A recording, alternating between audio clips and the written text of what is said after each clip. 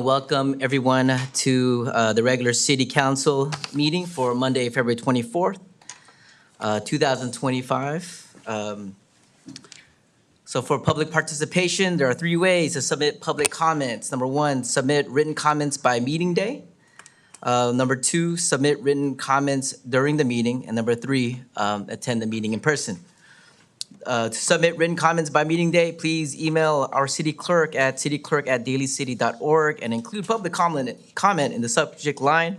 All written comments received by 4 p.m. on meeting day will be provided to the city council prior to the meeting.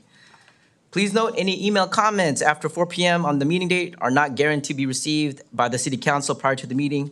Comments are not read aloud into the record.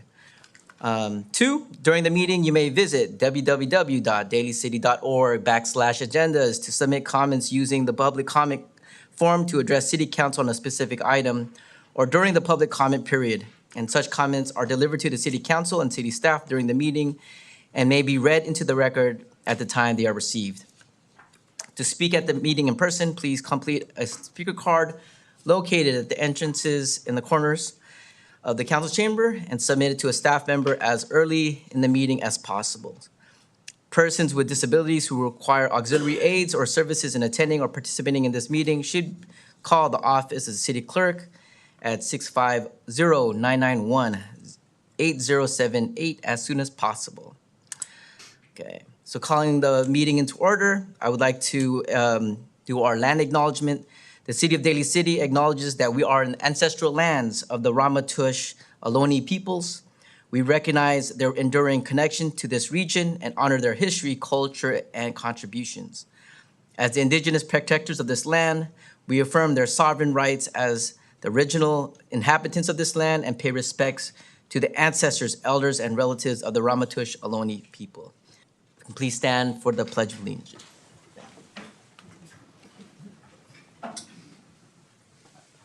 I pledge allegiance to the flag of the United States of America and to the republic for which it stands, one nation, under God, indivisible, with liberty and justice for all.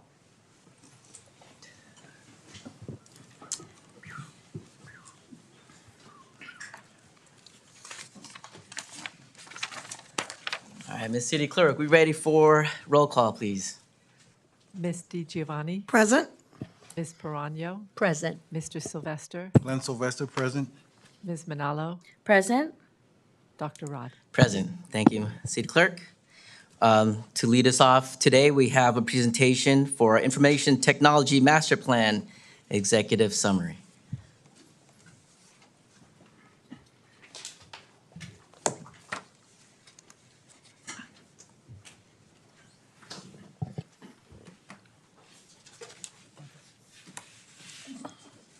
Thank you, Mayor, Vice Mayor, Council members. What we have here today is a executive summary of the IT Master Plan. The consultants that we worked with, Plant Moran, are here tonight that we worked with for the past year on developing this plan. They will be providing the presentation from here. Thank you. My name is Brian Pessis. I'm the project director from Plant Moran and one of our public sector subject matter experts, joined today by Jacinto. And just want to give a very brief overview of Plant Moran. So we've been around 101 years, a little over 3,800 staff, and Jacinto and I work on a team that is focused on public sector technology consulting.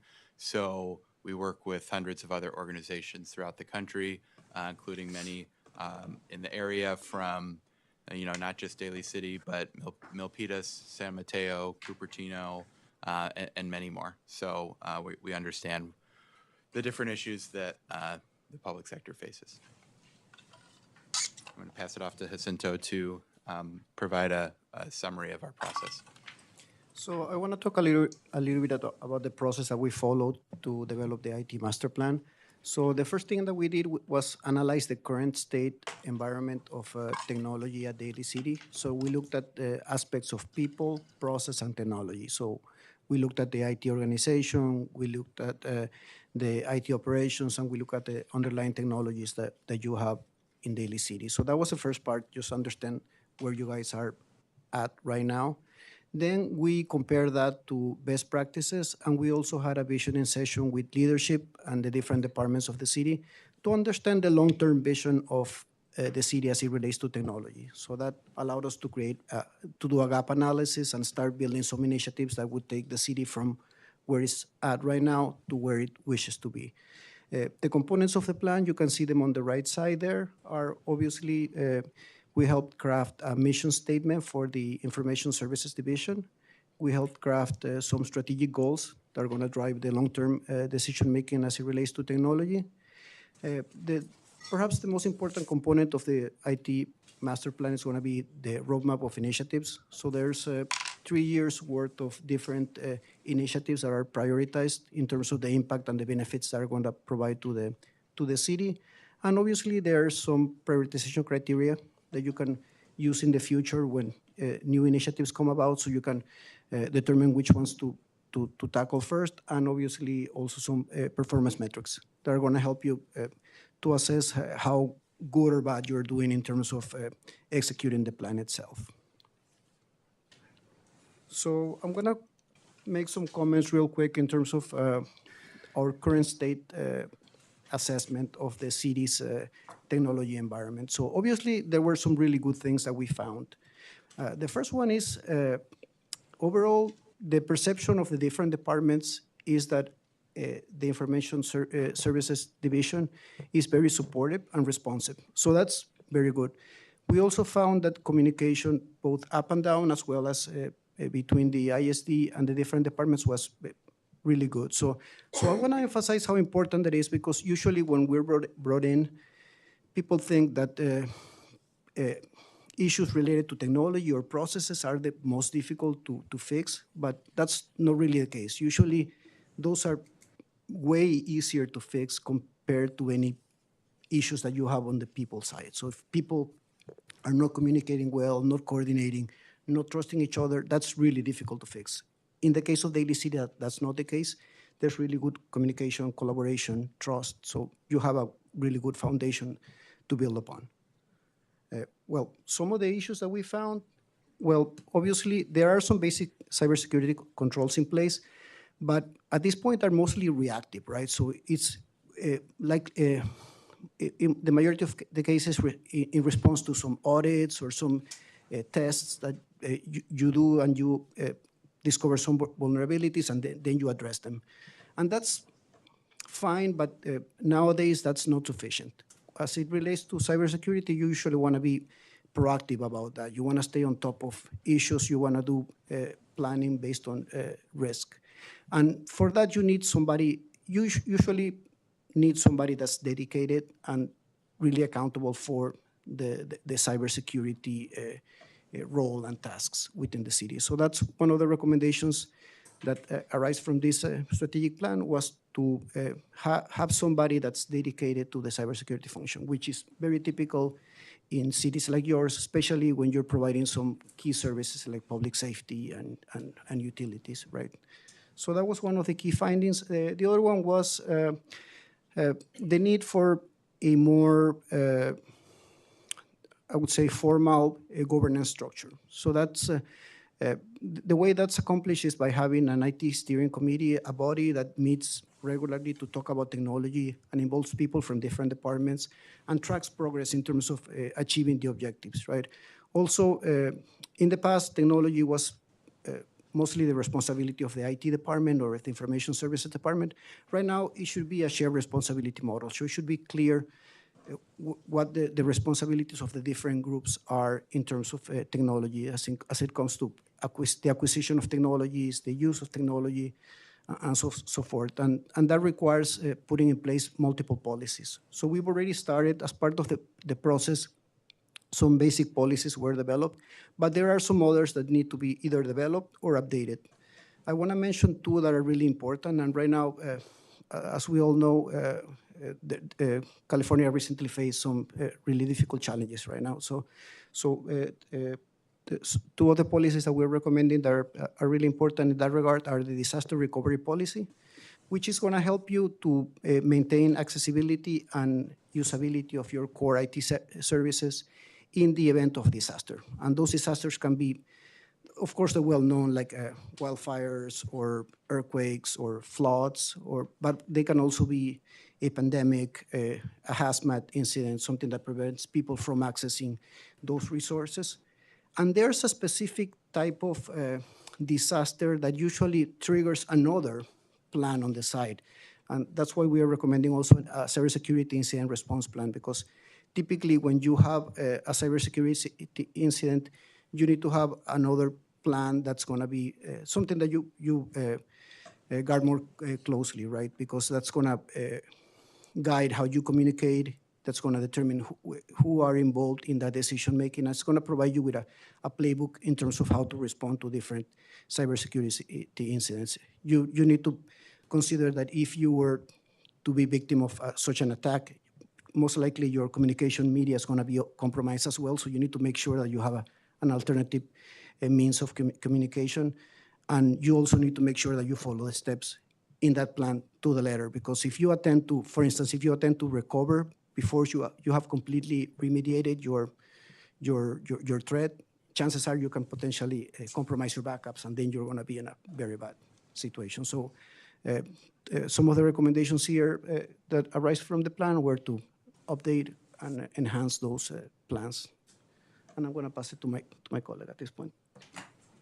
Thanks. So as Jacinto was talking about, after we went through the assessment process, we had a visioning session with city leadership and tried to share the findings from the assessment, talk about what we saw, what we thought the city's future vision looked like for technology, and make sure that the plan that we were going to develop was meeting the needs and desired outcomes. And so as part of that process, we collaborated to develop a mission statement for ISD, which is to empower Daly City through stable and secure high-performance technology solutions that support the city's operations, enhance the services provided by the different city departments to the community, and promote continuous growth.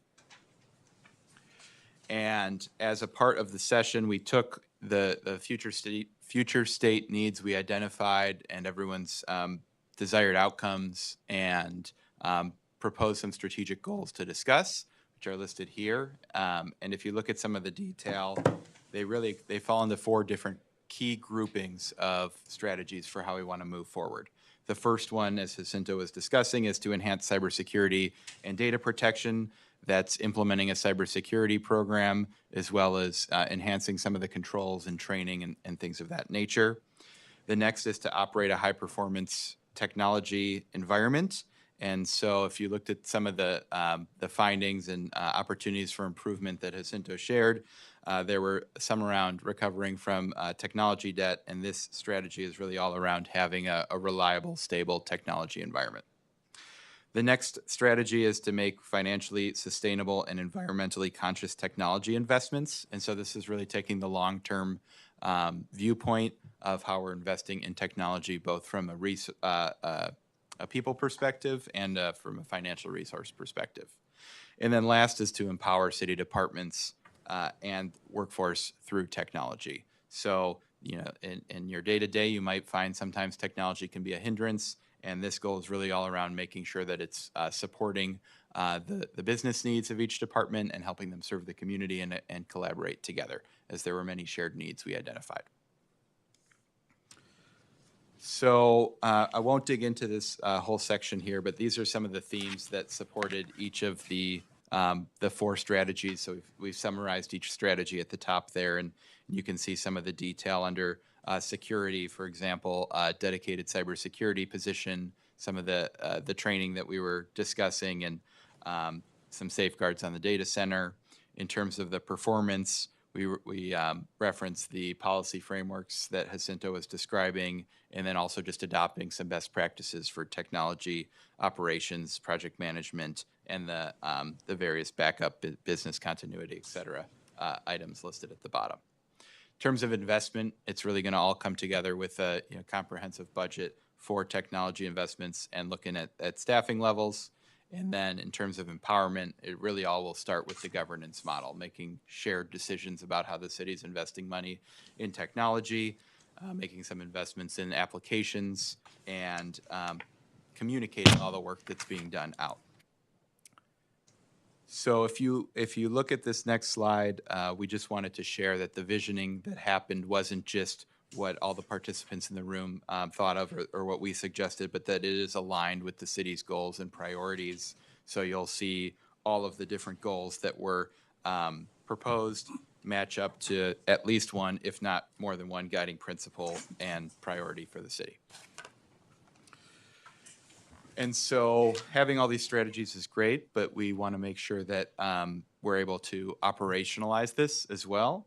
So we have project prioritization criteria that we've proposed and worked through with city leadership to help go from these 4 strategic goals down to 63 very specific recommended actions. And so those criteria are return on investment, cost reduction, risk mitigation, total cost of ownership, community impact, and optimizing processes. And then if you look at that second sub-note, I think it's important just to mention that if there are any mandatory items, those would obviously be elevated to the top and be prioritized above everything else. And so we went through and worked with the city to review all the different 63 items that were identified, and also developed a set of key performance indicators that are listed on this slide, so that as we start executing on the plan, we can check in regularly and identify what our success is in terms of executing the plan. So in terms of next steps, the first step is that governance item, so forming an IT steering committee to make shared decisions about how the city is investing in technology. That committee would then approve the plan, determine the budget for the first year, and review the prioritization that was previously completed, and then get started. At the end of the first year, we would measure performance, or that group would measure performance and adjust. So this is meant to be a living plan, right? And I think in 2019, if we had a plan, it would have changed in the following year, as will every other year's plan. So as new projects are identified and what have you, the group would continue to meet and make adjustments and what have you. So thank you very much for your time. If you have any questions, we'd be happy to answer them. Thank you so much. I'll open up to my colleagues on the dais. Are there any questions, comments? Vice Mayor Glenn Sylvester. Gentlemen, thank you so, excuse me, thank you so much for your presentation. And I was feverishly taking notes as you was speaking. However, you answered all of my questions on slide number 13. And just to put it into context, I know this is going to cost us, but it's good to have a blueprint as to where we should be. Now, when I refer to slide number 13, I take the 4 categories and you can drop each one of those particular, say, what you would like to do. That one, that's the one that says 13 on it. You can drop it into one of those buckets. First of all, I was concerned about policy as to what policy we have now, and I'm sure staff is working on that. That would be part of the process. In the area of law enforcement, if you have a hacking attempt, you need someone in IT to be able to work with law enforcement to read the logs, because law enforcement is not an expert in that idea, and I would hope that that would be considered in that decision. Then also teaching staff about how to preserve data should something happen. You know, you don't want to overwrite information and et cetera. So I guess that would come under the hardware component, which, by the way, there are 2 different aspects. I do understand there's software and then there's hardware. Software, I'm also concerned about how we play in the sandbox with legacy systems that we're using and if we have to upgrade, and vice versa, the deployment of upgraded machines as well. So each one of those can be dropped in the bucket. I'm sure that we can talk more about that as we move ahead with the IT Steering Committee. And what really impressed me was the idea of getting stakeholder involvement. In other words, through the entire Daly City staff, and they use computers, what's in it for them? How can we make their job better? And I think this is a great start. And then I didn't hear any information about offsite, backup, redundancy. So hopefully that would be in the plan as well. But I'm very impressed. I mean, I'm willing to support the moving forward, especially in the area of getting staff. Let's get this going. Excellent job, and I'd like to thank staff for working with Plant to for you folks to be here today to provide this information. Thank you so much. Thank you. Councilmember Justin Manalo. Thank you so much, Mr. Mayor.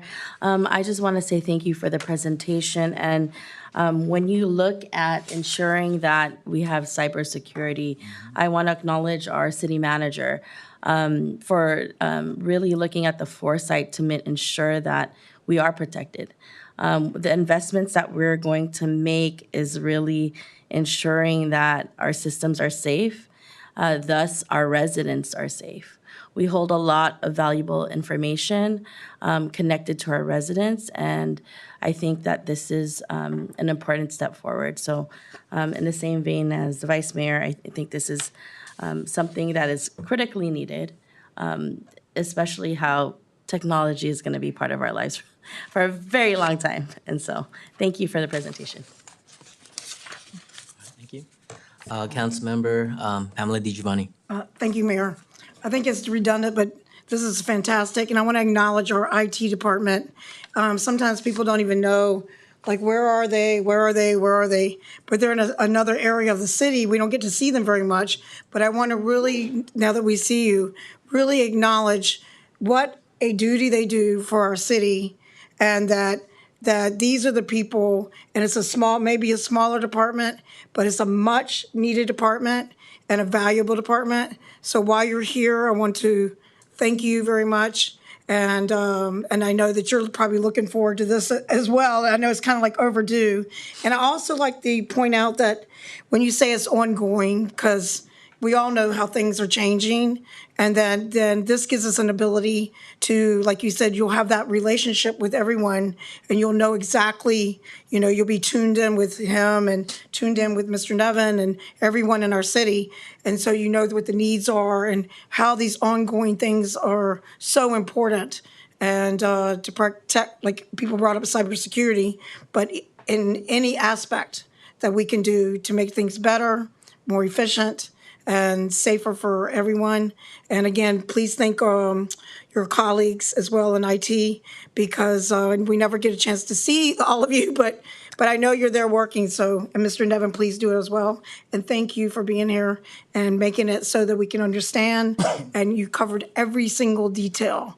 I mean, it was so detailed. I was impressed by your presentation as well. Thank you very much. Look forward to you, and welcome to Daly City. Thanks. Thank you, Mayor. Yes, Councilmember Pranya. I just wanted to thank you. I also enjoyed listening to your presentation. I'm impressed, and I'm happy for all of us, because what you're doing here is protecting City of Daly City as residents. So thank you. And I have spoken with your department a few times, and you've always been helpful. So thank you. So thank you very much. Thank you for making that presentation. I'm glad that Daly City is now caught up in 2025. I feel like this plan should have happened a long time ago, but we got to start somewhere, right? So thank you for coming and having this informative presentation. And I think something that rang out to me is like, instead of being reactive, we're actually being responsive, and that's what we need to have here in Daly City in terms of our IT and our whole ecology when it comes to all that. So thank you. Mr. Mayor, one more. Yes, Vice Mayor. Just for staff, how many phones you have? How many phones in the city? How many phones? Oh, cell phones? Yeah, okay. If you told me one, then I'd have concern, but you have two. Okay, I get it. All right, thank you. All right, thank you so Great much job. for your presentation. Thank you. All right. Next up, we have a proclamation for Teen Dating Violence Awareness and Prevention Month. And before I call this person up to provide the proclamation, I'd like to read the proclamation. So, Teen Dating Violence Awareness and Prevention Month, whereas young individuals aged 16 to 24 are at a heightened risk of intimate partner violence, experiencing abuse at rates nearly triple the national average, and whereas 1 in 3 adolescent girls in the United States endures physical, emotional, or verbal abuse from a dating partner, surpassing victimization rates for other youth violence. And whereas victims of teen dating violence often engage in risky behaviors and unhealthy dieting, adversely affecting self-esteem and body image development, and whereas only 33% of teens in abusive relationships disclose the abuse, and 81% of parents either believe teen dating violence isn't an issue or are unaware of its prevalence, and whereas educating young people about healthy relationships and reshaping attitudes that tolerate violence are essential steps in preventing dating violence. And whereas every individual deserves a healthy, abusive-free relationship, and recognizing Teen Dating Violence Awareness and Prevention Month benefits our youth, families, schools, and the broader Daly City community, irrespective of socioeconomic status, gender, sexual orientation, or ethnicity. And whereas the City of Daly City stands in solidarity with survivors, advocates, educators, and organizations working to prevent teen dating violence by promoting awareness, providing support services, and fostering a culture of respect and healthy relationships within our community. And whereas with a commitment to fostering youth engagement, Councilwoman Jocelyn Manalo, in collaboration with mother of Lizelle Chan, is creating a youth program in honor of Frances Kendra Lucero Chan's life. This program aims to empower and uplift youth while promoting healthy relationships and wellness. Now, therefore, I, Dr. Roderick Dasmagboal, Mayor of Daly City, on behalf of the City Council, do hereby proclaim February 2025 as Teen Dating Violence Awareness and Prevention Month in Daly City. The City of Daly City reaffirms its commitment to empowering our youth with knowledge and resources to foster healthy relationships, supporting survivors in accessing necessary services, and engaging the community in proactive discussions to eradicate teen dating violence. Signed and sealed by the Mayor and City Council of the City of Daly City this 24th day of February 2025. And with that, I would like to call on Lizelle Chan Lucero.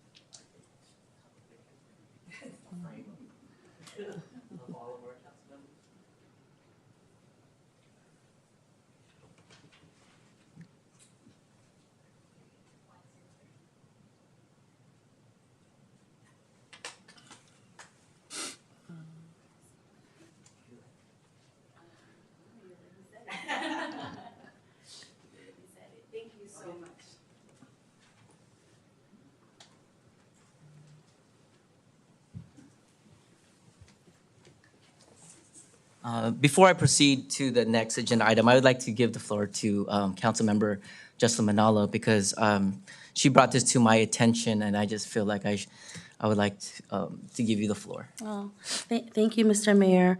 You know, we look at ensuring that we prevent domestic violence, and by having opportunities to reach our young people, I really want to say thank you to Lizelle.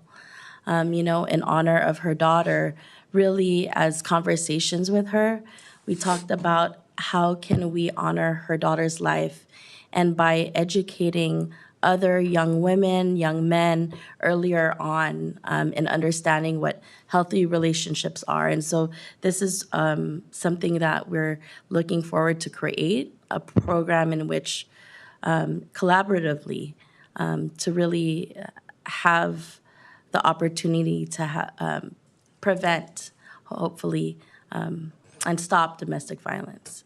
And so I want to give her the floor as well. Yeah. So. Thank you so much. You know, you've been a very very good supporter of my family. And this is the least that I can do to help the community, to create awareness. And of course, it starts from teens. So I'm here. Thank you. Thank you. I would like to open up to the other. Oh, Thank go you ahead. for what you're doing. So in your pain, have you chosen to help those in need, and especially in this age group, people, the children, I say children because they're young, they don't speak up. So when you open that door and you give them that opportunity to know and to understand that what's right and what's wrong, and that abuse is wrong, I appreciate that. Thank you so much. And the resources that we have. Absolutely. Thank you. Thank you. Councilwoman. What can I Lee say? You find the heart to always move forward, and you probably already know, but State Assemblywoman Catherine Stephanie did this in the morning as well, the same type of proclamation is where, we got a lot of the wording, and so that you know that it's elevated. The awareness is going to be a lot more elevated. And I was with Cora at the bookstore the other night. They did their first when they did their first action for one of the businesses, and that you were one of the first persons that I thought of, and that we spoke about, just the topic in general, right? So, and I knew that it's your timing, what you feel like. Remember, we had that conversation. You have to be what you feel, when you feel, right? Don't let anyone else tell you what time to do whatever. And God is with you always, and the guidance, and thank you for wanting to save others. Thank you. Thank you. This is like what I said, this is the least thing that I could do. I wasn't able to save my daughter from domestic violence, but this is, Yeah. I guess, my path, like to help people to get away with the kind of relationship. Yeah, and thank you for all your support. Oh, we have one more comment. Vice Mayor Glenn Sylvester. Ms. Chan, first of all, thank you so much for being here tonight to accept this proclamation.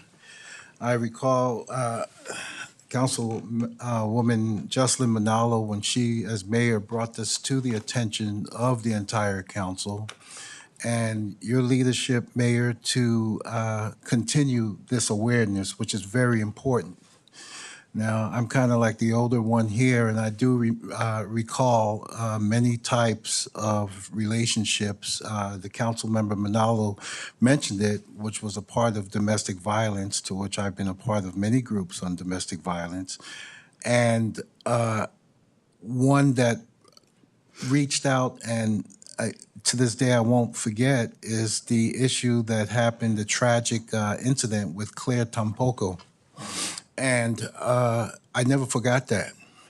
But then, folks, when you make mention about that name or domestic violence, it does no good unless you keep bringing it up and keep being repetitive. Now, when I looked at the title of this proclamation, it says Teen Dating Violence Awareness and Prevention Month. And I had to smile and say, well, where was something like this when I was a teen?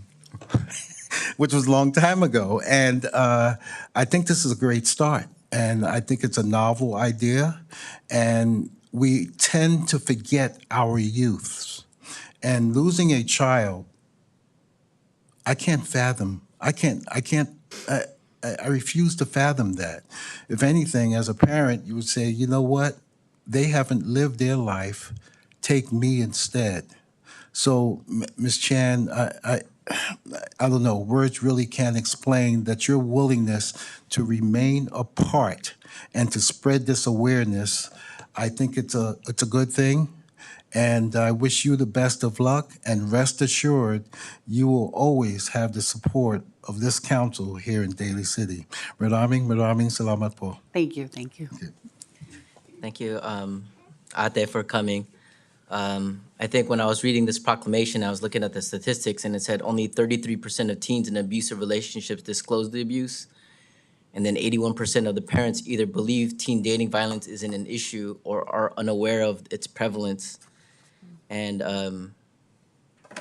I think one thing that we're trying to do is to make the implicit explicit to the public that there are like cultural taboos that we experience in our society where it's like the patriarchy is very strong and, you know, sometimes the cultural taboo of staying silent results to violence and long-term violence, and we talk about these cycle of violence and cycle of power that happens in relationships. And I urge folks, if you're a mentor or if you're a parent or an elder, to start having these conversations to young people even before they hit their teens.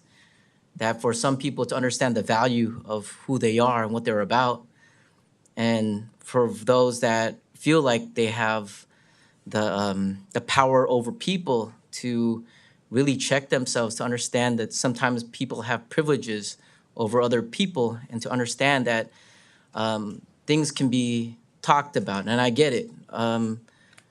Hurt people will hurt people. But I think it's also a conversation starter to be like, healed people can heal people as well. And so that's my hope, that we can stand by in city council, and whatever you need from us, we've got you. And thank you for accepting the proclamation. Thank you, Ate. Thank you.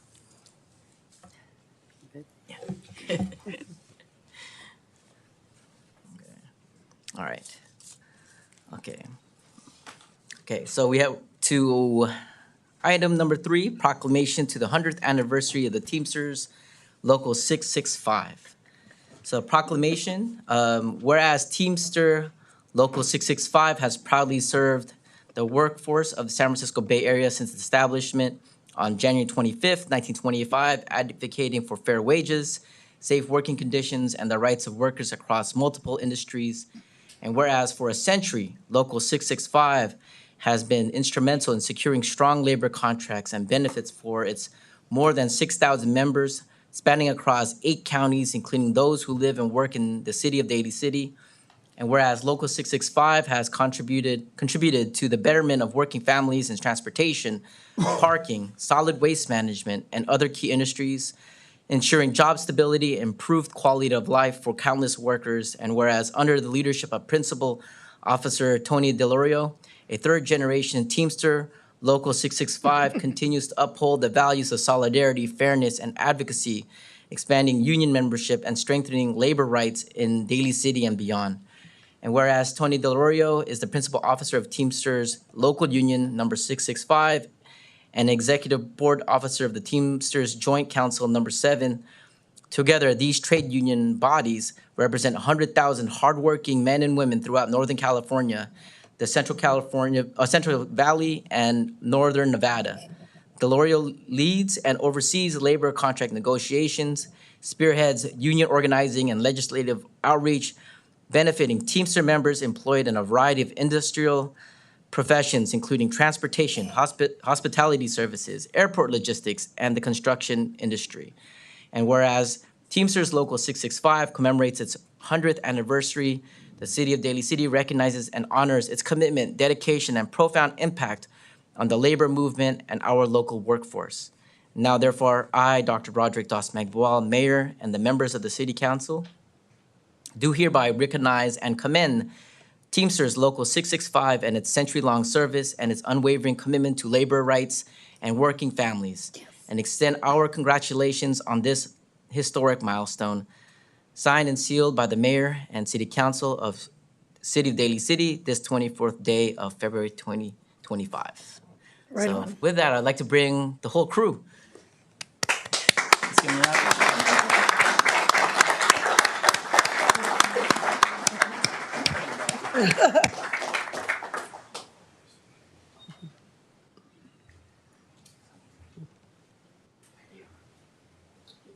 All y'all, take a picture with your crew and my crew.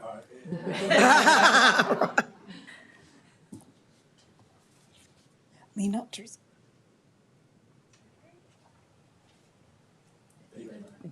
Oh, yeah. Cool. Then we'll shoot it over to you. All right. Do you want me to say something? Yes, please. Do you think I would ever ignore a microphone? I want to thank Mayor, Vice Mayor, and council members for having me. I know a lot of you on a personal basis, and we've done a lot of work together, so I really appreciate that. I'll be brief. We had a big ceremony at City Hall on the 27th, and it's a big deal, and it's we're going around everywhere and we're collecting these awards, but it's on the blood, sweat, and tears of others over the last 100 years, and I think on behalf of two of my guys, Mark Maloof, Joe Madicow, my business agents, right and left hand. I won't say which one since they're not on either side of me. It's our job to not only hold on to this baton, but pass it for another 100 years. So somebody's here 100 years from now talking about the work that we did. So I appreciate it. Just really quickly, I think it's really cool about how, 200 stablemen formed a union in 1900 in San Francisco. 40 stables, right? Grooming the horses, fixing the wagon wheels. And it's weird how history repeats itself because through a world war, the earthquake in 1906, and a pandemic, the Spanish flu, this union was broken up. And the Teamsters came in, the International Brotherhood of Teamsters were a well-known union already, picked us up. Otherwise, if they didn't give us the charter, Local 665 would have never been born. And you fast forward to now, 200 members turned into 5,000 members. As you mentioned, all the trades that we now do, dirt turned into interstate highways, wagon wheels turned into regular tires, and semi-trucks. And as you know, we do everything. We're the A to Z union now, everything from airline mechanics to zookeepers. So, dozens and dozens of members here in Daly City. As Councilmember Perano knows, at Dugan's Mortuary, our members, probably not the best thing for people to see, but we're there to serve people during a tough time. Shuttle drivers at Seton Hospital, name a few, and the valets and parking and security at Kaiser Hospital. So we're definitely essential services here in Daly City. There's some news coming on in the near future here that I can't mention today, but you'll all know in a short time, which is more good news of building the relationships with both of us. And just want to quickly say for a couple of you, and especially Jocelyn, thank you for your help with the autonomous vehicle issue. We're in the fight of our lives, but we've powered through 100 years ago when we changed from horses to vehicles. Nobody thought we would, and we plan to do the same with the autonomous vehicles. Thank you, everybody, for having us. Thank you so much. I'd like to open this up to our council member, Manalo. Thank you so much, Mr. Mayor. I just want to say thank you for getting my request in to put this proclamation for the Teamsters. Day in and day out, it's really around, our workers. We know that Daly City is definitely working families. It's a huge feat, 100 years. From where the Teamsters has been, and especially Teamsters 665. So I just want to say thank you for your leadership, all three of you, and for you, Tony, for being there at the forefront. When he says, oh, you're going to give me a mic, he's not kidding, because he is there making sure the workers, voice is present. And you've been there day in and day out. I'm so grateful to be able to partner with all of you, making sure that our communities, our workers have, benefits, really rightfully to what they deserve, and that transcends to the families. And so we also here in Daly City, I know you did one in San Francisco, wanted to celebrate your 100th celebration. Thank you so much. Thank you so much for all that you do, and we'll continue this fight together. Thank you so much. Councilmember DiGiovanni. Oh, you want? Okay. Well, there we are, Tony. The mighty Teamsters. They're always there. This man is everywhere. And everywhere you are, even supporting like whatever strike there is, whether it be Burlingame with ASME or anything else, the mighty Teamsters are everywhere. I want people to know how strong their presence are, what it means for the working families and the workers, and that they're sincere. You're on Seton, you came to NUHW, you came to the CNA, you're everywhere.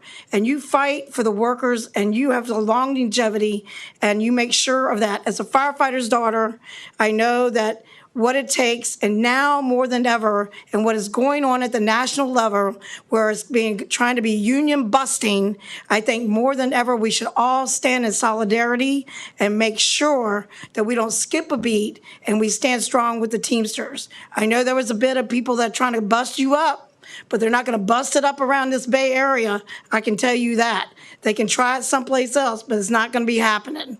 Not gonna happen.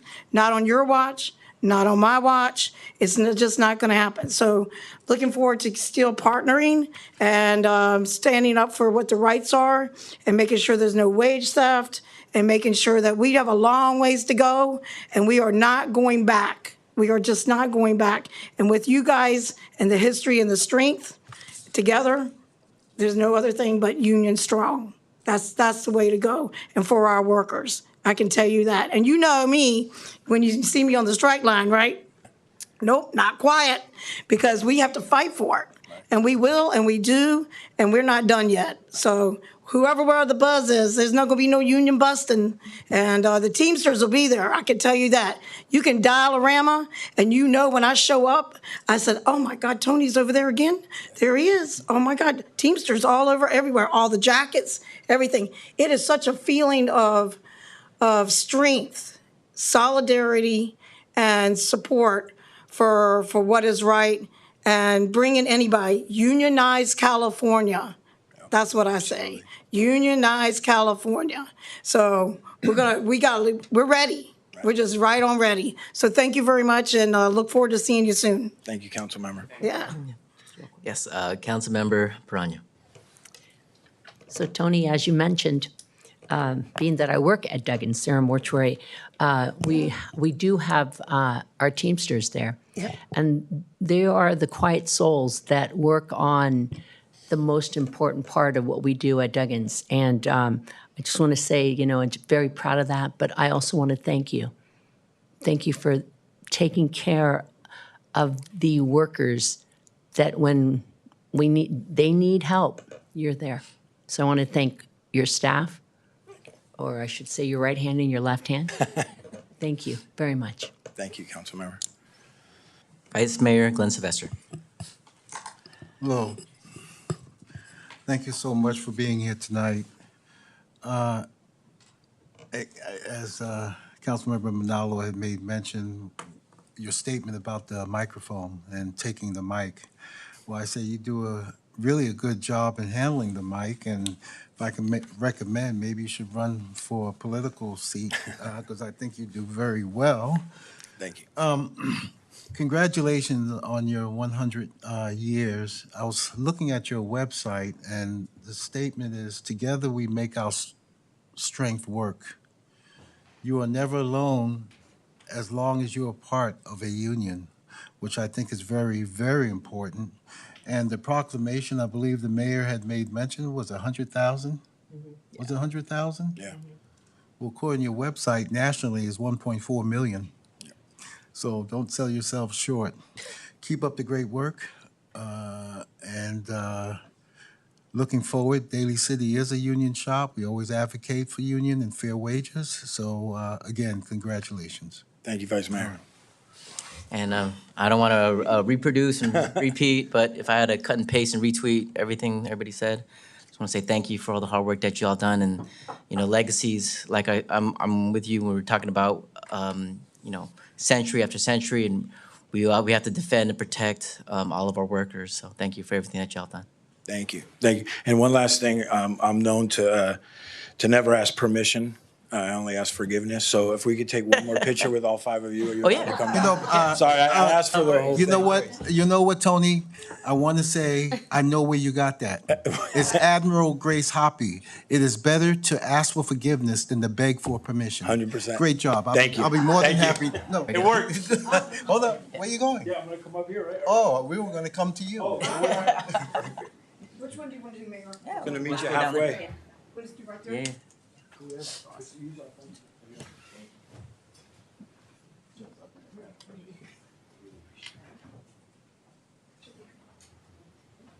Do we go up there or stay here? What do you want to say? I think it's good if we stages. You behind? Okay. We got like So we go got on the windows. Right on. Y'all are front and center.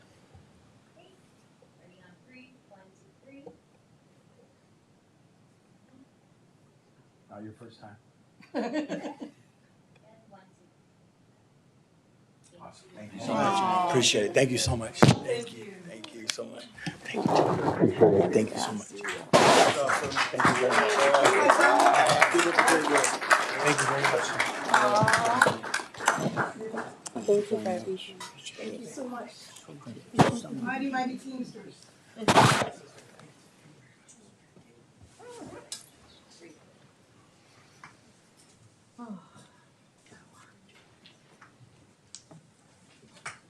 Okay. All right, so moving along, can I get a motion for the approval of minutes for a regular meeting of February 10th, 2025? Motion to approve regular meeting of February 10th, minutes. Oh, Second. approval minutes, my bad. Oh, Yeah, sorry about that. motion to approve the minutes of February 10th, 2025. Second. Okay, we got a first and second. All those in favor say aye. Aye. Aye. Okay, passes. Approval of agenda, can I get a motion for the regular meeting of February 24th, 2025? I'd like to Motion make, to approve, or second? Okay, so we have a first by Perano and a second by Manalo. Motion to, oh, my bad. All those in favor say aye. Aye. Okay. We have any, going to the next agenda item, oral comments. Let's see, I think everybody here is for number 17 and 1 to 16. Okay. Are there any other public comments just for items that are not part of this agenda? Okay, I don't see any. Moving to the consent agenda. Can I get a motion to approve the consent agenda? Through the mayor. Motion. Oh, through the mayor. I'm sorry. Pardon me. I was wondering under the communications, the 6, 7, and the 10, and the 11 for the financial.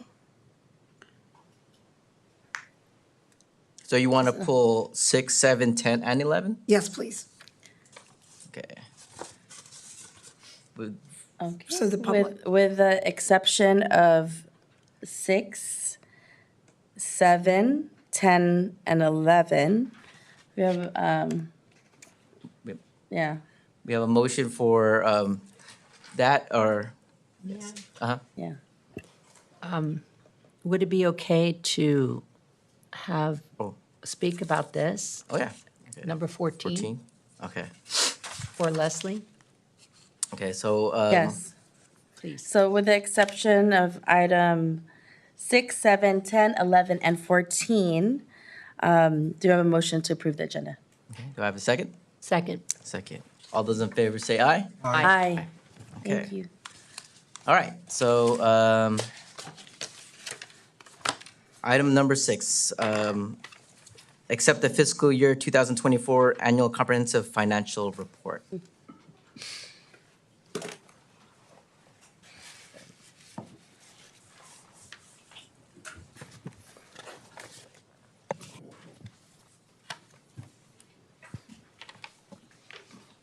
Thank you. Good evening, Dr. Mayor, Honorable Vice Mayor, and council members.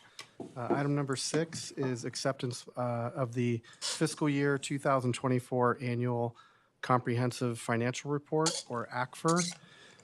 The financial records of the city of Daly City are subject to an annual independent audit, which is performed by Mays and Associates. The audit is performed in conformance with generally accepted auditing standards in the United States and includes a comprehensive review of the financial records and internal control procedures in place which safeguard the city's assets.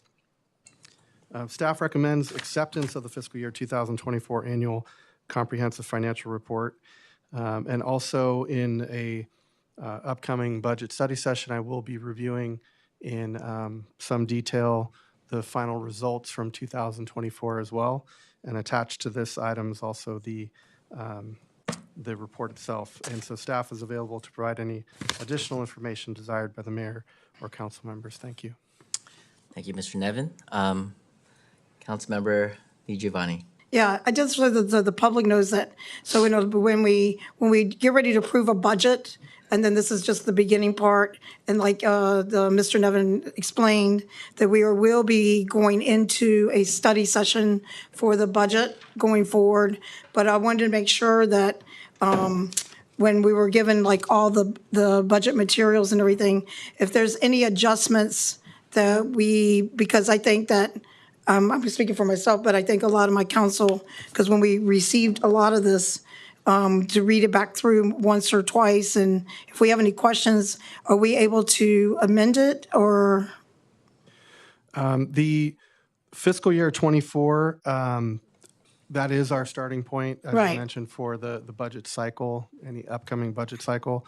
The fiscal year itself ended June 30th, 2024. The auditors have completed their assessment. The report is available. There are definitely things that we could talk about, but I will, at a high level, talk through the results of the fiscal year Okay. for the general fund and other city funds. And then we'll also look at the current fiscal year that we're in, 2025, as another starting point to discuss the budget for the upcoming fiscal years. Yeah, so that the people will know that if, when we get ready to have it, the public really, if they need to be in tune, when we do these sessions, we make sure it's open to the public. Not sure location, but hopefully maybe it'll be in here. I'd like to encourage people to watch or come and stay, make it visible, because this is so important. Things have changed, as we know, from one year to the next, currently politically and nationally or whatever, about getting federal funds or not getting federal funds, or we don't, not really sure. So we need to make sure that maybe we tighten our belt a little on our end or what have you once we see what you, and what date is that, Mr. Nevin? The date is not Or- final at this time, but I believe, there have been some communication about potential dates with council, so. Right, I believe Lady Lonnie had sent that out to us for the date. Was it confirmed what date we're gonna, to go over the budget? Yeah, oh, they're still finalizing, okay. So anyway, so I want to make sure that we did that, so, because people need to realize that things change, and you need to know where your money goes and what it's there for, and that it's going to directly to what the needs are. There's a lot of fluff and stuff that you see, that people see, and then I think it's time that it's okay that we have some things, but we really need, this is pretty times that are like unpredictable, I would say. So that's a good word. I'm not sure, but I think we all get the message. And so we go through and think about that. And because it's not predictable, we need to act that way and maybe tighten up a little bit. So thank you very much, and thanks to both of you and your department. Thank you, Mayor. Thank you. Councilmember Manal. Thank you so much. On this item, I think it was clarified that accepting fiscal year 2024 annual this is the past. Correct. And so that's what we're looking at hand. I just wanted a clarification because there was a question earlier in which you clarified, we use this document in order for us to look forward. Right. And I think that this is all part of the administration, also us as policymakers to look through this. And so I just want clarity for everyone to understand that item number 6 is not necessarily it's a document of the past. And obviously, we're gonna go through us looking at our budget again. And so this is the comprehensive financial report from the past fiscal year. We're gonna be looking forward to. And so I just, I'm always about, let's get some clarification. I know folks are watching out there. I, too, myself, want to clarify some things that, what's item number 6? And so I want to thank the staff for all their diligence. I think, we're always trying to be transparent. These documents are here. We have a mid-year cycle review as always, but we always want to have more communication out there and input. But it's pretty straightforward to me on item number 6, but thank you. Thank you. Vice Mayor Glenn Sylvester. To the staff and Mr. Nevin and your staff, thank you so much for this. I concur with Councilmember Manalo in the sense that this is for the fiscal year 2024. And as we move forward for the upcoming budget cycle, and one thing I always look at, what happened before, and subsequently I look for variances. So if we spent this much on last year, do we really need to spend this much this year? Correct. Or what the estimate would be? So Correct. this will go a long way to help. So I really appreciate you putting it together and providing it us providing it to us, and I look forward to our meeting when we have it. Thank you. Okay, any other comments? Go ahead, Mr. Nevin. Thank you for the comments, and just to add to that, so as you mentioned, when we go into this next budget cycle, fiscal 2024 will be a reflection year to look at the actuals. Fiscal year 2025, we will look at what council approved last June for this current fiscal year.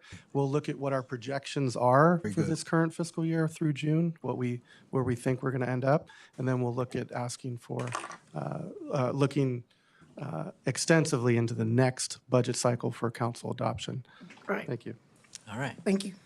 So with that, can I get a motion to accept the motion for fiscal year 2024 annual comprehensive financial report? Motion, To approve item number 6. Can I get a second? second. Okay, all those in favor say aye. Aye. Motion passes. Item number 7, accept the 2024 quarter 4 investment report.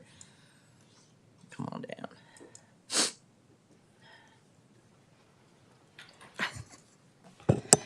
Good evening, Council. Tonight I have the fourth quarter investment report for your acceptance.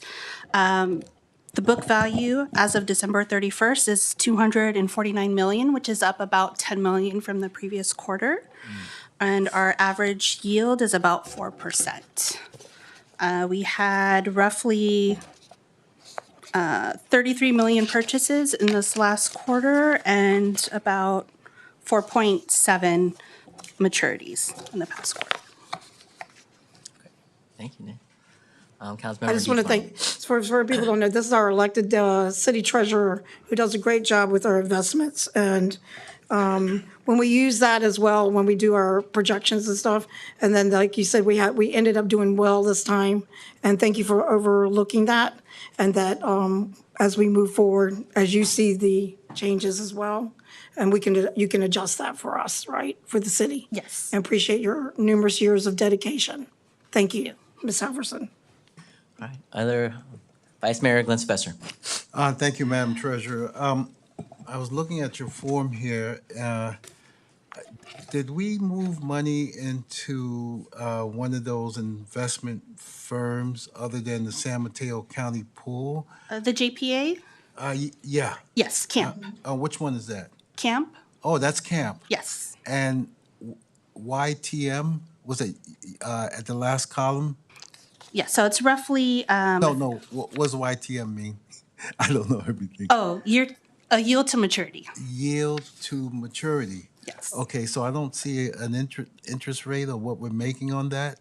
So if you there look it on is. the second no, go ahead. I page missed it. 1, under the next page, under Camp, we have our pool, and we have 3 term accounts, and there's 4 different interest rates there. Wow. Yes. I know I brought that up. I'm Yes. glad you researched it. I see the Director Nevin looking at me. I think that was a very good investment, and Yes. especially since we can pull those funds out quick. But thank you.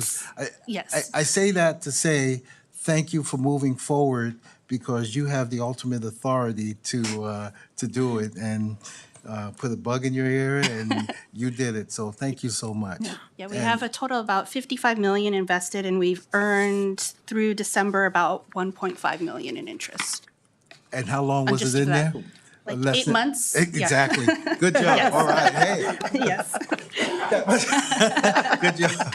All right. That's what we Thank like. you, Mayor. Are there any other comments, questions? Okay. Thank you, City Treasurer. Can I get a motion to accept the 2024 quarter 4 investment report? I'd like to make a motion to accept. Second? Okay, we have first and second. All those in favor say aye. Aye. Aye. Thank you, City thank you. Treasurer. There you go. 10. So we're gonna go to number 10, agenda item number 10, accept and appropriate fiscal year 2025 mid-year operating budget adjustments.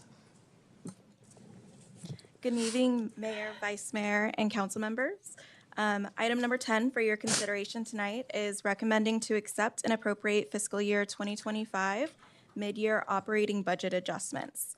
The 2025 mid-year budget review is an opportunity for staff to recommend budget adjustments to reflect changes in revenues and expenditures estimated based on the performance through the first half of fiscal 2025. After review of financial activity from July 1st, 2024 through December 31st, 2024, city staff identified some needs for budget adjustments. So the slide before you represents the general fund portion, which is you can also find on attachment A of the staff report. The request for the general fund is for an $800,000 increase to revenues and $246,789 increase to expenditures. Just for some context, the City Council approved the following budget on July 24th, 2024, resulting in a budgeted general fund deficit of $5.7 million. With the requested changes, this would decrease the deficit slightly to a $5.15 million deficit. And again, this is the budgeted deficit, so this is not going to be what we actually end the year at. It's just what the budget is.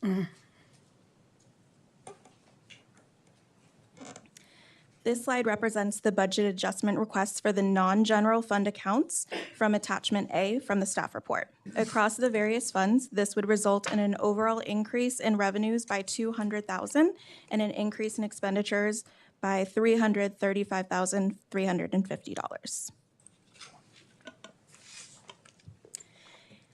There are 3 position changes that are being proposed in the staff report. The first one is to reclassify one custodian to a building maintenance worker 1/2, which was identified by staff. A small budget increase has already been included in the previous slide. The next one is to add one network administrator 1/2 to comply with the IT master plan recommendations for cybersecurity focused staff. There is currently enough salary savings to fund this position in fiscal 2025, so there are no additional budget requests necessary. And then we're also requesting to adjust one chief of operations from range U103 to the new range U115 on the unrepresented salary schedule and eliminate the provision in resolution number 16-50, providing educational incentive for possession of bachelor's or master's degree for this classification. Below are the steps for the range, and there is currently enough salary savings to fund this position in fiscal 2025 without any additional budget requests necessary.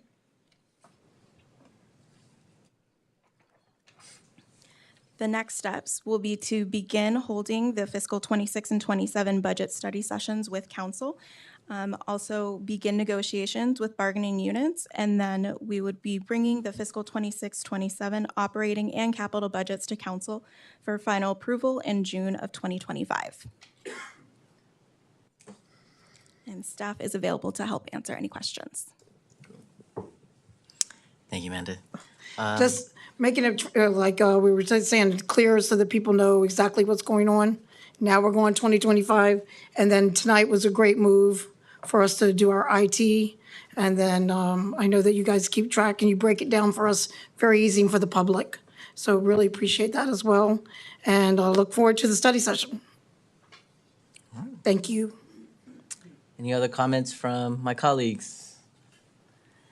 All right, seeing none, can I get a motion to accept an appropriate fiscal year 2025 mid-year operating budget adjustments? Motion to approve. Second. Okay, we have first and second. All those in favor say aye. Aye. Aye. Aye. Okay, moving on to item number 11, accept an appropriate fiscal year 2025 mid-year capital improvement program budget and adjustments. We have Mr. Chu. Good evening, Mr. Mayor, members of the City Council. This item is to accept and appropriate fiscal year 2025 mid-year capital improvement program budget adjustments. As part of the mid-year update, staff has identified several projects that should be added and or modified. The first project is the City Hall parking lot expansion. The request is to allocate $500,000 from unallocated general CIP fund from Fund 33. That will remove the existing building at the corner of 92nd Street, excuse me, and add new paving for parking lot expansion along with the relocation of a generator. This is to accommodate the new childcare event center.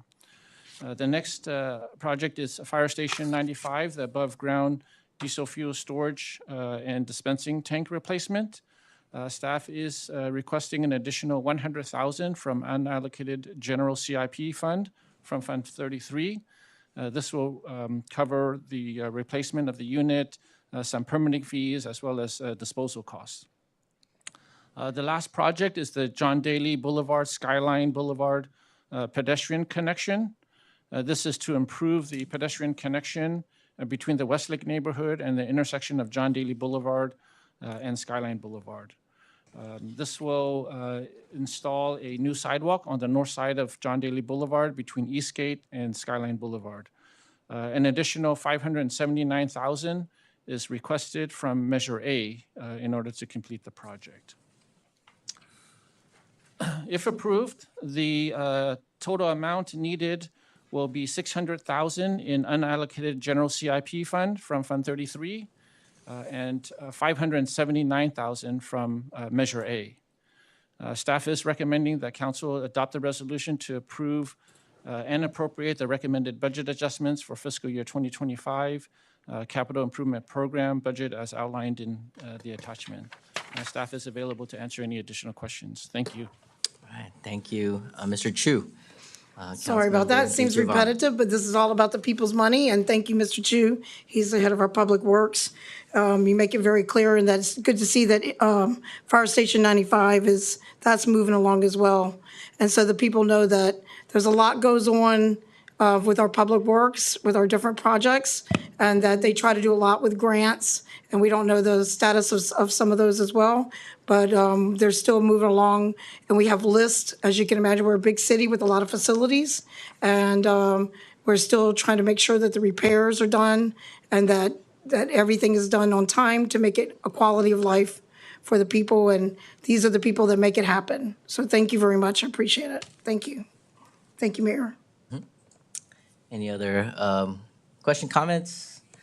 A Councilmember really Manalo. quick comment, Mr. Mayor. Yeah. I just want to say, as far as this item, I think I want to highlight, the pedestrian safety as far as the $579,000 from Measure A to complete the John Daly Skyline pedestrian connection. I want to thank staff for working on that.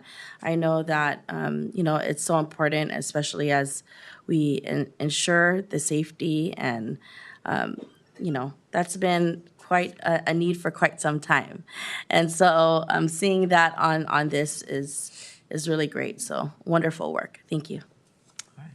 Thank you, Councilmember Manalo.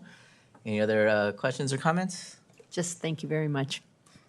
Thank you, Councilmember Piranha. Okay, seeing no other responses, can I get a motion for agenda item number 11? Motion to approve agenda item number 11.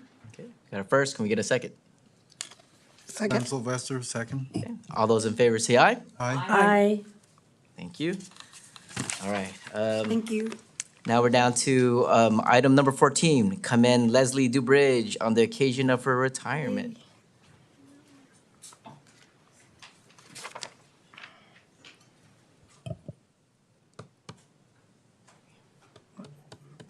She's not going to be here. She's not going to be here. That's why we had to sign it. She's not going to be here. Oh, didn't, They okay, told us that Saturday. okay, so, okay, Councilmember Piranha. First of all, I know she's not here, but she was part of a large celebration over a number of days. One in particular was something that she spearheaded for many years, which was Black History celebration that we had here in City Hall. Also, the most fun I've had in a long time was going to Ceremony Shopping Center and participating in the walk around. And if no one's ever done that, they do this on Friday morning. Just remember to wear the right clothes and the right shoes, because I did not. But they walk around Ceremony and then they come back and do Zumba. Yeah, is that what they call it nowadays? A little line dancing? That was line dancing? You can tell I don't go out. But I will say she has spearheaded that, and Jesselyn and Pam, was that 25-year celebration. So we are going to miss this young lady. She has been Great. a force to be reckoned with, and it's always been something positive for the community. So although she's not here, and hopefully she'll hear the feedback, but we're going to miss her. I'd like to say thank you, and that's about it. Thank you for your time. Thank you, Councilmember Perano. Any other? All right, Councilmember Manalo. Thank you, Mr. Mayor. Thank you. I just want to also acknowledge and say thank you to Leslie for really all of her dedication and her roots of our family being here. You know, her mother started the Black History Month celebration. And when she shares that story around her mother saying, you know, they don't have a Black History Month celebration here in Daly City, and her mother started it. You know, it's really beautiful, and she continued that legacy by really coordinating and bringing forth exceptional programming here in Daly City, year after year. You know, she just really curated it in a way where you saw so many elements and you learned so much, and I just want to thank her for that, as well as her commitment to health and wellness. She just brought in her energy, her dynamic energy, and you just felt it when you were around her. And that's why so many people have like joined her classes or whatnot. But you know, it's well deserved for her retirement, and so we wish you the best. You'll definitely be missed, but blessings on your new journey ahead, and thank you for all that you've done and all you've given through your heart and service. Thank you, Mr. Mayor. Councilmember. I'll make it short. I also want to thank, along with Leslie, is Miss Denise Brown, and they are like family. So she gave her the wings to fly and be and grow, and I think that Miss Brown had a good time as well, and it was one of the very best, and I think it's because, as we all know, Leslie brings her light, her love, and everything about her that shines for the city, and that although, you know, she's going on for her next chapter, she has left something that we really make sure, and I know that luckily Ms. Brown is here to make sure that it's going to continue, because it is something special for those who didn't have a chance to go and experience it, just everything about it. And not only do you learn about Black history, which is American history, which is all of our history, you learn so much about how it started in our own Daly City. You know, her mother also was a commissioner here, and we were lucky enough to have her. She has a background of Howard University. She could have gone anywhere, but she stayed here. So, and I have to agree with Councilwoman Perano, the walkabout was really, that class, like you said, she brought a little different shoes or whatever at the ceremony. It's free for every Friday for everybody to come in the morning to 8:30, and it's really worth it. And so they work together with our recreation and to have a little bit of exercise early in the mornings and bring much energy. So Leslie, wherever you go, go with grace, because I know you are. Thank you very much, and thank you, Ms. Brown. I know. Vice Mayor, have anything? Yeah. Okay. You want me to go first? Or Go ahead, go ahead. All right, thank you, Mayor. I met Leslie when I first got on council in 2016. And when I met her, I definitely can attest, as the rest of my colleagues have made mention, as to the various programming and projects that she was involved in with the city. It's nice to hear about her legacy, but moving forward, I always go to the people, because the constituents and the people of Daly City are basically our eyes and ears, and they are the ones who communicate with us. So I had one constituent, I couldn't make it, I was there to sign the proclamation, but the constituent told me, yeah, I was at Black History Month at Daly City Hall. I says, okay. They said they could not believe the diverse cultures that were there. Such a diverse culture, and that is going to say, that says something. And I take that with Councilmember Manalo, who did the Lunar New Year.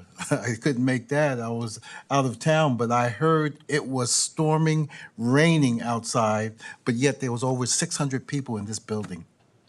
So that's a testament about Daly City, the folks who work for Daly City and what they do and how diverse our city is. So Leslie, you'll be one of the top stars of that, and it's something that we won't forget. Thank you so much, and congratulations on your retirement. Leslie, if you're watching at home, say hi. Same thing with Vice Mayor. Was talking about like one of the first times I ever met Leslie was when I first got in 2018. And I think one thing that really stood out was just this whole idea of wellness and wellness for the employees and being able to bring forth that sense of healing that she brought to this community. You have a big, whoever steps into that position has a huge legacy to fill, but I think that you created a groundwork and foundation for that next person in line. So thank you, Leslie. All right. Okay, so moving down to communications. Oh, Mayor. Sorry about that. Approve the. Oh, my bad. Go ahead, Can I get Councilman. a motion to commend Leslie DuBridge on the occasion of her retirement? Motion to approve item number 14. Second? Okay, we have a first and a second. All those in favor say aye. Aye. Aye. Sorry about that. Thank you for my reminder, Vice Mayor. Headed down to item number 16, communications. Oh, May I have the floor? ahead. So I am a board member, a proud board member of the Daly City Coma Chamber of Commerce. It is a volunteer position, but since you're going to be talking about money, I thought, well, I need to go use the ladies' room anyway. So I'm going to step away and accuse myself, let you do what you need to do, and then I'll come back. Okay. Okay, thanks. Mr. Mayor, if I can, before Councilmember Perano steps away, we are on item number 15. Oh, we are? Oh, was that approved? No, that's under part of the consent agenda. Okay, all right. As you would Then you say, can Mr. Mayor, my bad. No, we're- Wait, Teresa. no, yes. yes. Go ahead, Teresa. So with that, we have Ms. Mabel Manio. Let's talk about item number 16, approve annual agreement between the City of Daly City and the Daly City Coma Chamber of Commerce for a 12-month period. Good evening, council members, Vice Mayor Glenn Sylvester, and Mayor Dr. Rod. As you know, the Daly City Coma Chamber of Commerce has been in operation since 1956 and was most recently rebranded as Chamber 2.0, where the city reactivated its partnership on December 1st, 2023. And over the past year, I have been working closely with the chamber to best serve Daly City's business community. So after they've met their deliverables as outlined in the staff report, we are proposing that they maintain or deliver these objectives, maintain a membership directory online with a link to city website, provide a current list of chamber members, assist the city with joint marketing programs, sponsor 2 economic development promotional events, host at least 1 event in the City Hall Rotunda, assist in groundbreaking and ribbon-cutting ceremonies, participate in 2 mayor walks, attend and present informational updates to the Small Business Commission, and submit quarterly progress reports. The fiscal impact is Daly City's proposed contribution to the Chamber of Commerce is $70,000 for a 12-month period, and city staff and chamber representatives are here for you if you have any questions. Great, thank you, Mabel. With that, I know we have one public comment with Mr. Nurse. So- Yes. Good evening, Mr. Mayor and members of the council. As president of the Chamber of Commerce, I'm here to thank staff for the recommendation and to affirm the fact that the Chamber of Commerce is very excited to work this year and to move forward. We've kind of regrown our board, added new members to it, and we have an aggressive plan going forward this year. We're going to be staffing our office with people there to take care of it. We've just moved over to where the Callan building is. We are going to be also we're in the process of doing an aggressive membership drive to rebuild the membership of the Chamber of Commerce. The Chamber suffered, obviously, as everyone else did with the pandemic. We lost a lot of members, and we've been regrowing it, and we have new officers. And I'm back in the Chamber of Commerce after having served as president about 35 years ago. So I'm back again. I'm rebranded, and I'm excited. I'm excited to get involved again, and we look forward to our partnership with the city and developing more business outlets here and serving our business community, which when the business community grows, is good for the city. So I'm here to answer any questions you may have.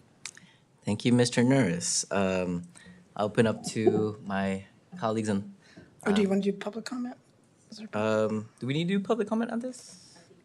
Oh, we already have public comment. That's I'm Tom. in. I was like, wait a minute. You're a part of it. All right. I don't see other folks with public comments, so I'll open it up to discussion amongst my colleagues. So, Councilmember Manal. Thank you, Mr. Mayor. Thank you for the presentation, staff, and thank you for being here, Mr. Norris, regarding the chamber. You know, I remember and recall back probably last year, a year ago, in which the proposal came back. And I know that the Daly City Colma Chamber of Commerce kind of has had its rebirth. And through that, I mentioned, you know, on this dais that it was an opportunity seeing all of the board and members that were so dedicated to really be able to give the chamber another chance. You know, I know there was a lot of work done to kind of lift it back up to where it was. And so I do have one question. You mentioned that during the pandemic, there was a decline in membership. Yes. And then, you know, and then also just given the fact of the year that we've been able to partner with you, I'm just curious around numbers of businesses Yes. that have now, what are the numbers from last year? What are the number, you know? Sure. So some data points that I love, yeah. Our membership is just over 200 right now. During this last year, we picked up about 50 new members. So it is growing. When you stop and think about it, 200 and then picking up 50, that's a pretty good amount. And you're right, we did rebrand ourselves. We got a lot of new members on the board of directors. And when I say new members, I mean new members, old members, people that have been serving this community for a very long time in elective office and heads of many businesses around here who also are very excited to be on the Chamber of Commerce again. And that's one of the reasons why I came back, because I visited with the directors. I heard what they wanted to do. We added people from the community that play a variety of roles in our community and that are recognized, and they were willing to come back too. So I said, okay, this is a good thing. Let's take it to the next level. So that's our numbers right now, a little over 200, and we picked up about 50. And so we're hoping to grow it exponentially over the next year. Well, that's really great. It's exciting to see where you all are. I know that I think for us as a city and you as a chamber, like we want to be able to work together in that vein. And I think also like the position of economic development specialist. Yes. This was brought back, this role in 2018. You know, this role was not the role itself, because during that time, the economic development specialist role was taken away during the Great Recession. Yeah. And for me at that time, I remember being mayor and I was like, it doesn't make sense. We don't have anyone specifically watching out for the economic development of our city, which is the revenue making portion of it. Sure. And so I feel that it's so important that we have an amazing chamber and we have staff to really be able to work together. And, you know, I say Daly City is a hidden gem. There's so much, right? Very recently, someone told me that Philam Barbecue was on the Travel Channel. I was like, okay, we are a hidden gem, but there's so much really that there's more to do, right? We want those vacant storefronts filled. We want to be able to really bring in more businesses, and I think it's really around that partnership together. It's very exciting. So thank you, Mr. Mayor. Thank you. Councilmember Manalo. Any other? Councilmember DiGiovanni. First, I'd like to thank Ms. Manio for the report. I really appreciate it. And because it was printed for me, I didn't know if there's any, which is not your, you didn't do the printing, so but if there was any quarterly reports that were sent to the city manager, because I don't have any financial documents from anything that shows where last year we gave the $60,000 to the chamber. Oh, thank you, Mr. Norris. I didn't want to think to the chamber, and somehow to figure out like if the report said that was given to the city manager of how it was spent, where it was spent, and details. Because I do know that when you guys went to Colma, they were asked to turn in numerous documents before they received the money. So I don't have any financials to go on that came with my report. I don't know if anyone else received that. Colma's a different way of doing it. Oh, yeah. Yes, when they do their granting, that night they give out maybe about 40 grants or more.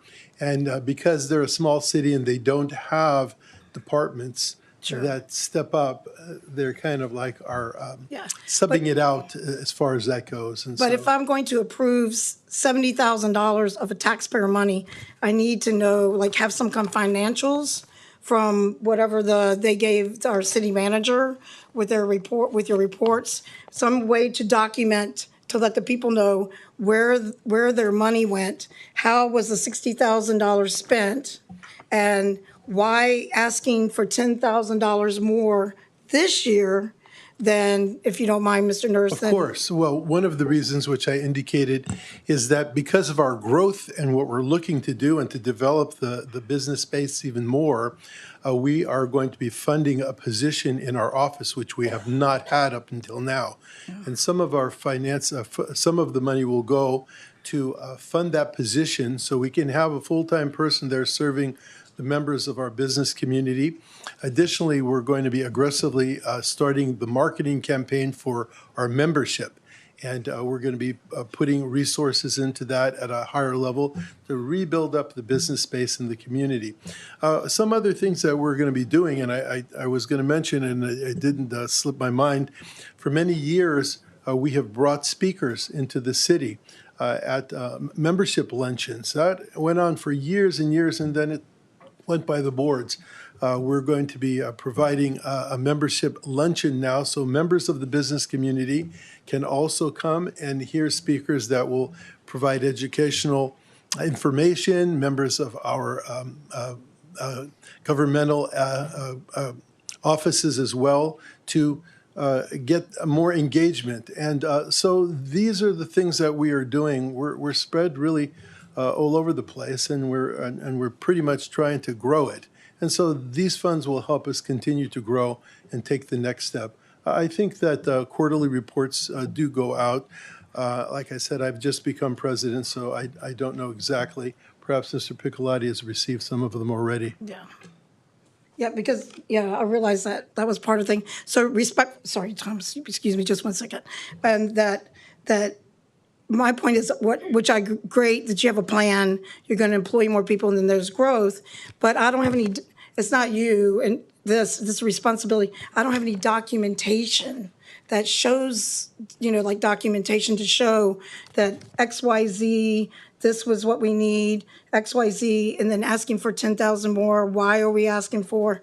I don't have any of that in my report. We don't really budget that way as far as that goes, where we line item it and then submit it to the city for approval. I mean, we are an organization that works on behalf of the city, and we have the things that we are doing, and so our obligation is to show and to send to the city manager what our financials are quarterly, and the city manager, I believe, reviews it. And if there are questions, we go through the manager's office. You may Well, wish to comment on that. Yeah, so, but you have to, understand that when you receive a report, and then you have to have $70,000 of taxpayer money, and I don't mean to be that way, I just wanted to ask that for $70,000 is what they're asking for, and need a rundown, and I respect our city manager, and just hold on, I just don't want to lose my train of thought here. And then, how do we classify this money? And then, the other thing is, when we do business with a nonprofit, which is the chamber, so I've gotten several inquiries because we have a history, and I think that Ms. Zimmerman, our city attorney, was around at that time, is when there wasn't our present city manager. It was back when Daly City Partnership started. And when Daly City Partnership started, it was a part of the city. But they had to remove themselves because they were a nonprofit and not to be a part of the city. It was a little thing, and the city manager at that time, Ms. Martell, that she found out then they had to separate the nonprofit from that.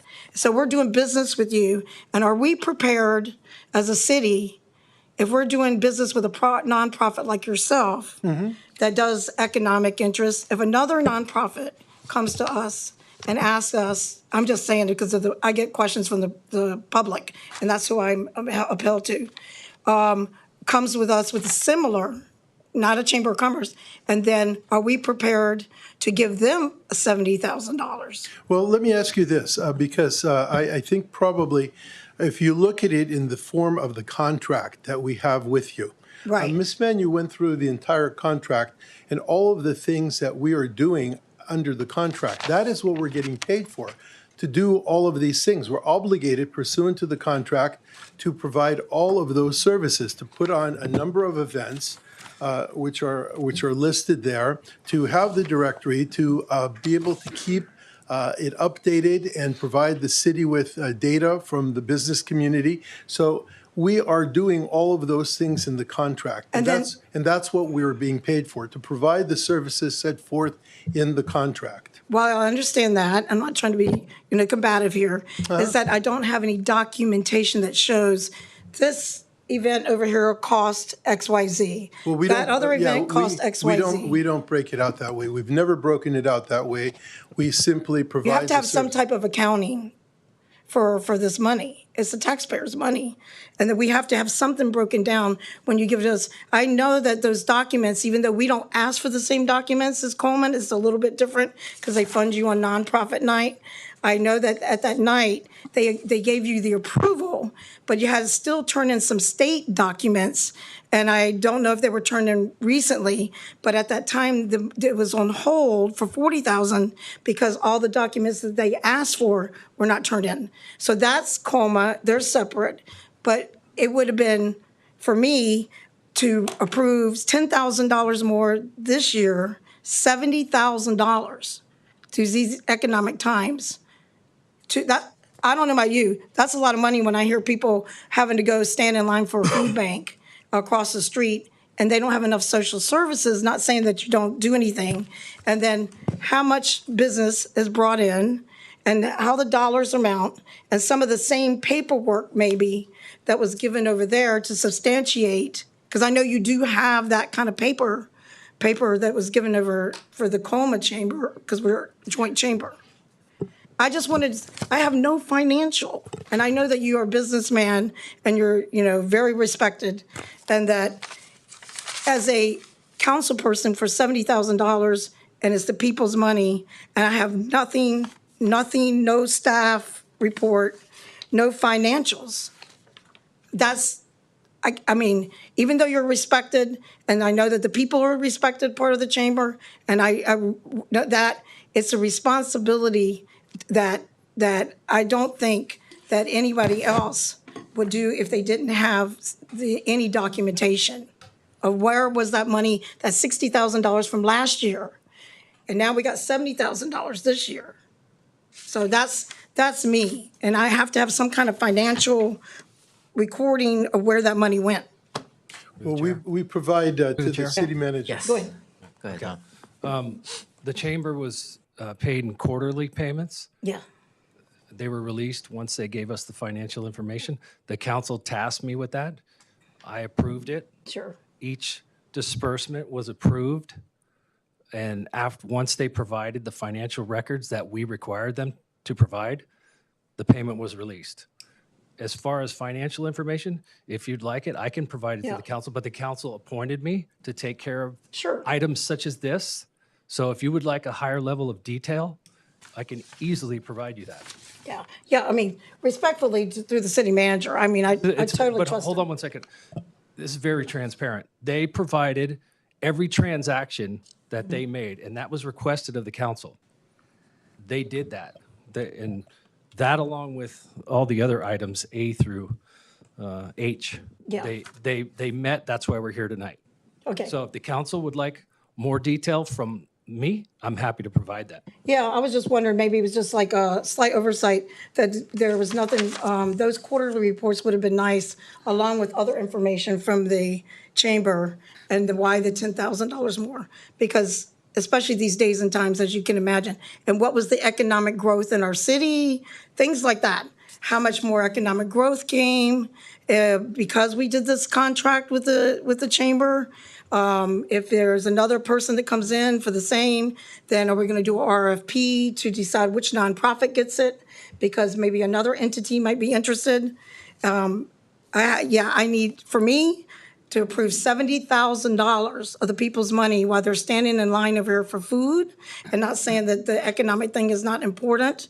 And then, but I need to see where the $60,000 went from last time and a breakdown, and then what is it for $70,000, $10,000 more in these economic times. But respectfully, I'll hold my comments and everything. Thank you, Mayor, and thank you to the city manager. So just so it's clear, we have fulfilled our contractual obligation to provide financial information to the city manager's office, who I believe was directed by council to review our finances and then pay quarterly upon us presenting it. So we have done that due diligence and provided the finances.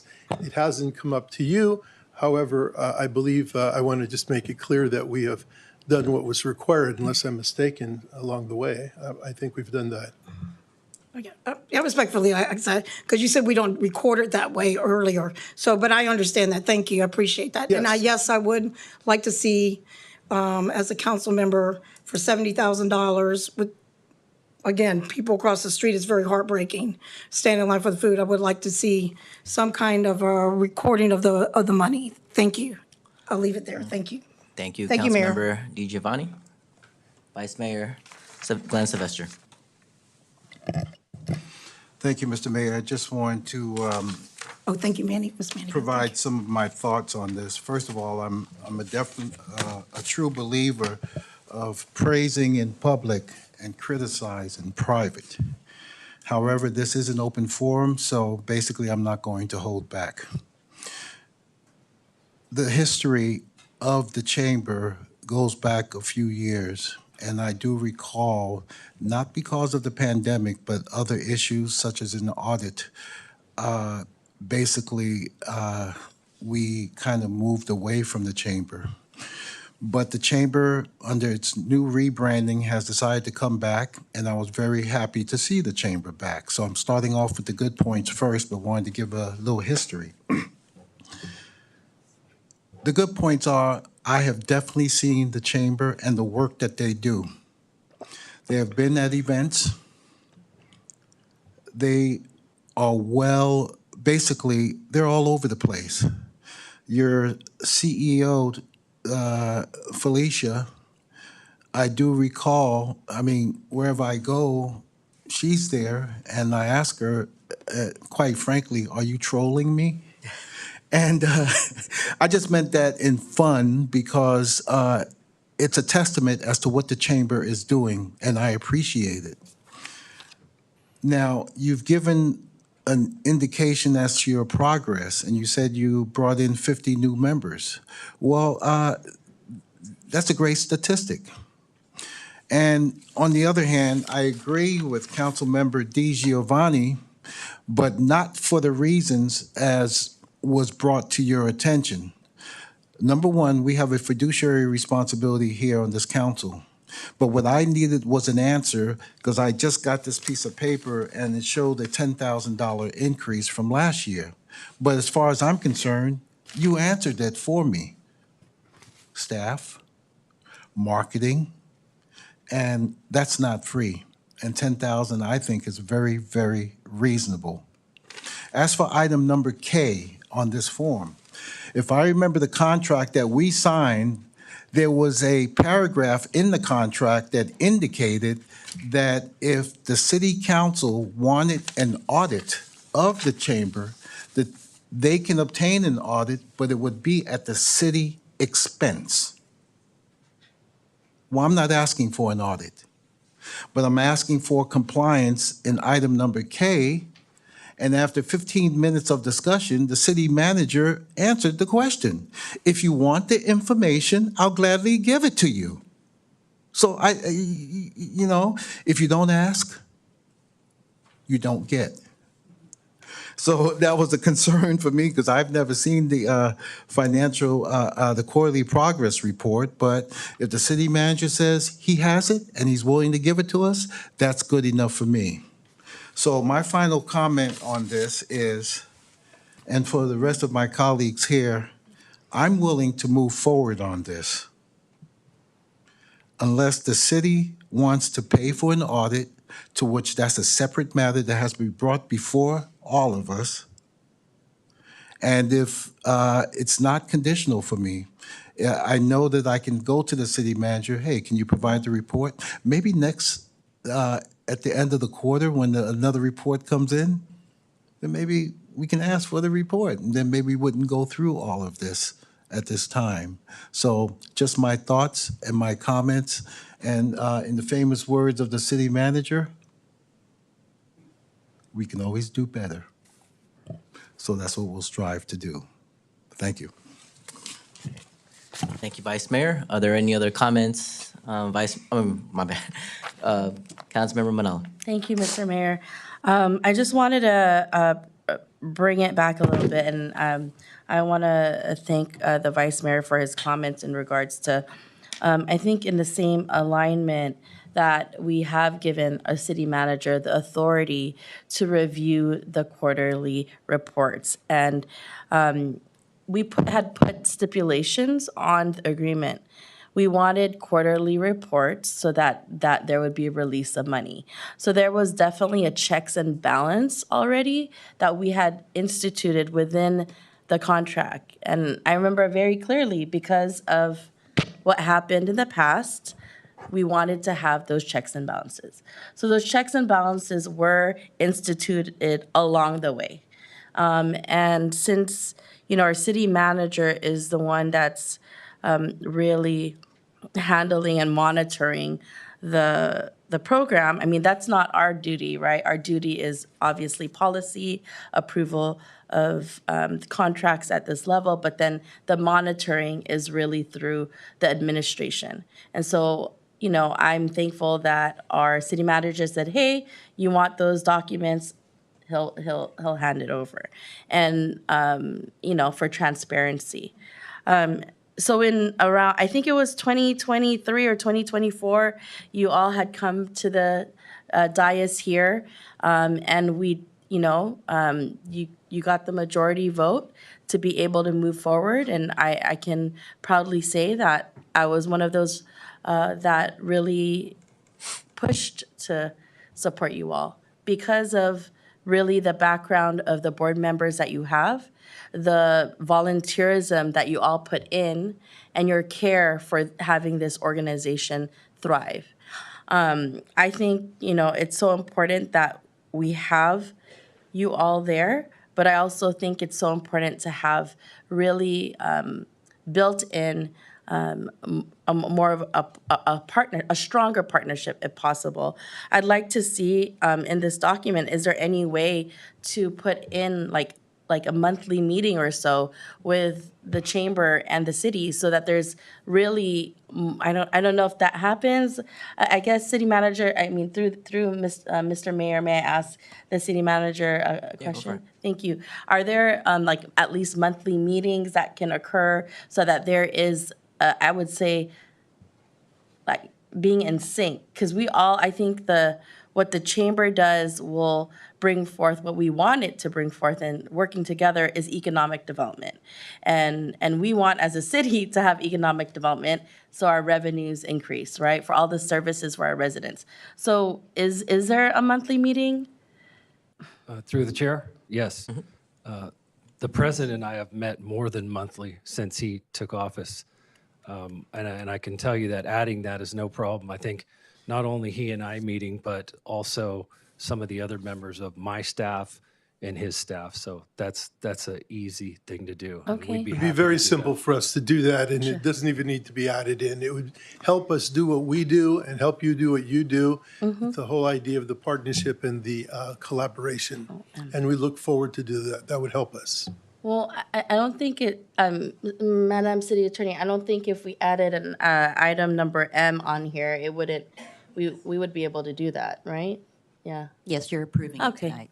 Sure. I mean, I think it's just adding, like a monthly meeting between the city and the chamber that's codified. I know, Sure. in here, I'm sure everyone's meeting, but at least, there's another checkpoint.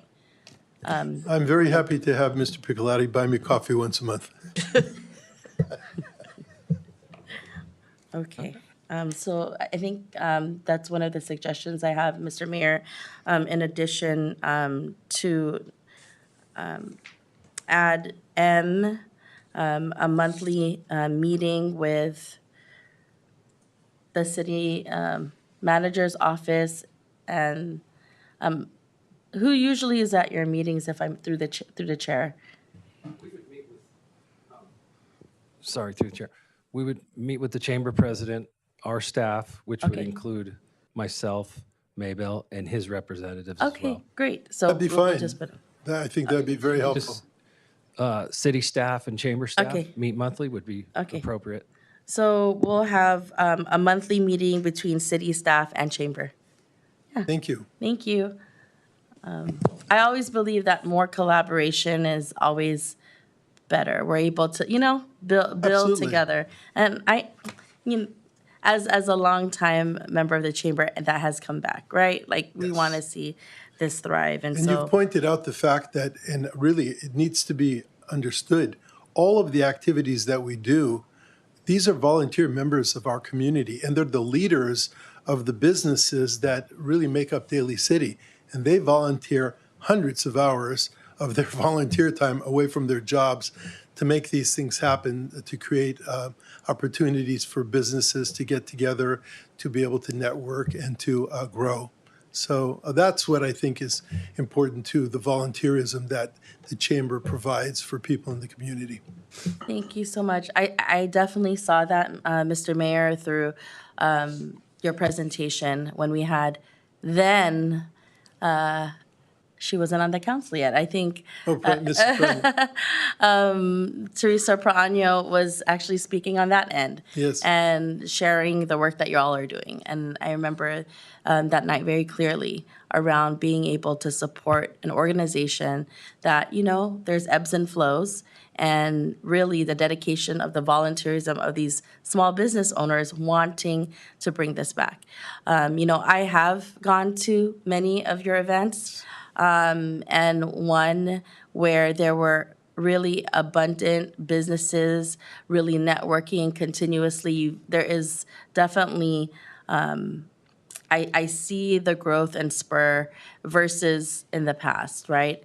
But I think there's always ways for us to build, and that's what I'm optimistic on. I'm definitely in support of this, like a year ago. And I think that, the building together we're only going to get better and stronger. And so it's exciting. I think that, we need this. And it's really important to see all of our businesses thrive. And it's great to hear that there's 50 more new businesses that have come along. Thank you. Thank you. Yes. Vice Mayor Glenn Sylvester. Thank you, Mayor. Councilmember Manalo, you had posed something on the floor. Were you making a motion? Yes. Okay, so I would like to second that motion, adding, I believe was item number M. Yes. And to go along with the other provisions of the contract, providing that there are no further comments, I would like to call the question. All right. So let's go ahead and move to adopt the resolution by roll call vote by adding M, having a monthly meeting with city staff and chamber staff. Okay. Oh, can I get a motion to adopt the resolution by roll? Motion to adopt resolution. First, and then a second. Can we have a roll call vote, please? Ms. DiGiovanni, Abstain? Mr. Sylvester, Glenn Sylvester, aye. Ms. Manalo, Aye. Rod. Aye. All right, motion passes. Thank you very much. Appreciate it. So much time. Thank you. Thank you, Maybell. Thank you, councilors. All right. Moving on to public hearings to item number 17. General Plan Amendment GPA-11-22-015959. And Teresa's back with us. Zone change 7Z-1-22-0590. Use permit UPR-11-22-015962. Design review DR-11-22-05961. And development agreement allowing the construction of a battery energy storage system and transmission line connection at 2150. And we have our staff, Mr. Fielding and the crew here.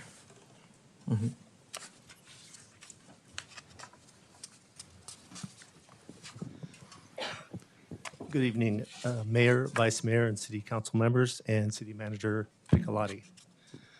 The item before you this evening are the planning entitlements of a general plan amendment, zone change, use permit, design review, development agreement, and certification of the CEQA mitigated negative declaration document for the proposed battery energy storage system located at 2150 Geneva Avenue.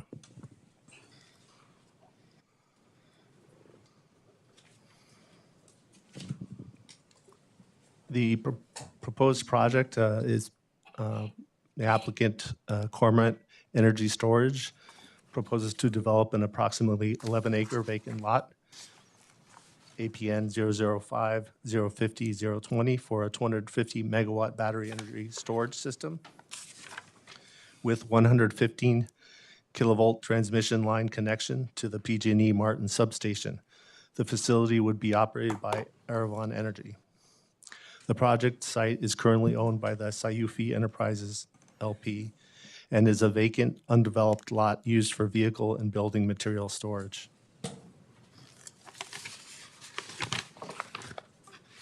This is a slide showing the Aravon battery storage and solar facilities. Aravon has extensive experience operating battery storage facilities across the United States. Aravon has operated over 2,650 megawatts of battery energy storage system since 2021 with 0 safety incidents. And Aravon has additional 2,800 megawatts of battery energy storage system planned for the 2024-2025. The table shows the locations and storage capacity of the battery storage facilities Aravon is currently operating. The light blue dots are solar sites. The dark blue are solar plus battery storage sites. And the orange dots are standalone battery storage facilities. This slide goes over the project background to date. On November of 2023, the applicant Cormorant Energy applied to develop an approximately 11-acre site. In November of 2024, the review of the planning entitlement submittal was deemed complete. And the CEQA MND notice of intent was publicly noticed with the County of San Mateo clerk on October 31st, 2024, and posted with the California State Clearinghouse on November 1st, 2024 for 30 days. There was a Planning Commission hearing on December 3rd, 2024, in which the Planning Commission recommended City Council approval of the project. The City Council public hearing set the time and place for the hearing for this evening, February 24th. This slide outlines the public comment that's been received to date for the project. At the Planning Commission hearing, we had Phyllis Rizzi speaking on behalf of the Bayshore community and representing the Bayshore Senior Club. She noted the project would provide important community financial benefits to Daly City community organizations and schools while not impacting traffic and city services. Al Perez, community organizer and president of the Filipino American Arts Exposition, spoke in support, noting extensive community outreach and support provided by the applicant to the Daly City community. And in addition, a letter of support was received from Mr. Perez, dated December 2nd, 2024. At the Planning Commission hearing, we also had speakers representing Brotherhood of Electrical Workers, Local 617, and Local 3 operating engineers who spoke in support, highlighting the project, providing employment opportunities for union jobs for electrical workers and operating engineers. And today we received three emails, in two of them in support of the project. The first from Julian Bergado, recipient of the Cormorant Scholarship, attending the UC Berkeley Bioengineering Program, thanking Cormorant for their support. And then Karine Baca submitted an email with a letter of support of the project, highlighting the community contributions and the STEM Scholarship Program. We also received an email from Allison Keeney, the Cal Palace Chief Executive Officer, who emphasized that the Cal Palace does not oppose the Erevan Cormorant project and is working with the applicant along regarding improvements along the property line areas. The proposed project requires the following planning entitlements for approval: the general plan amendment, a zone change, rezoning the parcel from light commercial to heavy commercial, the use permit to allow an energy storage system and the transmission line connection to the PG&E Martin Station, design review, environmental certification of the mitigated negative declaration document and the mitigation monitoring and reporting program, and the development agreement. This slide shows the project site. It's located east of Carter Street and Saddleback Drive in Daly City. The project site, as mentioned before, is currently vacant and used for vehicle and building material storage. The project site is bordered by the Bay Club South San Francisco building and Cal Palace parking lot to the north, the Cal Palace to the east, open space to the south, and Carter Street and residential condos, light industrial, and a hotel located to the west. There are trees and shrubbery surrounding the project site on all sides. The battery energy storage system and substation site is designated in the general plan as commercial, retail, and office, and zoned light commercial. And this slide shows the two designations. The proposed land use designation and zoning would be changing the commercial, retail, office to industrial, and the zoning from light commercial to heavy commercial. This would allow the battery storage facility at the site. These are some site photos of the project site and the PG&E Martin substation.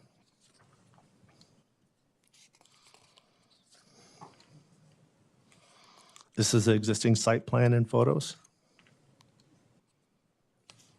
The first slide is showing the existing entry driveway into the project site.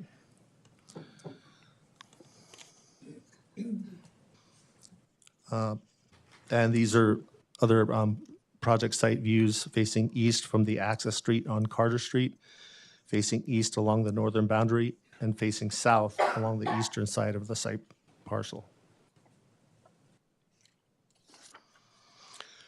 These slides show the site views facing west, facing north, and facing northeast toward the center of the site, and facing northwest toward Geneva Avenue.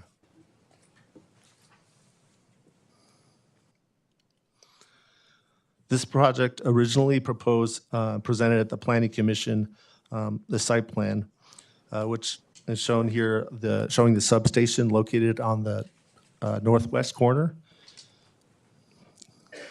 And then the purple color were future expansion for the storage containers and the main power transformer. The battery enclosures typically range from 10 to 20 feet long and 6 to 8 feet deep and 6 to 10 feet high. Subsequent to the recommendation for approval by the Planning Commission on December 3rd, 2024, in January 2025, the applicants reached out to staff proposing a minor modification to the site plan with options 1 and 2, and it's shown in the following slide.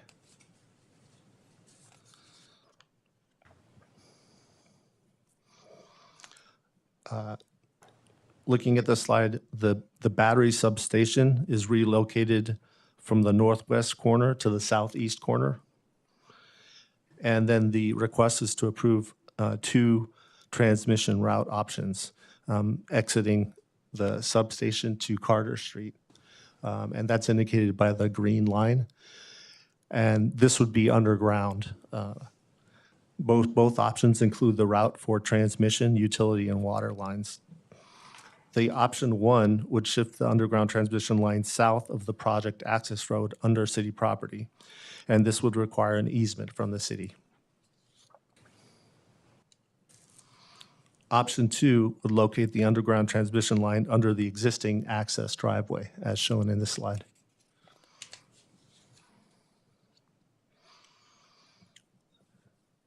These slides show the elevations.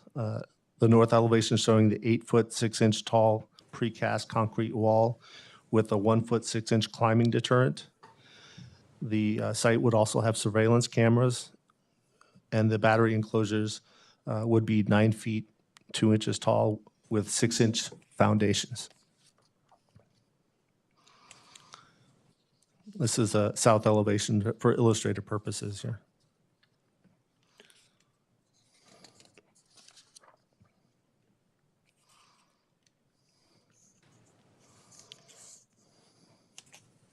And this gives you an idea of like what the transformer substation would look like on the project site.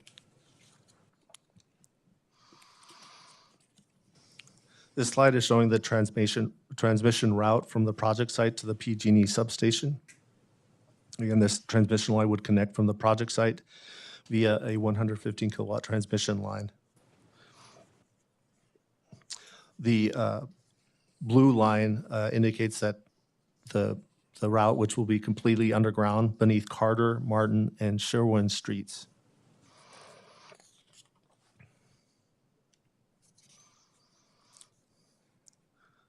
This is a project rendering facing south or looking south. You can note that the project includes landscaping, trees and plantings, and streetscape improvements to the access driveway. And the access road itself contains an easement owned by Sayufi. The applicant is working with Sayufi to make the landscaping, streetscape improvements along the access road to the project. The streetscape improvements are required for the access road at the intersection with Carter Street, and they are included as a condition of approval.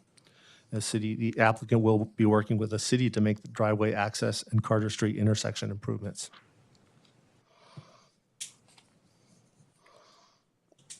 This is a rendering looking north.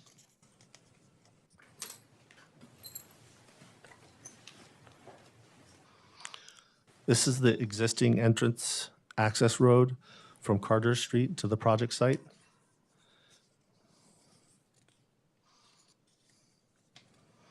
And this is the proposed access road.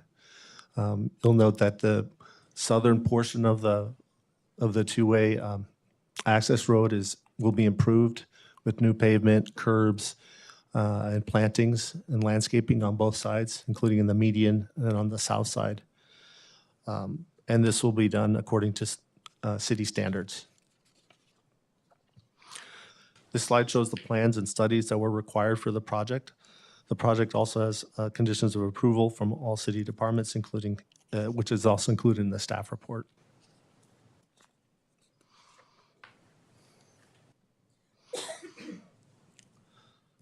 So during the project entitlement process, the applicant has committed to support the community and has demonstrated this by participating in local community events, including the Thanksgiving turkey giving hosted by the Filipino Bayanihan Resource Center, a Chow Fun event, Shine Family Day Festival, the Pistahan Parade and Festival, and the STEM Senior Scholarship Award ceremonies at local high schools.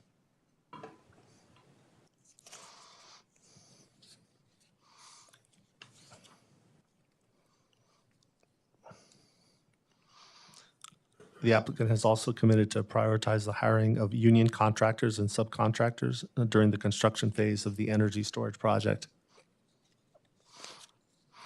At the request of the city, the applicant contracted an independent consultant, development planning and financing group to prepare a fiscal revenue analysis to estimate the major annual fiscal tax revenues that the project may generate under the multiple scenarios when at full build-out and under stabilized operating conditions for the city.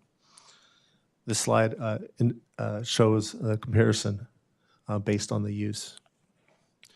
Other uses analyzed and found to not be feasible were, in addition to generating less revenue, were the single-family residential use and public storage use.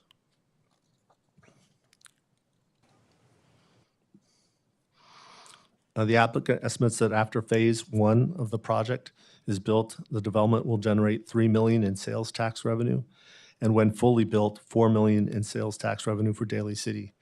The project is also estimated to provide more than $27 million in property tax payments over its lifespan, which will support city, state, and county government activities as well as the local school district.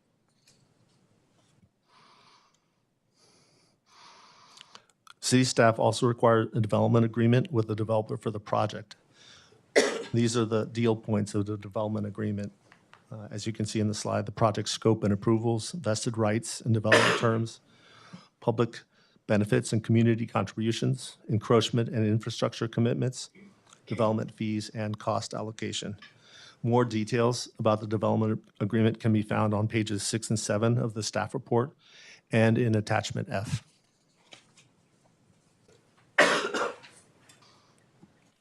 The City of Daly City, as a lead agency, also prepared an initial study for the Cormorant Energy Storage Project in compliance with CEQA.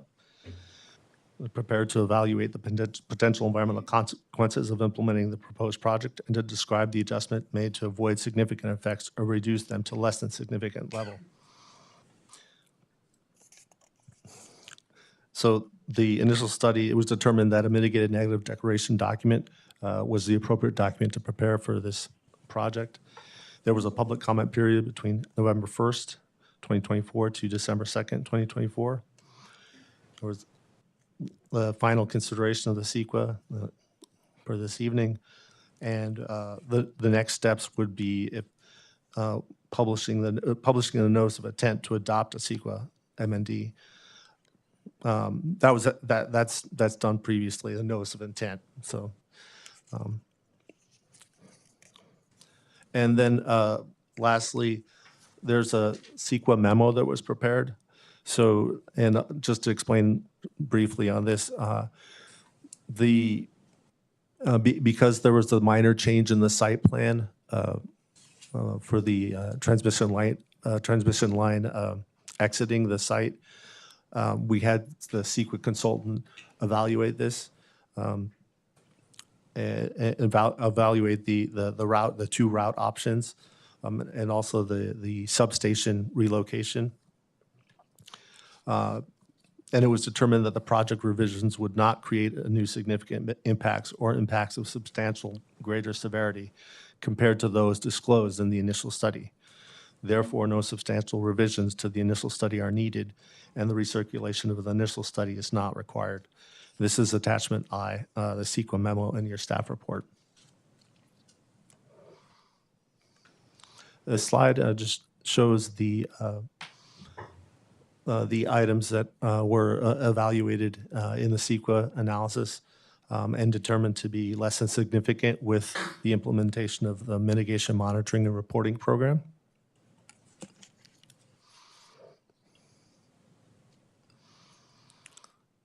And these are the findings. Staff is recommending that City Council find that the proposed general plan amendment, zone change, use permit, design review, and development agreement are in accordance with Chapter 17 of the Daly City Municipal Code. Staff has determined that the approval of the project will not be detrimental to the health, safety, morals, comfort, and general welfare of persons residing or working in the vicinity. Staff has furthermore determined that the proposed project would not be injurious or detrimental to property and improvements in the neighborhood or result in substantial environmental damage or disturbance, given the mitigation measures outlined in the mitigation monitoring and reporting program. Staff recommends that the City Council adopt the following findings as outlined in the staff report.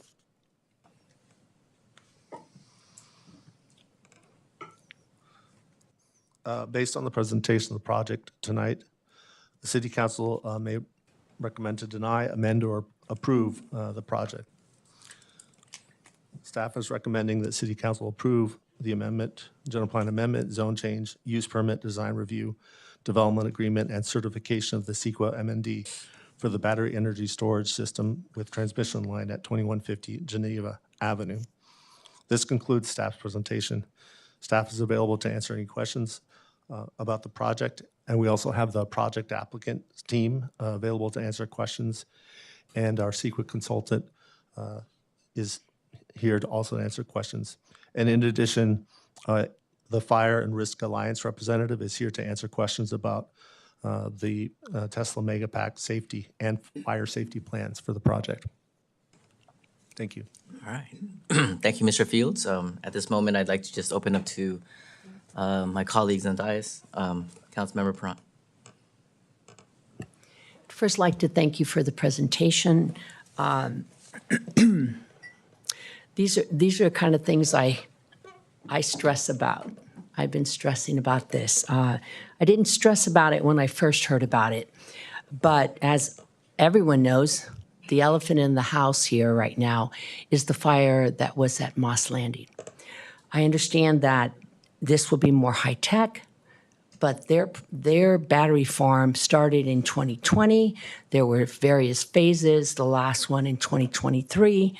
And so I would guess, obviously things as we progress with battery farms and in searching the internet to try to get a better idea what's going on in the world, not just here, but in the UK, in Tennessee, in Chicago, and different places that have had battery farms.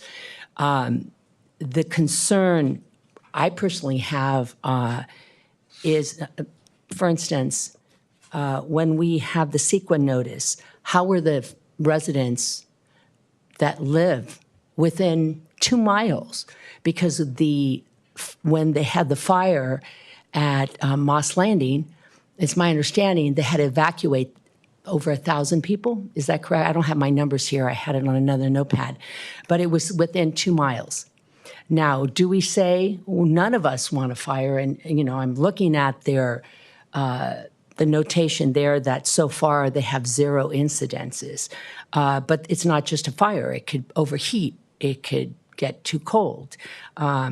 So a couple concerns I have is, number one, if I live there, I don't live in the Bayshore, but my job here as a council person is to look at it as if I live there.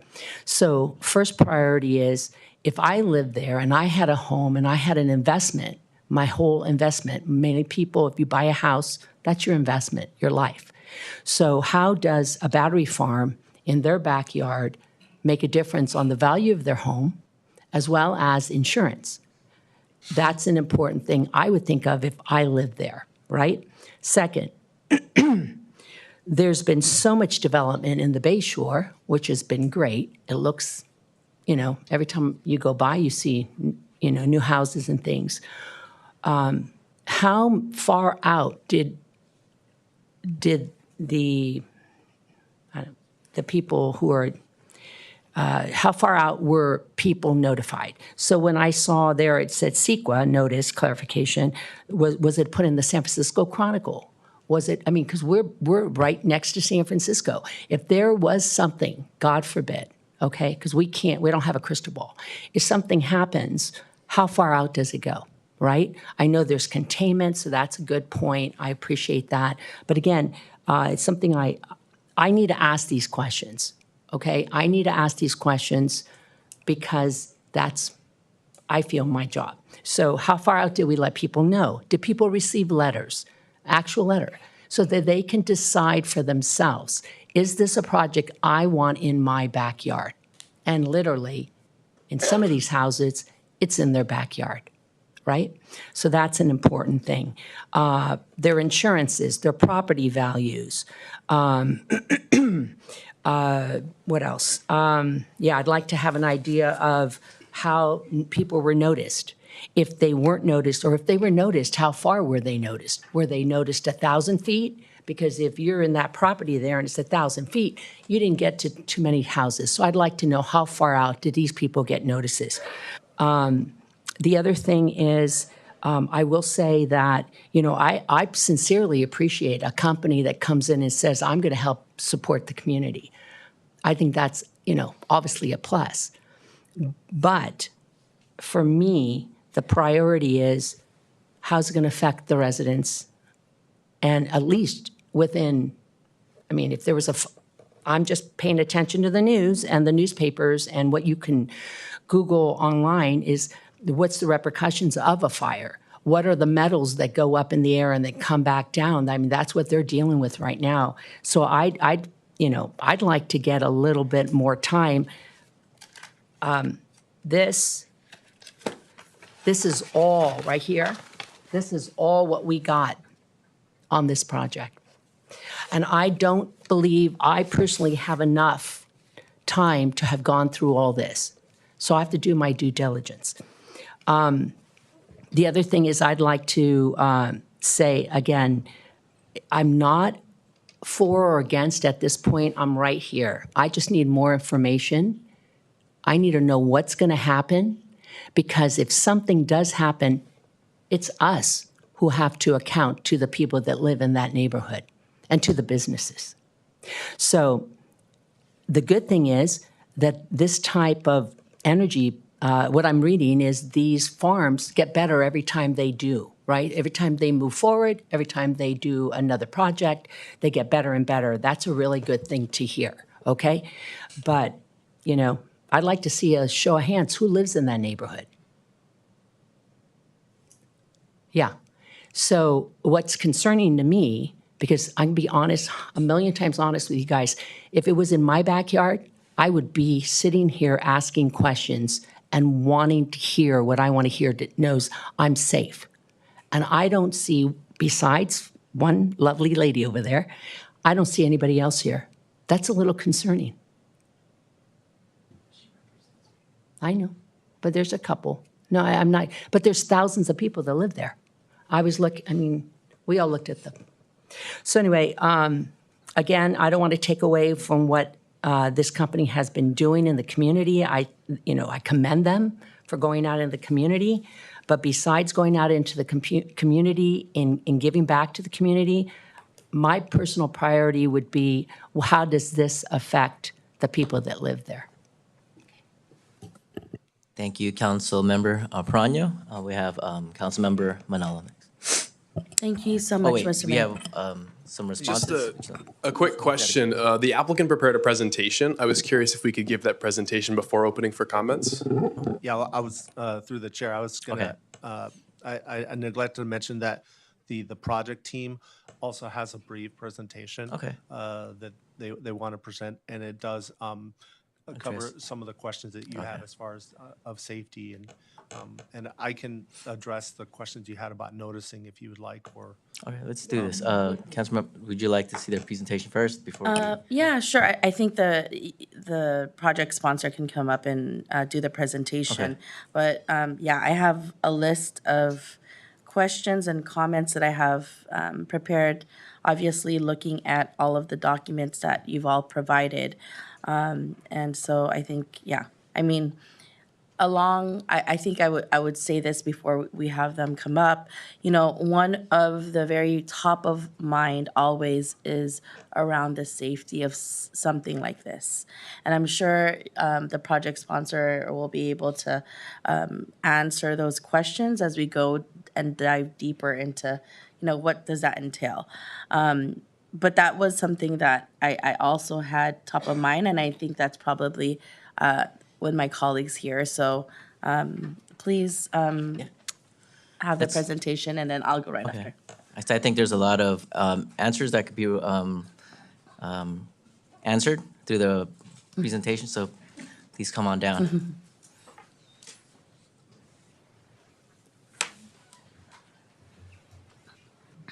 Sit here or at the... The microphone, please, so it can be recorded. And I'll introduce myself. My name is Kevin Smith. I'm Chief Executive Officer for Revon Energy.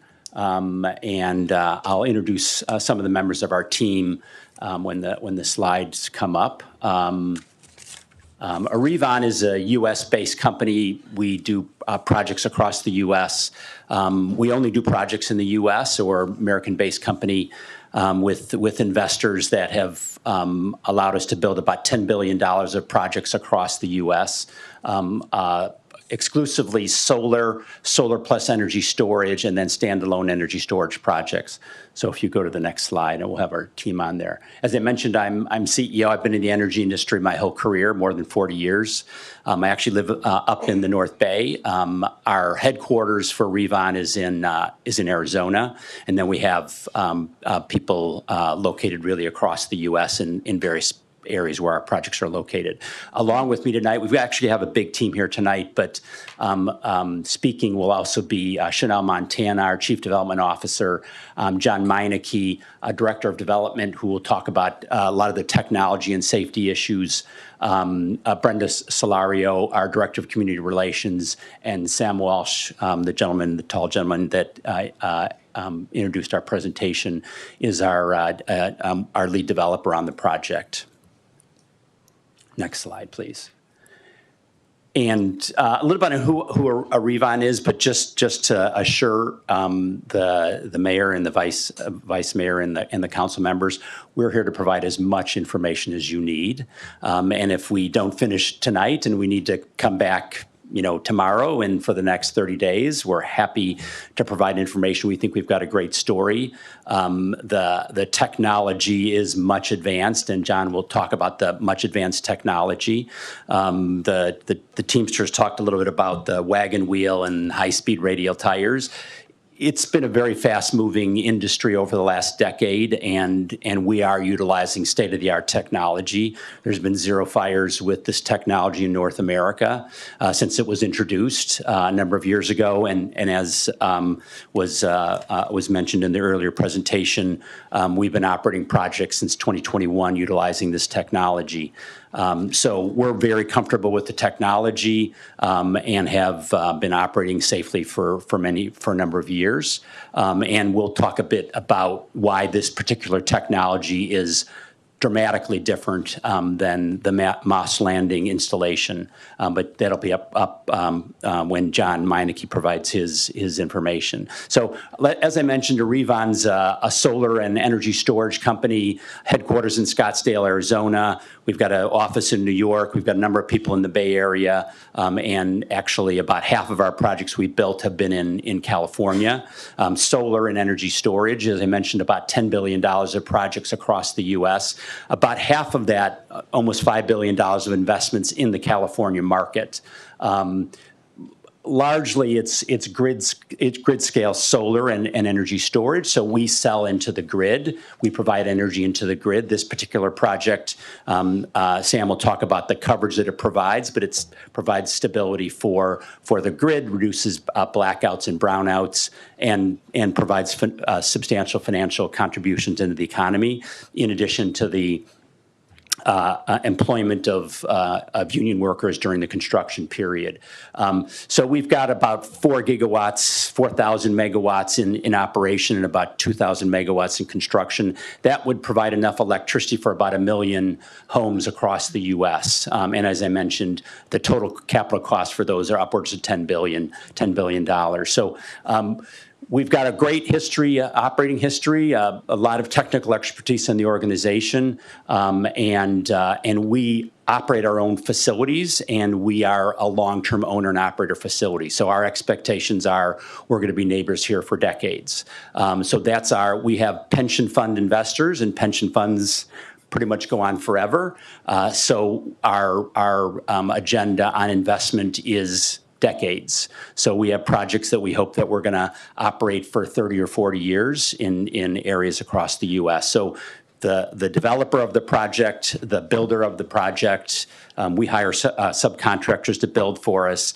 The operator of the facility and the long-term owner of the facility will be a Revon for decades into the future. With that, I'll turn it over to Chanel Montana. We'll talk about some of our other energy storage facilities in the U.S. Thank you, and thank you again for having us. My name is Chanel Montana, and I'm the Chief Development Officer here at Revon. Much of what your city staff has already said, I'm actually going to talk a little bit about, but I'm going to give it a little bit of a different spin because I came to Revon for 2 reasons. One, the amazing people that I get to work with every day who are the best and brightest in our industry. But the other because Revon is a US-based company that really does projects from A to Z. And that is a very unique thing in our industry. We are not just here as a developer who's then selling to a utility company or to another independent purchaser, but we are really a community member from the time that we set foot here in Daly City or anywhere else that we are doing business, all the way through the operations of that project. So the commitments that we make today and the commitments that we've made in the community are commitments that we have to stand up and be a part of throughout that 40-year lifespan of a project. I think that's really important because it makes us very unique in this industry that we are here throughout the life of a project. It's not something that most developers right now can say.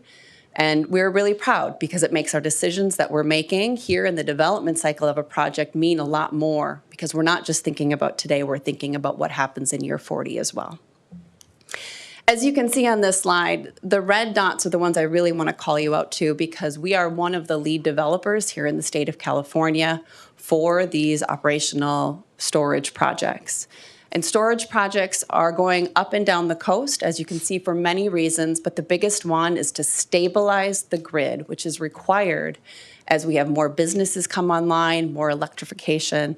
That stability of the California grid is something that is utmost important to the state and to local communities here, just like Daly City, because we need stable energy in order to continue our economic development around the state.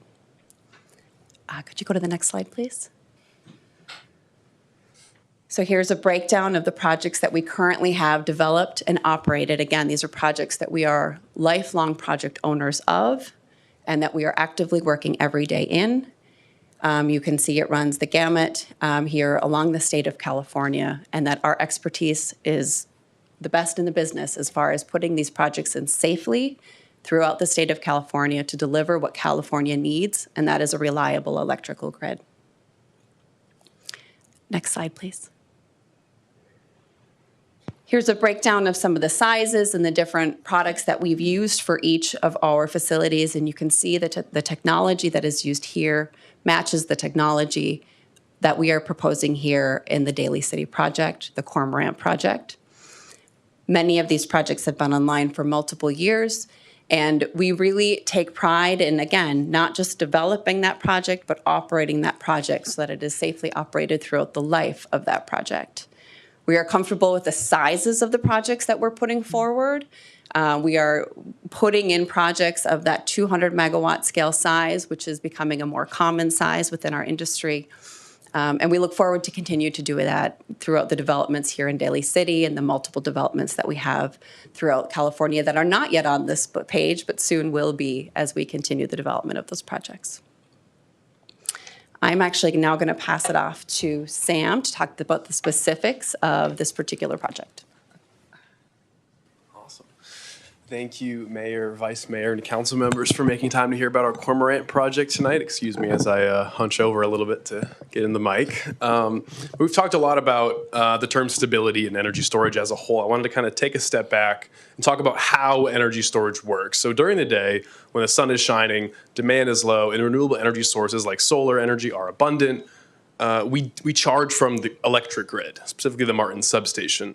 Then later in the day, when the sun is setting, folks are coming home from work, turning on their stoves, and demand is increasing, we then release that energy back into the local power grid, again, through the Martin substation to power homes and businesses.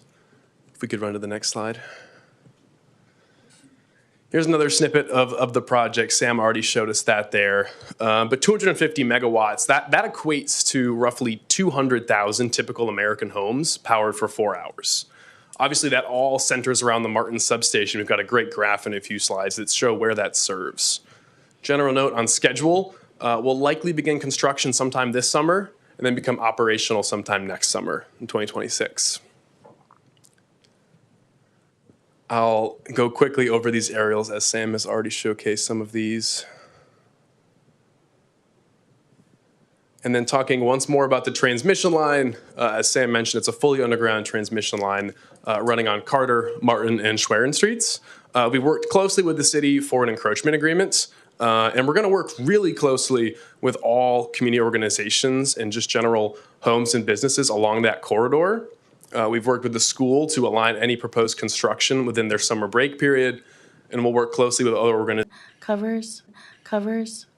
Yeah, the purple lines are directly connected to the Martin substation. However, as it's very difficult to show how the purple lines transition into further substations in the other facilities there into Daly City specifically, these are where the medium voltage distribution lines do travel throughout the city directly from the Martin substation. So there are actually more than are represented there.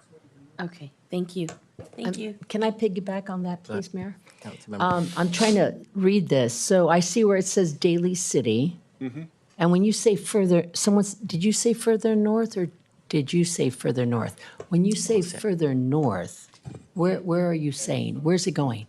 Just generally, that star is the Martin substation right around the Bayshore community, and those grid lines just showcase that wider grid area. So when I say north and south, I mean just showcasing that the energy is going north, it's going south, it's going anywhere the energy is required. Right, but I'm asking a specific question.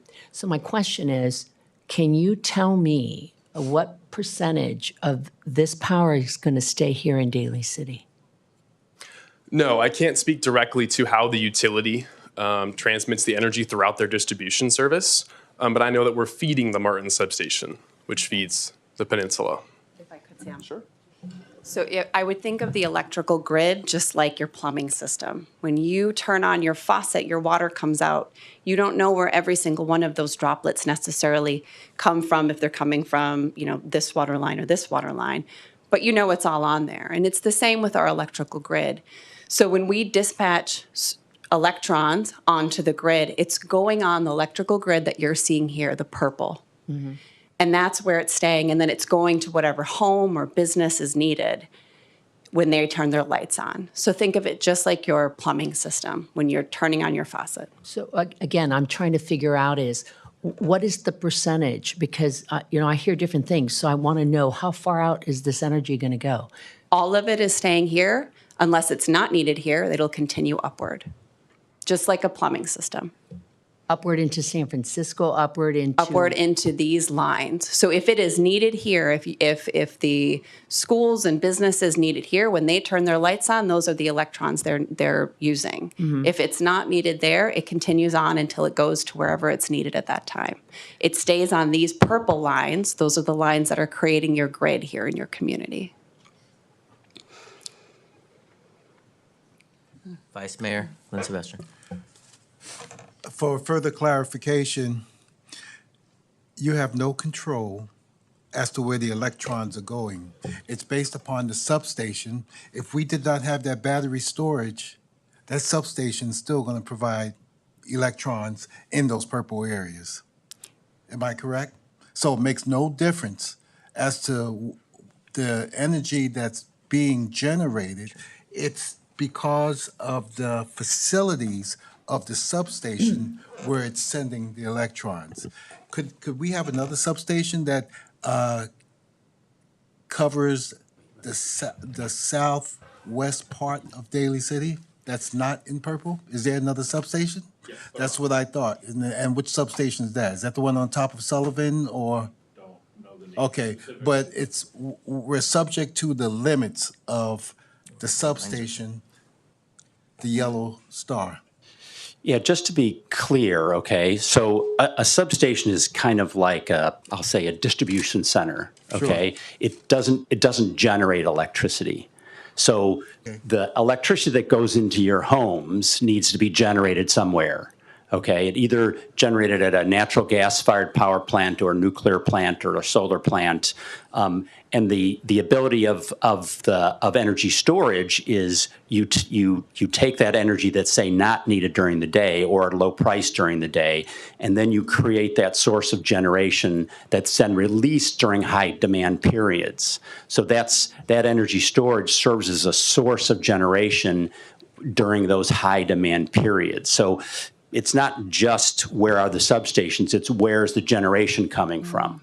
So this provides a source of electricity into those purple lines that may not exist during high demand periods. So if it turns out that there's a power plant down, in the south or in the north that was going to be coming down into this area here, you might not have enough generation into this area, which would cause blackouts and brownouts. This serves as a source of generation. And as Chanel pointed out, I mean, electricity kind of flows like water. So you have a generation source, and then you have all these taps that are feeding off that electricity. It'll get, excuse my language, it'll get sucked up as quickly as the surrounding neighbors and businesses need it. And then if it's not all consumed in the immediate area, then it continues on the grid until it's captured by somebody else. But the key for that gold star is that's a source of new generation right here where it's needed, as opposed to importing that electricity from other parts of the grid. So. May I, please? Go ahead. Me too. Let's go Teresa, and then we go. Yeah. Justin. So, and I don't try to give you a hard time, but I'm looking at the map and it says Westlake and it says Daly City, and this whole part, we're not part of your purple. So I'm just looking at that. I'm trying to think. Like ceremony area? Yeah, do you see that? You see where Lake Merced is, and then it's there, it says Westlake, and then it says Daly City. So Well, the yellow star is located in Daly City, so yeah. I'm not saying that. Okay. I know where the star is. I'm saying when I look at that map and it says Westlake, right? And it says, it's this part of Daly City. It's a huge part of Daly City that has no purple. So does that mean if we needed something, it's not going to be down there? It's all going to go north? And when we say north, is it like north over the water down to Marin, that way north? I mean, what way's north? Yeah, like I said, the energy gets consumed by the closest users, okay? So wherever the demand is, okay? This electricity will really never get to Marin, okay? There's too much consumption before then. But it's not going to go down. It's going to go up? Yeah, go ahead. 1 second. Yeah. I think part of the confusion here, we are just showing the big lines, the larger transmission lines that are in this area. There are smaller distribution lines all throughout this entire community. If you drew a purple line around this entire thing, all of those lines are incorporated. We were just showing sort of the largest lines that you have here in this community as an example. That's right. Electricity transmission. So the lines that are going from home to home, for example, they're within all of this. We just couldn't make a map that shows that accurately. It's essentially a purple map. Yeah. If you look at the first, second, and third level distribution from that Martin substation, it covers all of basically Daly City and elsewhere. We could have just drawn a purple outline, I suppose, around the neighborhoods, and that's in effect what it is. This is only covering that first level distribution. The second, third, and fourth is much more complicated. Yeah, so My this, apologies for yeah, this whole area has demand, and you have that source of generation, and it'll go in all directions as it's required. If it turned out that, everyone was on holiday in Daly City, then you wouldn't have much consumption, and it would carry on in the transmission lines into further out areas. But how generation typically works is you connect into a main trunk line, and then there's smaller lines and smaller lines and smaller lines and smaller lines, and it flows to where the demand is in the area. So the high demand areas will closest to the substation will take that electrical generation. Councilmember Manalo. Thank you, Mr. Mayor.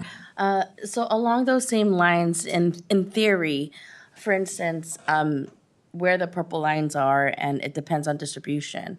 There's areas such as Southern Hills, and that area sometimes will have blackouts. In theory, if they were, it would prevent, in theory, it would hopefully prevent those areas from having a blackout because your entity or the battery storage is there. Is that correct? That is correct. Okay. As you said, in theory, in that neighborhood, as long as it's connected to these purple lines and within this purple boundary, absolutely, this would help to provide additional power when other power was unavailable. Would it work, and maybe this is a technical question to our city staff, that we have like some outdated, it's called RO, the RO, I think they're just older generation kind of lines. Would it go to that? Because I would want to know if it's going to support those areas. I would defer to the Director of Public Works, but what I do know about those is usually it's something contained within the RO system that has failed, so it wouldn't matter if you have power elsewhere in most cases. There could be a case where it does, because I'm not an expert at it, but I do know that usually it's something within that RO system that's failed. Okay. Thank you. And then the other question is, you've had so many of these sites all over California. Has there been like some data points that show, look, there were more blackouts in this area, and now, we're able to supply this energy, and we actually have been an asset, I think generally, if you look at California over the last several years, the level of blackouts have gone down pretty substantially. Even within the last decade, I think you've seen the level of blackouts and brownouts going down. That doesn't mean there still aren't some going on. Mm-hmm. And I think even if you look at the reports from the utilities recognize that one of the reasons why there's been a reduction has been, facilities like this that can provide that peak demand. So, we store energy for 4 hours, and then we wait until that high demand period, and that's when it's demanded onto the grid. So we're feeding exactly that time where there's potential shortages. And there's facilities, we have facilities that we're operating. There's a large number of storage facilities that have gone into California and largely have helped address a lot of the blackout and brownout. Like I said, it hasn't eliminated it completely, and the way you eliminate it completely is essentially more generation, which is more solar projects, more wind projects, more natural gas-fired projects, or whatever other technologies that are out there, and battery storage projects that, like I said, that meet exact right demand periods. So we have 4 hours of energy supply, and this will be supplied in the exact 4 hours where there's the highest demand periods. And so that's why we've seen a decrease over the last number of years. As demand increases in California and across the U.S., there's going to be continued challenges on the grid. So we're going to have to come up with more generation, more power plants that are putting electricity into the grid, and potentially more energy storage as well, so that we make sure that it's generating in the exact right periods.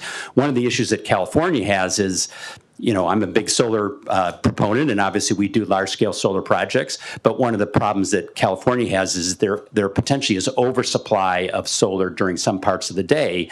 1, 2, 3 o'clock in the afternoon, peak solar production may not necessarily be the peak demand periods. And so in some periods of the day, California is trying to shed that electricity into Arizona or Nevada or whoever will kind of take it off their transmission system, or they have to shut down that generation. These energy storage projects would absorb that energy during when there's excess and then wait until there's shortages and then deliver it into the grid. And so that's really the purpose. It not only the other benefits we talked about, but it actually helps facilitate more renewable energy because it takes what is wind and solar are predominantly intermittent generation sources. You don't actually pick when the sun shines or when the wind blows. So they're intermittent sources, and energy storage then helps facilitate more renewable energy because we can take that intermittent supply and provide it on demand when it's actually required at the peak periods. Thank you. And so essentially, the neighborhood that you're in and the Bayshore community, they're part of that purple line. And so if anything, this is also helping that community be able to have more energy, or like in case there's a overload of the grid, it can support the Correct. Bayshore community. Yeah, if you looked at every home and business we talked about this supplying about 200,000 residents. If you rather than taking a 1 mile circle around it, if you tried to figure out a circle around that was 200,000 homes, and all of those homes, every single one, unless they're off the grid, which I don't imagine there's too many people off the grid in Daly City or the San Francisco area generally, so that they don't need electricity supply. But every single home and every single business in this area, in Daly City and in the surrounding communities, are somewhere interconnected with the system. So the U.S. grid is not necessarily from state to state, doesn't have complete continuity. You'll recognize that Texas has had a lot of blackouts because they don't have enough interconnection between other states, so they couldn't take generation from other states. But certainly in this area, pretty much ultimately every kilowatt that goes into every watt that goes into somebody's light bulb in their bathroom or whatever ultimately is coming from this grid that we're seeing on the screen here. The pink lines are the I'll say the trunk lines, the bigger, if you're talking about plumbing, the bigger pipes, and then it goes down to smaller and smaller and smaller, and then you've got a line that runs to somebody's house that the electricity generation is coming off of these lines on here. Thank you. I think, what's most important whenever there's a development being built in a certain area of the city, that the neighborhood that it's being built in has, the benefit, right? And so that's why my question was around, will it be able to hopefully prevent some of the blackouts that may or may not occur in the Bayshore, right? Like they are right next to you. All of you. And so that was my question. I feel like you've answered it. You said, hey, look, this is hypothetically, if there was a blackout, it would actually send energy towards, and to me, looking at the grid and making sure the Bayshore community, the hyper local community that you're building in benefits from the amazing technology that you have. So thank you. All right, so let's take one more comment, and then I know John needs to go on with his presentation. So we would like to specifically address the safety issues because we think that we've got a great story here. The track record has been fabulous, and the technology is state of the art. So and it has a great track record as well. I know. it was Teresa, just a comment you had made that you save the energy until peak time, and we all know that with PG&E, and they're going to be running that for you, right? Or you're going to go through PG&E, and then we're all going to Yeah, be able to access operate. it. Yeah, we operate the facility, so we decide when to turn it on and when to turn it Right. off. We utilize the PGE lines. Okay, so it's not a PGE facility; it's privately owned. Okay. And we'll determine peak periods, and then we'll send it to the grid. But it utilizes the PG&E lines as. The reason I say that is, as we all know, when we pay our PG&E bill, there's peak times. Yes, exactly. And it bills, it could be from 5 to 15 minutes. I mean, it could be like, if you're in peak time, that's the I pay my bills as well. I got the same right? bill. It's the highest. Yeah. So you guys save your energy, so when it's the highest peak time, But what then what you put it out? and my team is gonna discourage me from saying this, but I'm saying it anyway because we're providing more generation during the peak period. So, like, we don't want to take credit for driving down energy prices because unfortunately energy prices are continuing to climb. But the problem, I mean, I'm paying the same bill, okay, and my wife is coming to me and says, what time can I put the washer on tonight? Was that 8 o'clock or was that 9 o'clock? After 9 o'clock? So and in reality, we're providing additional generation during the peak period. So we're another source of energy, okay, that can help control costs. The problem is that and why the prices are high during peak demand periods is because they have to turn on all kinds of less efficient generation, including potentially oil-fired and all kinds of things, less efficient generation to provide that high peak period. Whereas, some of the cheaper sources, they run during the day, or solar is actually a very cost-effective now, but solar isn't going to provide that 7 o'clock at night, 8 o'clock at night power demand. Whereas this will provide additional generation during those peak periods to help provide more supply. Now, are you going to see a decrease in your electricity bill from our facility? Unlikely, okay? But it will help control continued increases in energy supply because we're providing more generation during those high peak periods and high pricing periods. and again, you said you're using PG&E, but you're running it. Yeah. So PG&E, what part do they play? PG&E is really the electricity lines. You're just using, like the phone companies, Correct. they used to have AT&T, and then Yeah. everybody said, I'm going to Exactly. use the same, and then I'm going to make money, and I'm going to do it this way. Right. So you're Exactly. saying is, I'm going to make this energy for your private company, and you'll sell it to PG&E? Well, in essence, we sell into the California, into the CAISO system, okay, into the market. So we're not selling to PG&E and reselling. We're basically providing it into the grid, and then we're compensated for the pricing that exists in that market. It's a little bit like, if you looked at, I'll say an automobile manufacturer, if all of a sudden a bunch of people built a whole bunch more automobile manufacturers, there's more supply, drives down prices.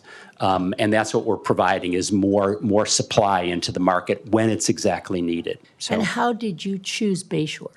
Why did you choose the Bayshore? Because your last place is like Kern County. Yeah, And then yeah. all of a sudden you jumped and came to Bayshore. I'm curious how that. Actually, the last place probably, Kern County's under construction right now. Kern County's actually a combination of a large solar project, which wouldn't be feasible to build that size of a solar project here in an urban setting, which is why energy storage is better off in an urban setting.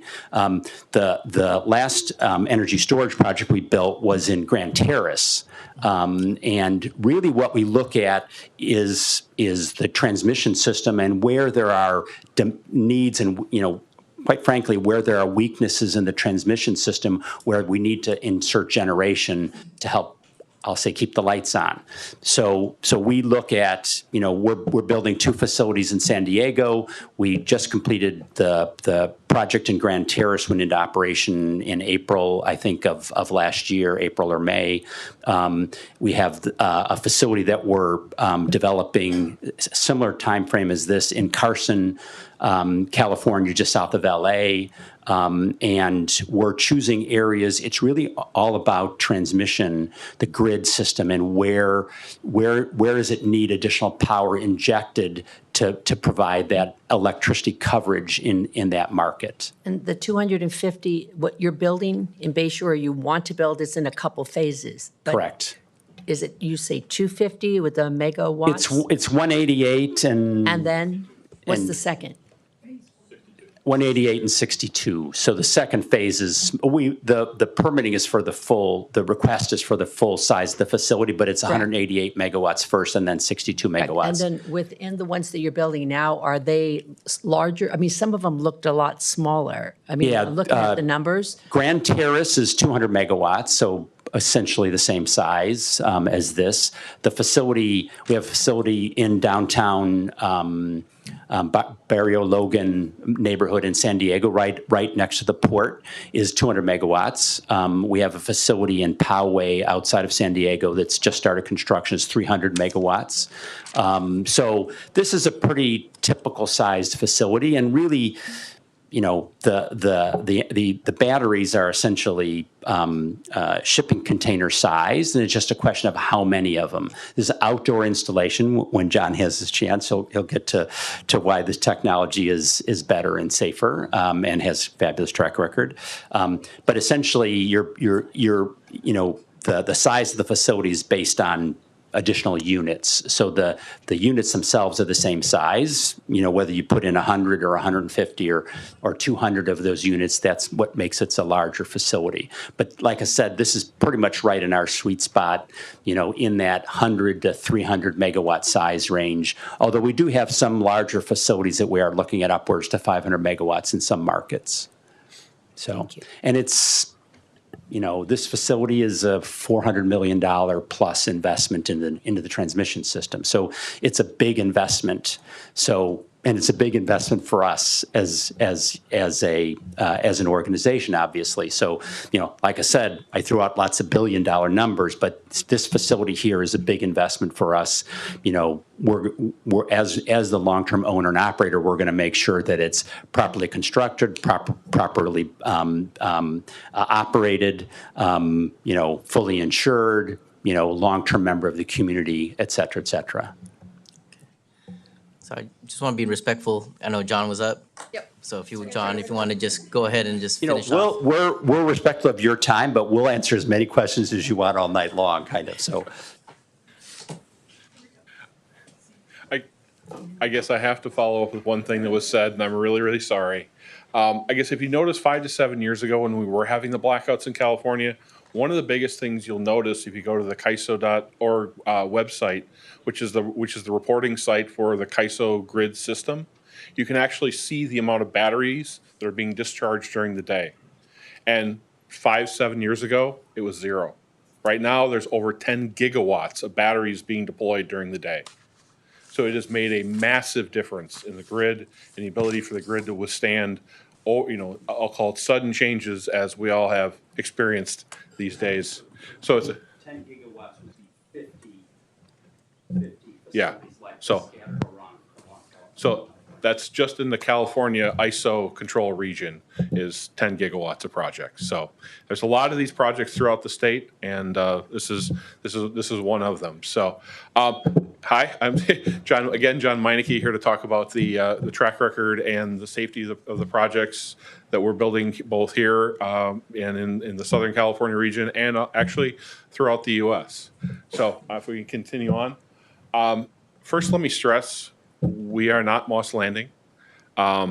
This is different technology. This is better technology, and I'll go into why exactly. Hold on. Moss Landing was built in actually 4 phases.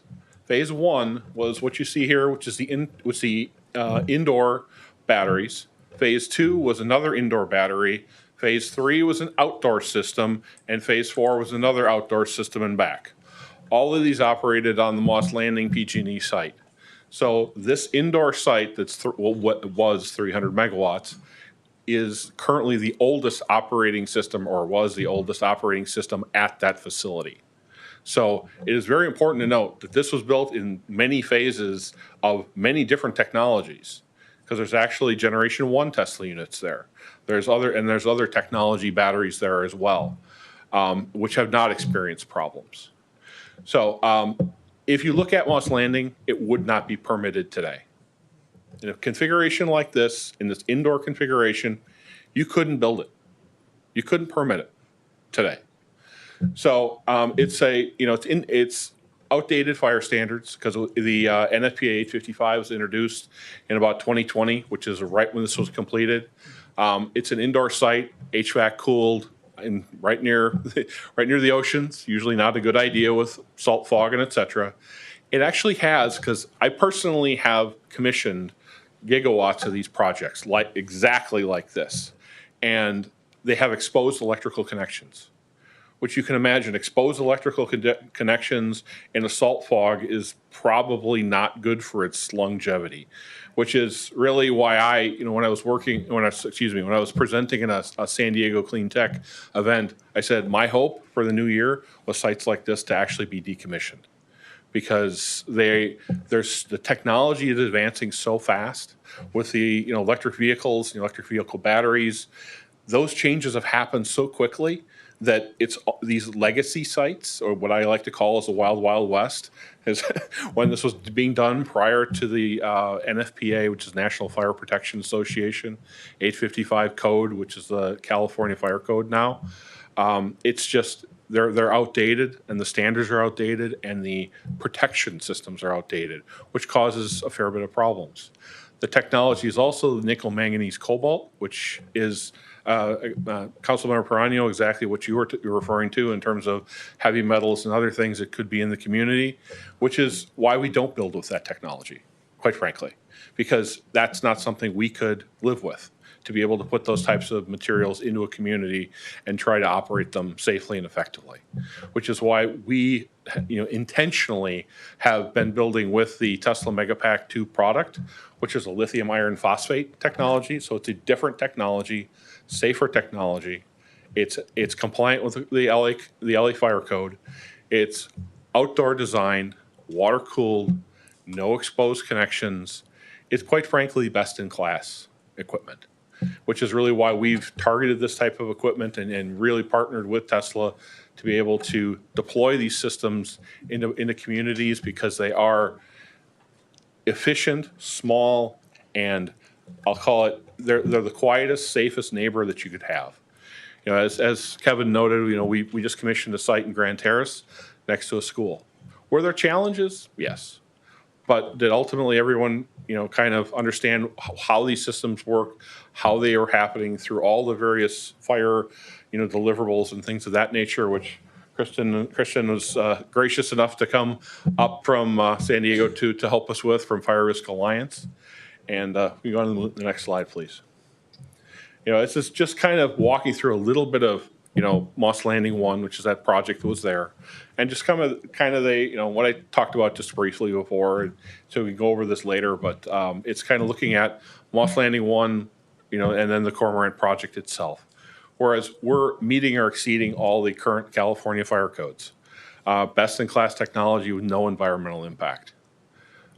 It's a state-of-the-art outdoor liquid-cooled system. If you think about the Moss Landing 1 project, it had a very large, what they call radius of failure.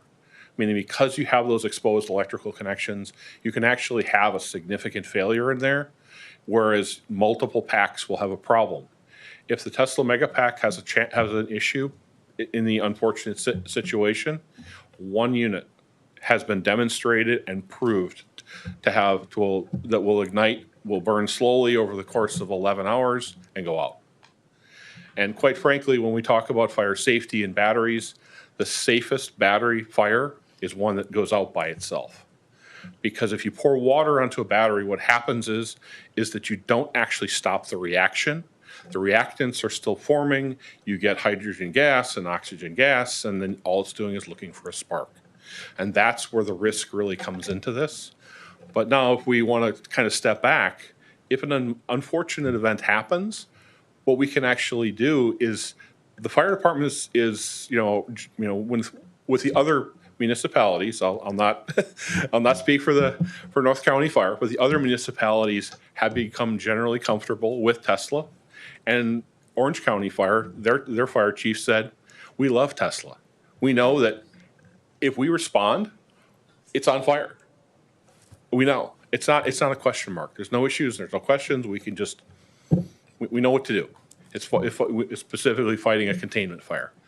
So, and it's demonstrated reliability with lithium iron phosphate, the better technology, and with no emissions. So if we want to think about this, it's a quiet, safe, easy to deal with neighbor that requires no services from the community, and then ultimately has a lot of benefits in terms of a win-win situation for the overall community. Continue on to the next one. Sorry, yeah, there's one more at least. So the mega pack itself, one of the reasons, because of the vehicles, this becomes so important, is that their knowledge of how cells perform. If you think about the thousands of cells that are in vehicles, they're able to monitor all those cells when people drive, because their cars phone home at night. So they have a very intimate knowledge of how cells perform over the course of days, weeks, months, years. So they're able to predict in these systems if it's having an issue, where it's having an issue, and able to shut the unit down. And actually, they don't even have to shut the whole unit down, because if you see those kind of orange layers in that layer cake there, those are actually individual units. So that's an individual element of that system.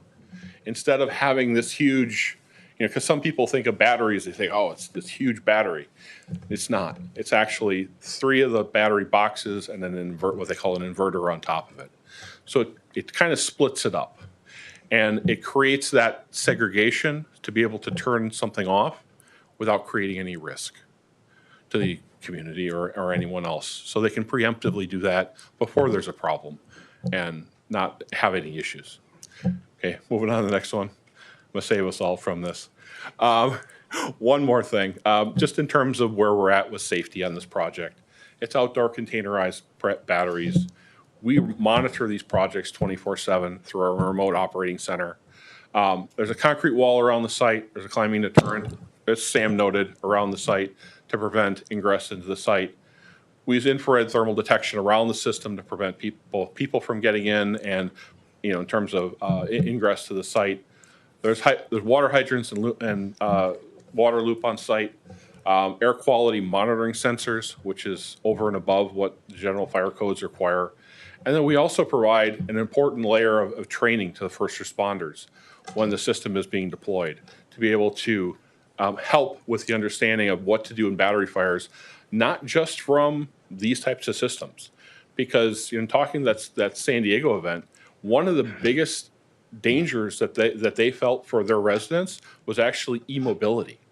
The e-bikes, the scooters, the other things that people are bringing into their homes and charging inside their house are actually a significantly higher risk than these types of large-scale deployments that are extensively monitored, literally have people watching it 24/7. So I guess if you have any questions, love to provide any answers.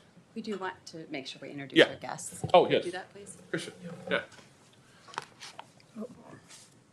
Hello, everyone.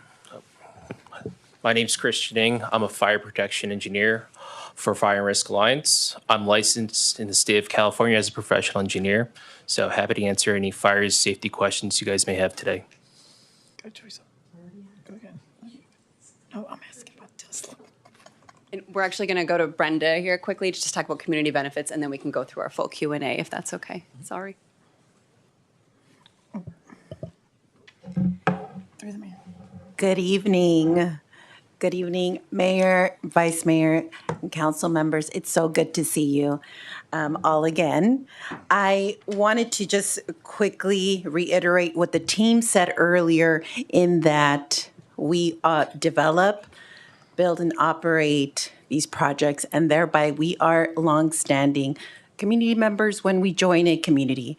And I wanted to emphasize that because it means that we are incredibly invested in the communities that we join.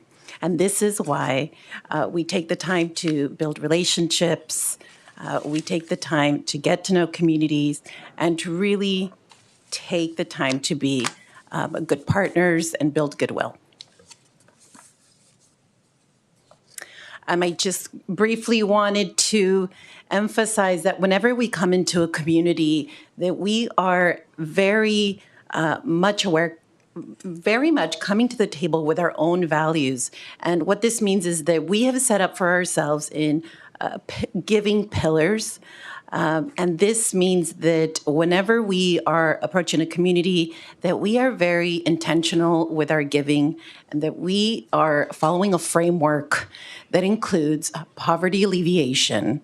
And that would include in this particular community, food distribution, food giveaways during the holidays, also STEM education, which we find very important. We know that schools in the community are really at the heart of a community, and they're incredibly important to us. So we have established now a second year and second round of STEM scholarships for seniors at Jefferson and Westmore. This year, we're incredibly excited to also include Thornton High School students so that all students in Daly City have an opportunity to get that post-graduation support. We've also supported STEM programs at Bayshore Elementary School. And then, of course, last but not least, public safety. You can see from my colleagues, public safety is an incredibly important priority at Arivon, and that it aligns with all teams and departments at Arivon, including community relations. So we are ready to support community initiatives that involve public safety. And just very briefly, talking and really highlighting relationships that we've built here. I won't read each one, but we have taken the time over the past year and a half to really reach out to the pillars in the community that are doing the incredible work of uplifting their community. And we are incredibly honored to have worked with these organizations. We're not just giving through our pillars, we're also getting feedback from these organizations, and they are telling us what their community needs are. So our giving really is community informed and community led. We're also giving our time, so we're doing volunteer work, and by absolutely not one of the organizations that we volunteered with has taken it easy on us. The work is hard, but luckily we're bringing the youngest crew members along with us, so they're doing the hard work here. You can go ahead and move on. And I just want to end with the bigger picture of the community and economic impact that this project brings to Daly City. We are committing to over $2.5 million in contributions to this community. And very quickly, you can see the breakdown of that $2.5 million. $250,000 for the Magical Bridge Playground in Hillside Park, $250,000 for community benefits, and that's through the work with our community partners, $500,000 for the Daly City Park, $800,000 for a solar carport currently being developed at Bayshore Elementary School. That particular project will offset the 95% of the school's energy bills, and those are resources that can then be redirected to students and family members. And then, of course, a $1 million beautification package to benefit the surrounding area of the project, so the Bayshore neighborhood. And then the tax revenue for Daly City. We are essentially, the project itself is guaranteeing that there is a $4 million project sales tax revenue, which was mentioned earlier. And in addition, a $27 million projected property tax over the course of the life of the project. And so I wanted just to emphasize that this is a great opportunity to really build on economic development and community benefit. And this team is very proud to bring this project to Daly City. And so I want to thank all of you tonight, and I want to open it up. I know we've started with questions, but I want to go ahead and end officially our slide deck so that you can continue to ask questions. Thank you. Thank you, Brenda. Yes. I know, so I'd like to just go ahead and open up to my colleagues in dais if you have any. Thank you. Councilmember. Thank you so much, Mr. Mayor. And thank you all for the presentation. I think it was very helpful around the safety features and the comparison to the other battery storage. You know, safety is always top of mind, especially with the product that you'll have. But you explained very clearly, you know, that the technology has advanced in that regard. You know, I think it's wonderful to hear that you're an entity that, you know, owns and operates. And I think my question is, over the term and the course of your business plan, you all are planning to stay and you own and operate. And so with that, that's amazing. I think always, you know, when communities think of any development project, it's usually, are they going to stay, or will the community benefits be intact, or are they going to sell the project and then therefore the community benefits cease?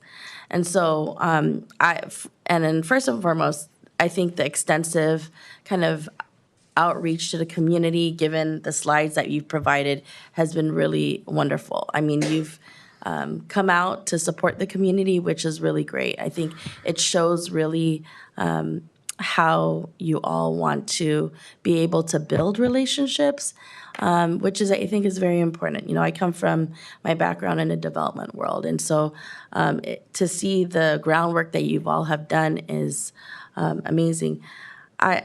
I see the development agreement and the community impact that you've provided on the screen, which is really amazing. My question is if, I'm not saying you all are, because you say you own and operate, but if there were to be someone that bought this project down the line, my question is, will the development agreement community benefits be transferred over? That's just, you know, I'm on, like you said, you know, we have our responsibilities here.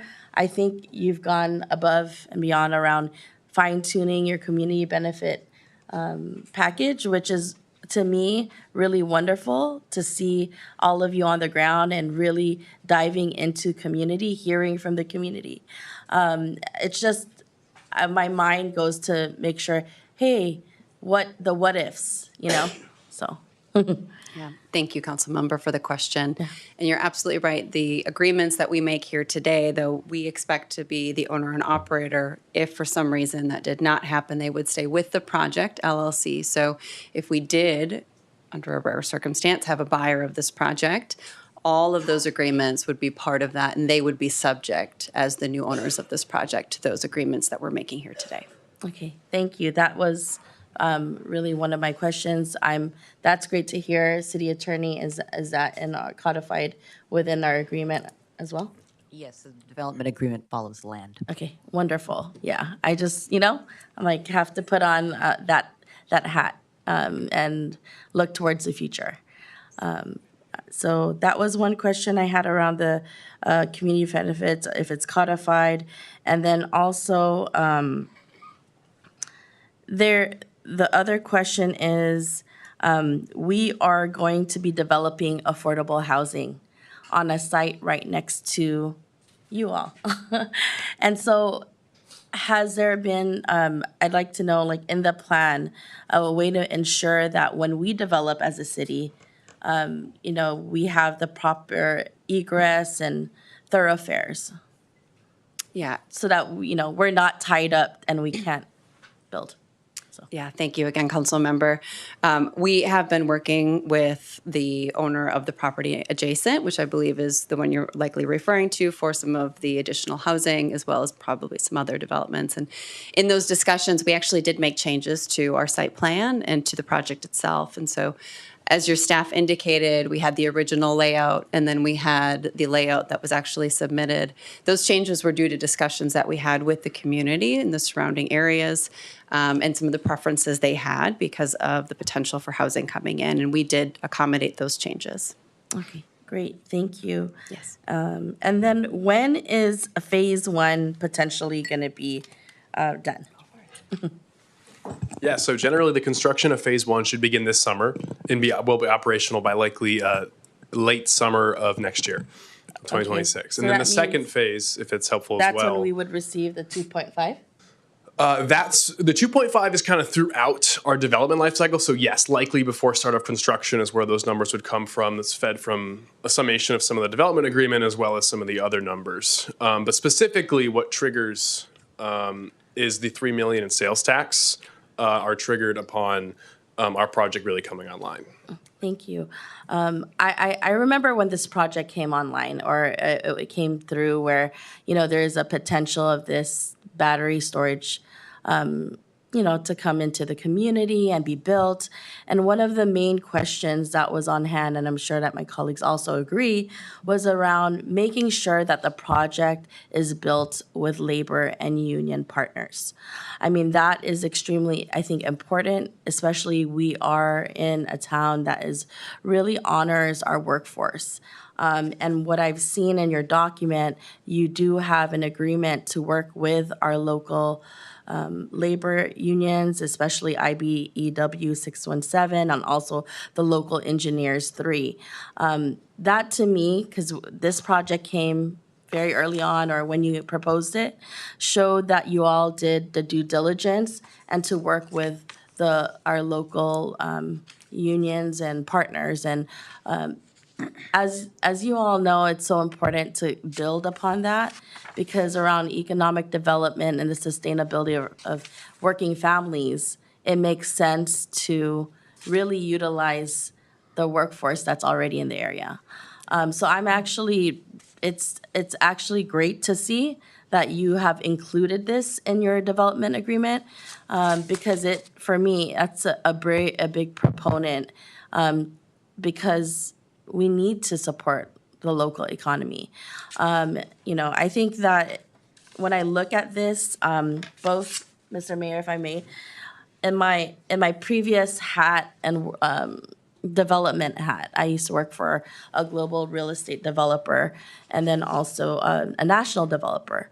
And one of the things that I always remembered being out in the field doing the work that you all do is connecting with community and ensuring that the development agreement is comprehensive and not cookie cutter.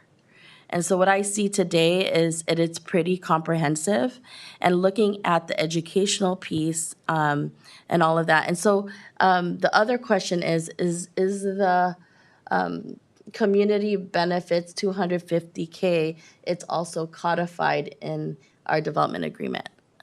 Yes. So how that breaks down is there's $250,000 specifically to the Magical Bridge Playground project. There's $500,000 to general parks and open space. And then that $250,000 of just discretionary community benefits is also codified in the development agreement. Okay, great. There's that 1 million, and I'm just really curious about the beautification package.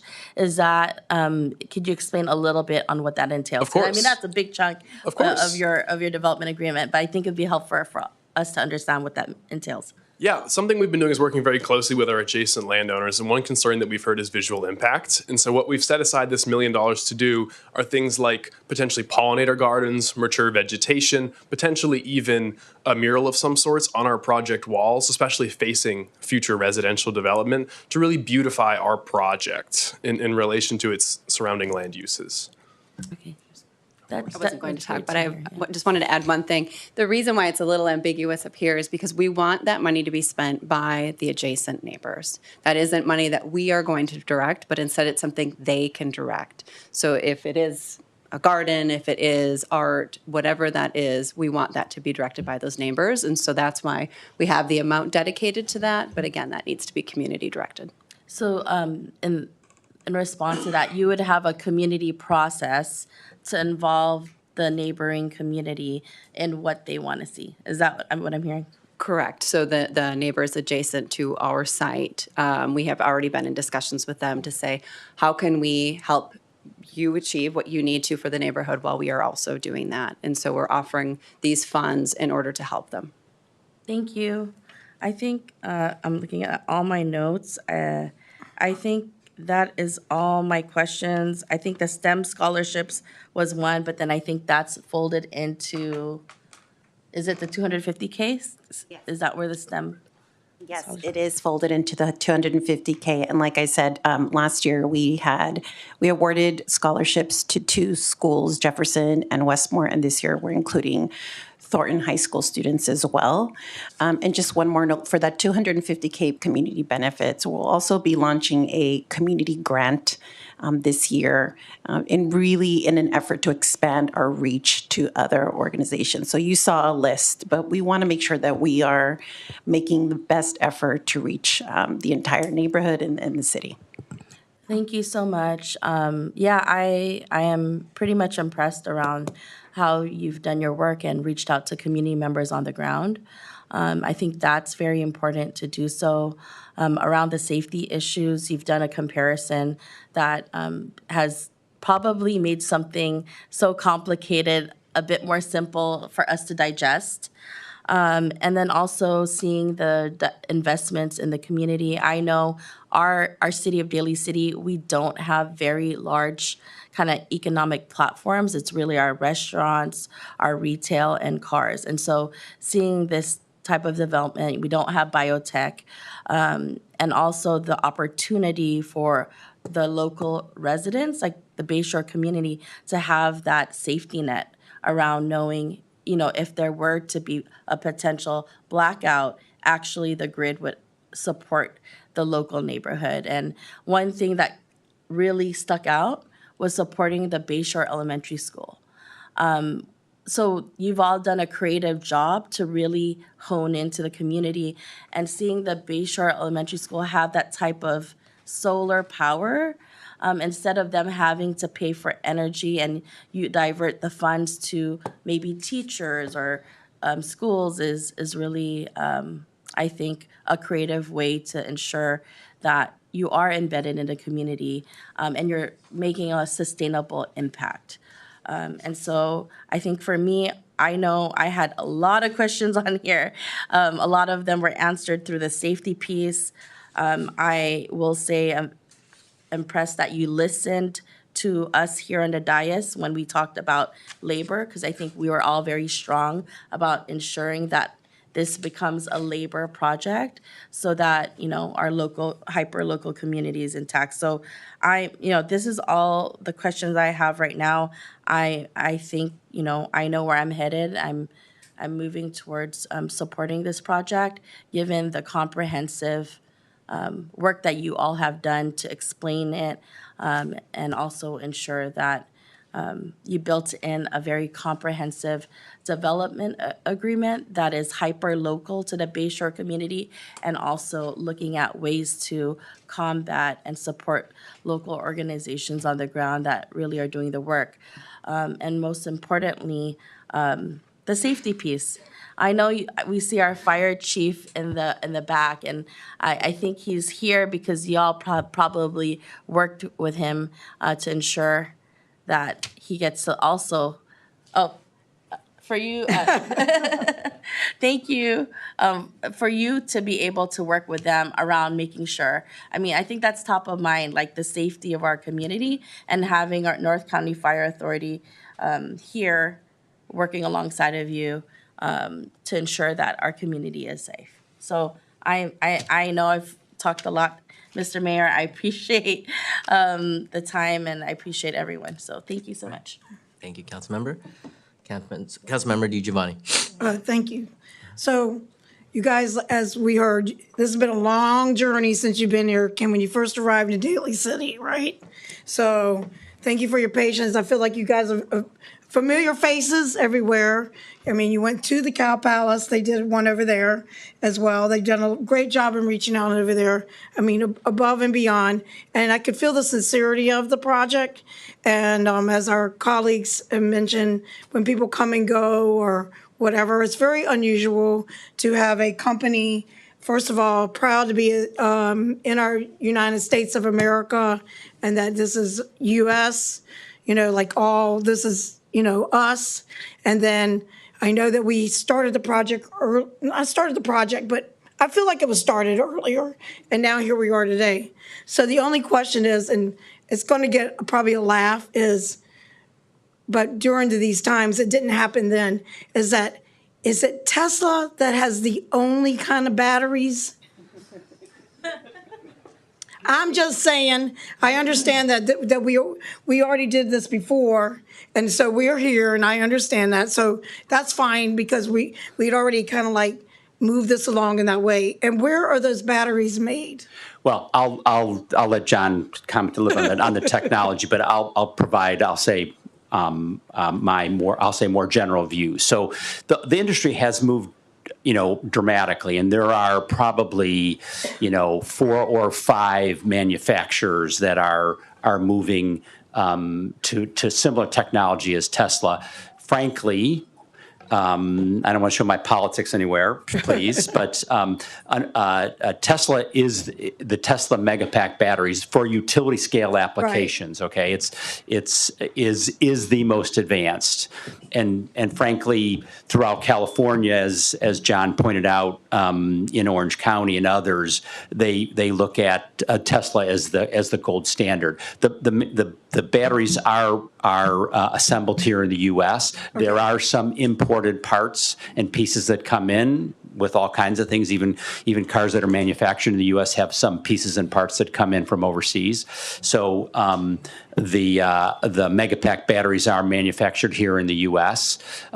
There are a number of other suppliers that are kind of gaining on them, but right now, for safety, yeah. Yeah, and right now it's really the state of the art is the Tesla Megapack. So, because I'm counting on you guys, given the safety standards of other products made by Tesla, that they're not exactly safety. So I'm counting on all of you, right? Because I know that you would not put something that was not safe. So I really believe in that. Yeah. So that's why I'm just saying it, and then we're moving on. But because I believe that I know from your company and your standards, and from everything I've seen, you would not put anything that would put anybody in jeopardy with something that would be haphazard. So I appreciate that. And you've already looked into it yourselves to make sure of that. Yeah. Okay, so we get past that. We're past that.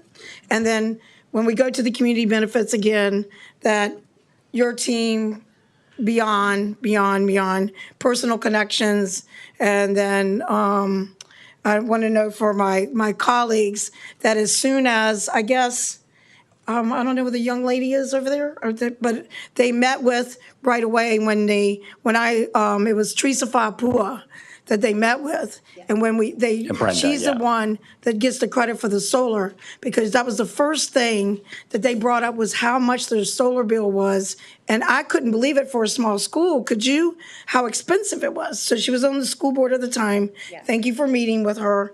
And that was she wanted for the kids. Yes. Because she wants the money for the kids, right? All for the kids, right? And then I guess you guys know that then they met with Raina, which you'll be happy to know, Pacific Islanders Together, which we all support. So they'll be part of the community benefits as well. So the community that we all, PBRC and everybody put together, even though they're not in the Bay Shore, that you really took a look about all the community. And the only one I could think of left would be the Jefferson Elementary School District, because we have a Union High School District, and we have an elementary school district that has some of the lowest funding. Yeah. Just saying, right? There's a couple. Jefferson Elementary School District. Absolutely. We were so intentional about being focused on Bay Shore, all of Daly City, but also the list that you saw is still growing. That is the list that is still growing. We're still meeting with partners, and we may have left some out just because we want to be so respectful of our relationships. Yeah. So we are approaching with caution here, but our relationships continue to grow. So which is great. Thank you. Yeah. And I mean, you brought your whole team. I thank you, sir, for coming and showing your respect for us in Daly City. A name. I didn't know if you even knew about Daly City before, but, now this is you can come back anytime. You are very welcome. Yeah, so this is your home. You're welcome anytime, and to your team as well. And the energy, it has moved quite a bit. And to our IBW,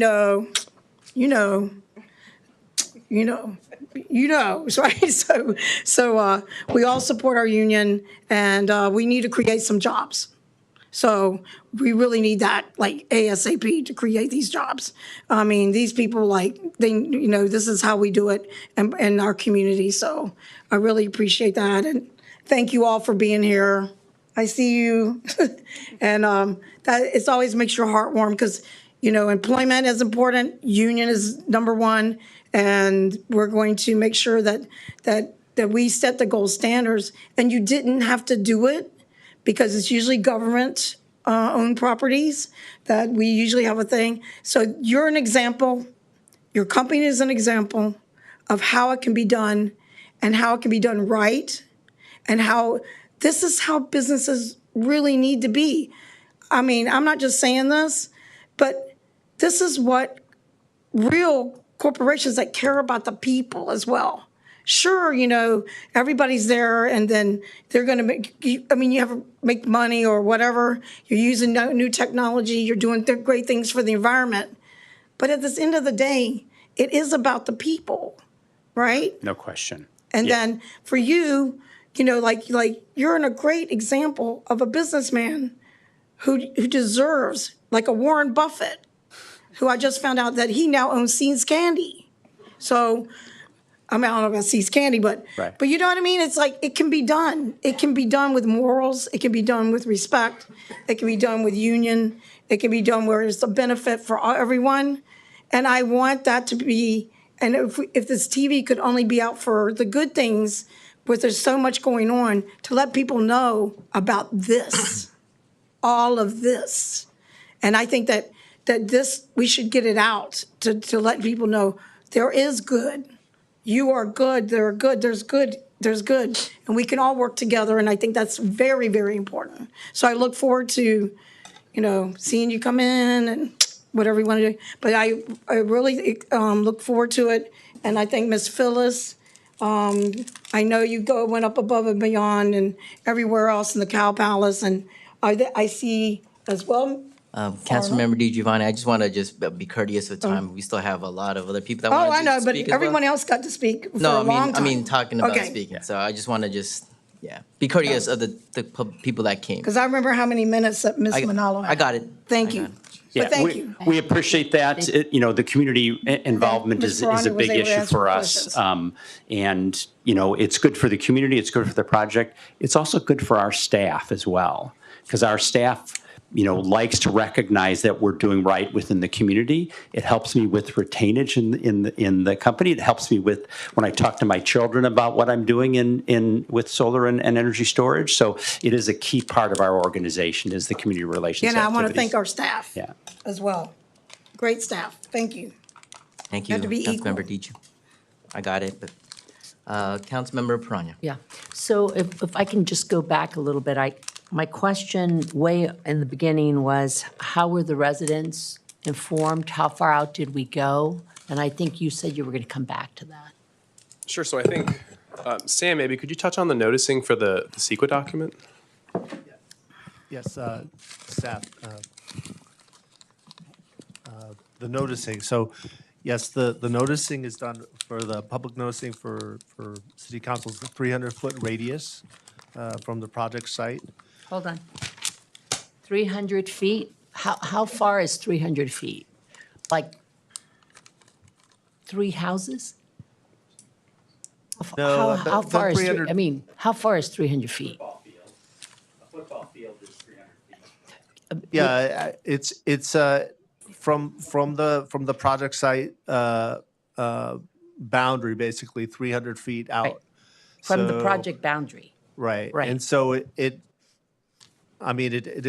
could be maybe 6 or 7 blocks out. It's 300 feet. This is the radius. So I'm just going to step backwards. And this doesn't take away anything of all the wonderful things you're doing in the community. takes away nothing. I'm not done though. There's Okay. other noticing involved. Go ahead. It was also noticed in San Mateo County, the CEQA MND was noticed, so the notice of intent was published there. So there's a 30-day review period. I'm sorry, for San that. Mateo County, where? Which newspaper? The San Mateo County clerk. It went to the clerk. Yes. And then they noticed noticed the people that live in the houses near there? No, they noticed the CEQA MND, the document, Right. which is the environmental document for the project. I get it. So how do I think that the importance that I've been like touching base on, okay, not because I love it that the jobs, I love it that the community outreach, I like the idea that we have energy. That doesn't take away from the point that the residents of the Bay Shore should know what's happening in their backyard. I think another item. And what I'm hearing, I would rather you say to me, I made sure that letters went out to every single person that lives in a vicinity that should know what's happening in their backyard. Now, if they don't care and they don't show up after they've been noticed, then I don't have to worry about it. You know what I'm saying? Of course, and we certainly understand that. And as part of our community outreach, we've held town halls with multiple different community organizations as we present our project. We've also done 2 community open houses in the Bayshore, one at the Cow Palace, which noticed within a half-mile radius, and we posted at the Bayshore Senior Center, we posted at the Cow Palace, and we also had one at the Bayshore Community Center as well, where that was noticed widely throughout the Bayshore. And I don't believe that the enough residents would have known. So what I'm saying is, I'm not saying I'm against any project. What I'm saying that if I lived in the Bayshore and I found out after this project went through, and I'd be ticked if I wasn't informed. So I'm asking if you guys can work with the city, where did I lose Tom? And you guys work with the city, and you guys make sure that the people in the Bayshore and not 300 feet know about your project, and perhaps 1 more or 2 more gatherings where you explain your project so they can feel comfortable when this starts happening, and that they don't read about it in the newspaper and they're going to tell us, why didn't we know? That's my concern. Everything else sounds really good. But God forbid something happens. I don't want to be here when somebody comes after me and says, I didn't do my job. Through the mayor, one of the important things to note is that the city staff basically provides notice under what California law requires, which is 300 feet. I know that. That's not the We also, point. as a courtesy, notify all of the homeowners associations that are in the area. And again, get to the public hearing, which we still need to have, where the public gets to comment on the project. One of the speakers may be one of the neighborhood associations. So I'm part of my neighborhood association, and you may know, and anybody who's part of their homeowner association, it has dwindled. It's not like it was 20 years ago, 30 years ago. And so again, I'm just asking the question, since you guys have worked so hard to be in the community, would you guys be open to communicating with our city manager and making sure that everybody finds out that there's a few meetings somewhere, that somebody has an opportunity who live there, so they don't come back after us and say, oh, I get it. You guys voted on it because they gave you money for the park, and they gave money to this organization, and they gave money to this organization. They sit and watch a video, that's what's going to happen. I would prefer you say, sure, we're going to take the effort, and we're going to make sure that everybody out there that lives in not 300 feet, it doesn't matter to me that that's the law. 300 feet's a joke. And there's people in San Francisco that would be affected, God forbid, if something happened. Right now, I don't see anything happening. It sounds like you guys are doing a great job. But battery farms have only been around for, when you guys say it's always been, it's been 5, 6 years. You guys, leaps and bounds, you guys are developing. Okay, so that, number one. Number two, I think that the city of Daly City perhaps deserves a little bit more money should this project go through with regards to a percentage of sales. Because what I'm seeing up there is after 20 years. When I divide it up in 20 years, it's this big. Perhaps we look at something that the city, if everything goes well and we let the residents know what's going on, maybe Daly City needs to get a little bit more money. Just say, after the residents are, and a big amount of residents, not a little bit. Yeah. Councilmember, if I could, I think Kevin actually said it right. Community meetings and meetings like this are actually some of our favorite things to do because we feel so passionately about the work that we do. So if there is an opportunity, and we are happy to create one where we are able to answer questions and educate the public about the project, we are more than happy to do so. And I would be happy to work with your office on that initiative. I appreciate that. And also, I mean, we could talk about it here, you can talk about it with the city manager, but it needs to be a good distance. And only because as technology evolves and things get older and things can happen, none of us can guarantee 100% nothing, right? And your projects have only been around for some of them, maybe 5 years or less. So we still don't have enough time to really say, this is something that, don't worry about it. So, you know, like I said, when I started my questions, I am here because my job is to represent the people. And that's why I'm with these hard questions. That's why, you know, I tell you, Marjorie has done a great job, you as well, Marjorie, in the community, 100%. And it's been fabulous. But I don't want someone to come back and say to me, well, they gave all this money, so you voted for this project. I can't vote on what you've done. I can only vote on what you're going to do to make sure that people are noticed. Okay? Yeah. We'll continue to work with your office on that, Councilwoman. Thank you. Thank you, Councilmember Perano. Vice Mayor Glenn Sylvester. Thank you, Mr. Mayor. Actually, I have a whole lot of questions, but in listening to everyone thus far, a lot of my questions have been answered, so I will defer in asking additional questions. And the reason I'm going to defer asking additional questions, because it is my job to care about the people of Daly City. And in doing so, we have cards for the public to speak, and I don't want to belabor them. I want to take care of the folks who want to speak, then I'll go ahead and ask my questions. But you got people in the audience who have been sitting here for hours, so we need to think about them. So with that being said, Mr. Vice Mayor, I would like to make a motion to open to public hearing. But before I do that, Ms. Tatum, did you have something to say? Yes, I just wanted to, if we could bring up the slide on the community benefits, please. I just wanted to make a clarification on what's being offered and what's in the development agreement. So to be clear, the $4 million in sales tax, that's a confirmation in the development agreement that will assure the city will get $4 million in sales tax. The community benefits, the Magical Bridge, community benefits, parks and open space are in the development agreement.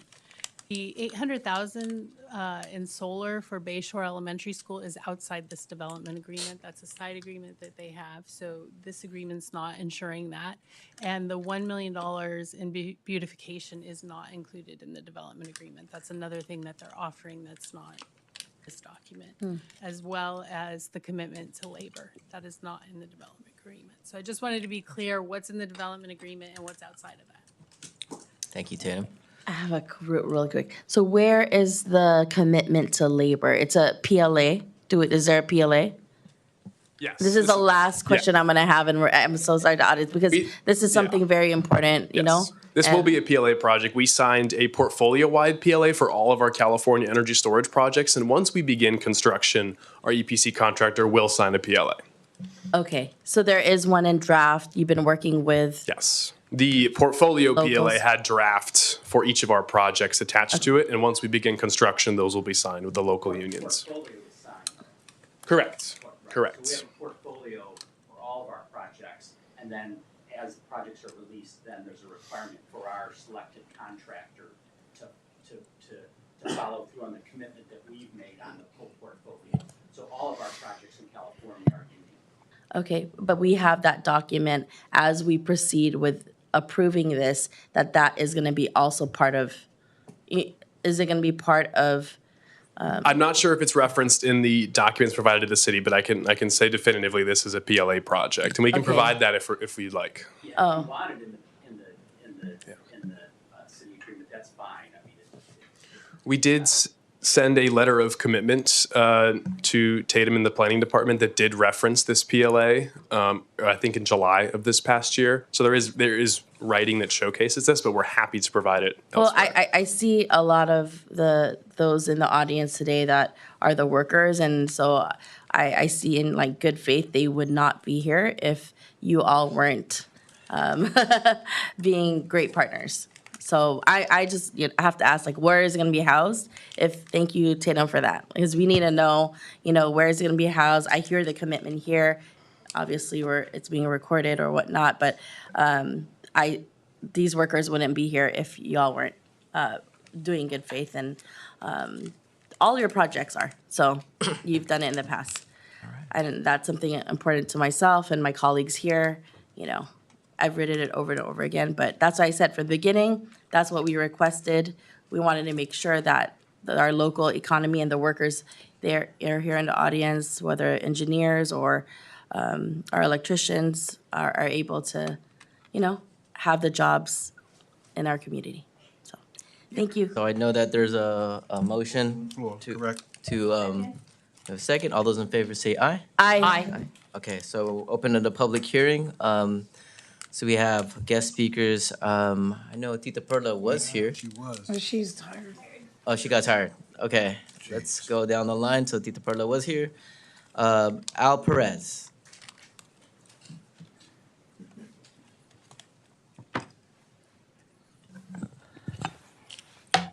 Hello, good evening, Mayor Dawes Magbual, Vice Mayor Sylvester, and council members. My name is Al Perez.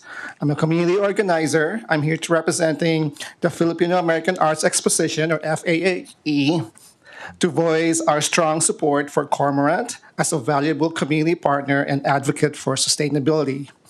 Cormorant actively supported FAAE's landmark events, including the Pistahan Parade and Festival and Chow Fun, both of which were crucial for preserving and celebrating Filipino culture in Daly City and the Bay Area. The Pistahan shines a spotlight on the vibrancy of Filipino heritage, fostering pride and intergenerational connections through food, art, technology, and community. As the sponsor of the Pistahan's Innovation Pavilion, Cormorant helped educate our community on sustainable technology and renewable energy. Chow Fun, FAAE's culinary and community event in the Excelsior neighborhood and extending through the Geneva corridor in Daly City, further strengthens ties within the community while introducing diverse audiences to the richness of Filipino cuisine and culture. Cormorant went beyond sponsorship.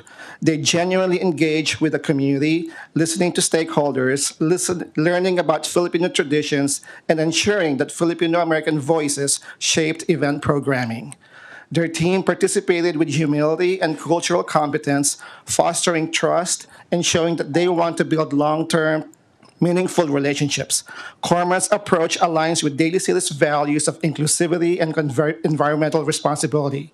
They've shown that they don't just invest resources, they invest time, respect, and commitment to the communities they serve. I urge you to support Cormorant's initiatives. Their track record of community stewardship, sustainability, and cultural sensitivity makes them an ideal partner to help build stronger, greener, and more connected Daly City. Thank you. Thank you, Al. Next, we have Peter Rojo.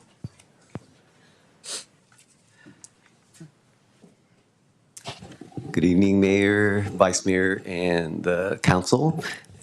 My name is Peter Rojo, and I'm also here on behalf of the Filipino American Arts Exposition that hosts the annual Pistahan Festival. And I'm here to express my support of Cormorant and their initiative.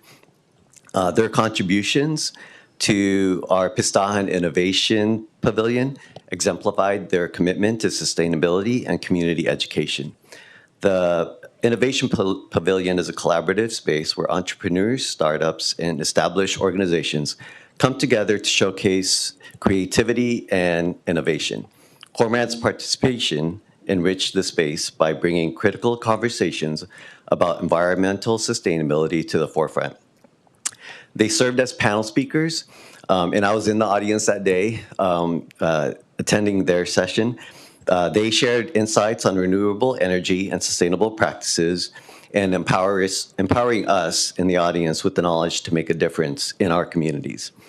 And Cormorant didn't just talk about sustainability, they demonstrated it at the festival.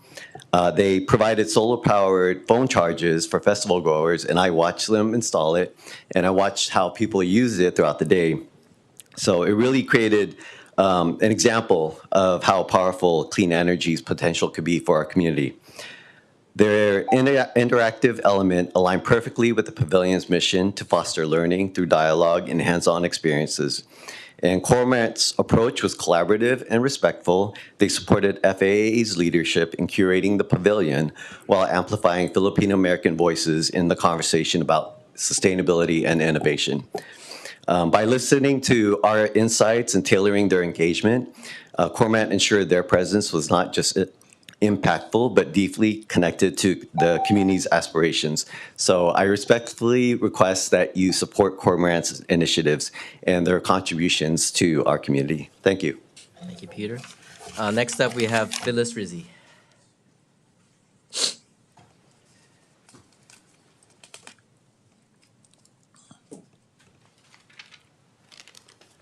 Good evening, Honorable Mayor, Vice Mayor, and City Council. I came prepared, and I've changed my speech a little. I'm speaking as a member of the Bay Shore community and representative for several people, several neighbors, and the Bay Shore Friendship Senior Club, who have all had the benefit of having Cormorant and its partners visit the community center where we meet quite a few times, offering great deal of insight as to what this project might be and what it might be to we as community members. I really appreciate my city council's commitment to we as a neighborhood and to care so that we all know what is going to be there and why it is there and what it will do for the benefit of the community and of the city itself. So now we have two great elements to work with, and most of us who have had the opportunity to meet with Cormorant and its representatives have very positive feeling about that being as part of our neighborhood, that it's a clean, traffic-free, congestion-free operation that would just be a relief from more housing. So I would urge you to be considerate of us as neighbors as well, and I appreciate it. Thank you. Thank you, Phyllis. We have Chris Bufka.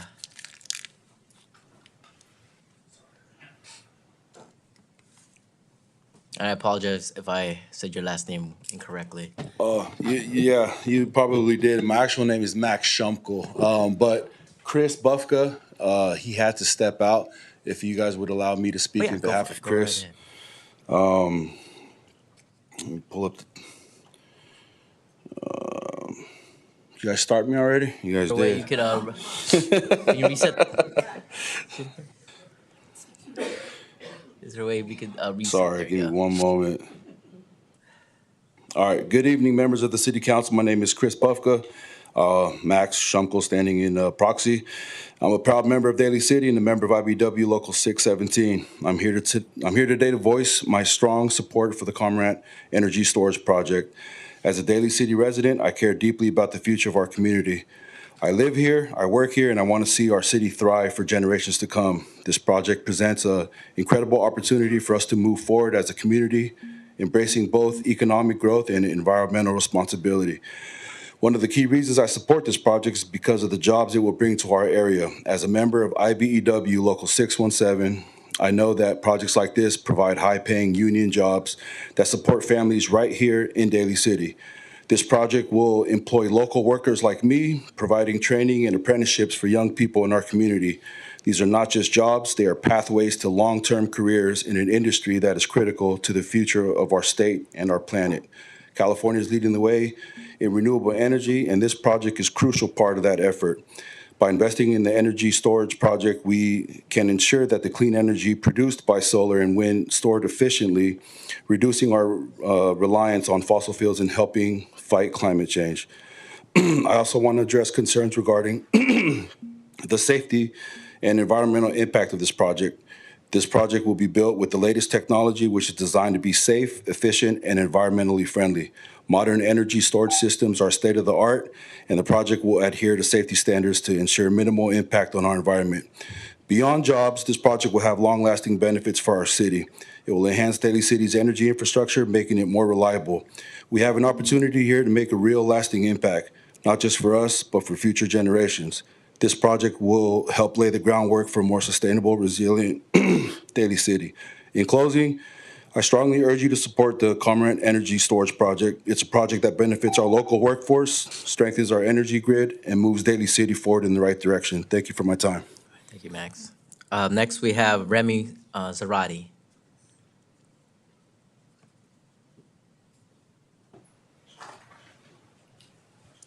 Good evening, Mayor, Vice Mayor, and council members.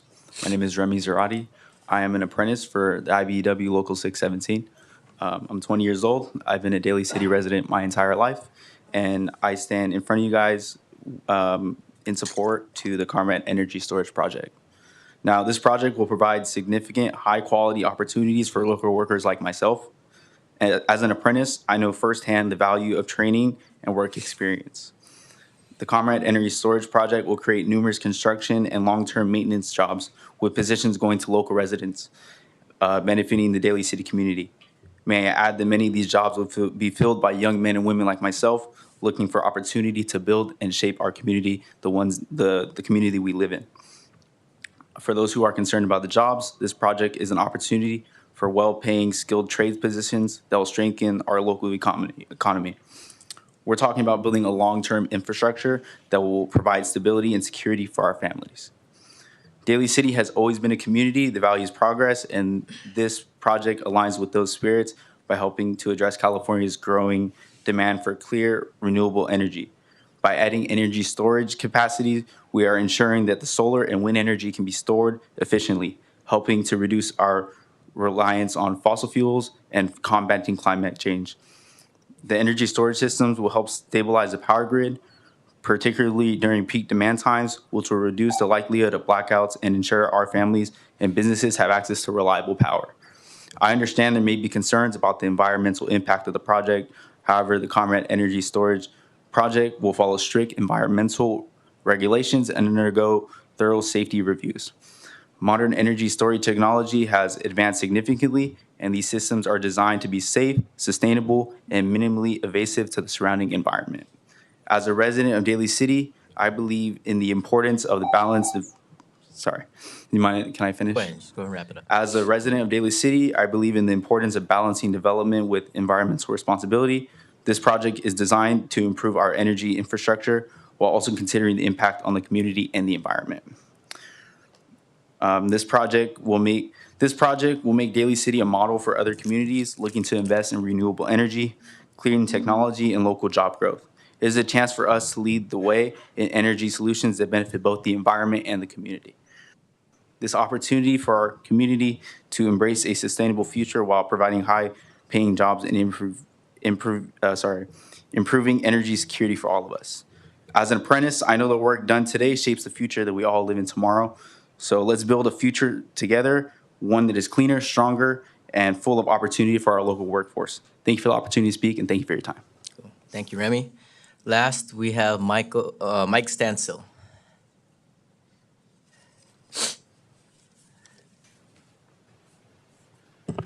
Evening, Mayor, Vice Mayor, City Council, staff, community members. I'm Mike Stansel. I'm the Daly City Partnership Executive Director. Last fiscal year, we served over 5,000 families and 14,000 individuals. If you come into Daly City, you'll see us doing our work right next door. It's a small part of the footprint that we do as a core service provider for San Mateo County. What do I know about battery storage, electricity? Nothing. I know nothing about that. It's very educational today. Thank you. What I do know is I know about people. The team that Branda brought and Marjorie has brought was amazing to us. So for me, a lot of times people suit nonprofits. They would like to partner with us, work with us. They always ask us what we can do. Well, the Cormont group did was very different. They asked what we needed. What were our challenges? And I have to speak about the challenges that we have right around the corner. So as organizations and funding from the federal level to private organizations, CZI is pulling out of San Mateo County. Cormont's group is a group that's coming to us now, asking to partner. The way that I figure this, in very simple terms, is that as we electrify in California, we're going to need battery storage. So why don't we work with an organization and people that share the same values that we do in Daly City, have a commitment to our organization, commitment to our city. I also feel like the Bayshore is a community that's been overlooked for a very long time. So it makes sense to have a lot of this work done in the Bayshore, and we're committed to doing that and partnering with Cormont. Thank you for your time. Thank you, Michael.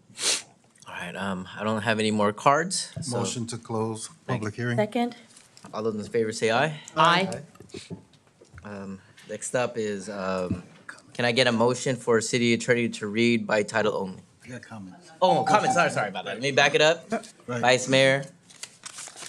No, you have a list of questions here. All right, I'm right going to ahead. try to go through this very quickly. As I said earlier, I had a lot of questions, but most of them has been answered throughout the presentation, so I'll just forego that. My first question is on fire mitigation. I heard one comment earlier, someone says, well, just let it burn. How do you actually put out a fire? I understand the chemistry is not lithium ion, but lithium phosphate. So it's two different kind of chemicals. How would you put that out? The short answer is you don't put out the lithium iron fire until it fully consumes itself. All right. So given, say, one pack size, how long would it take to burn? It's dependent on the state of charge in the battery, but an estimate would be hours. That's the typical time frame we're seeing the battery fires in California.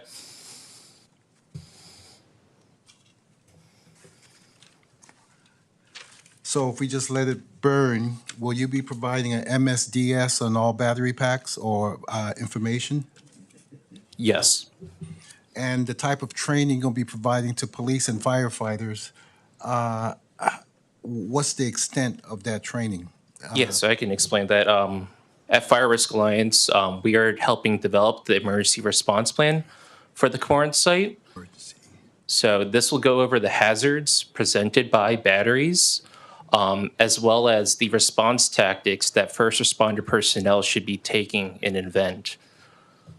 This considers defensive tactics for the firefighters, and we're more than welcome to provide training on this ERP to the first responders here at Daly City.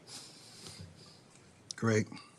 You mentioned item number 35, fire extinguishers, 3.5 feet. So you're going to be putting fire extinguishers on site? I saw that written here. It was item number 35.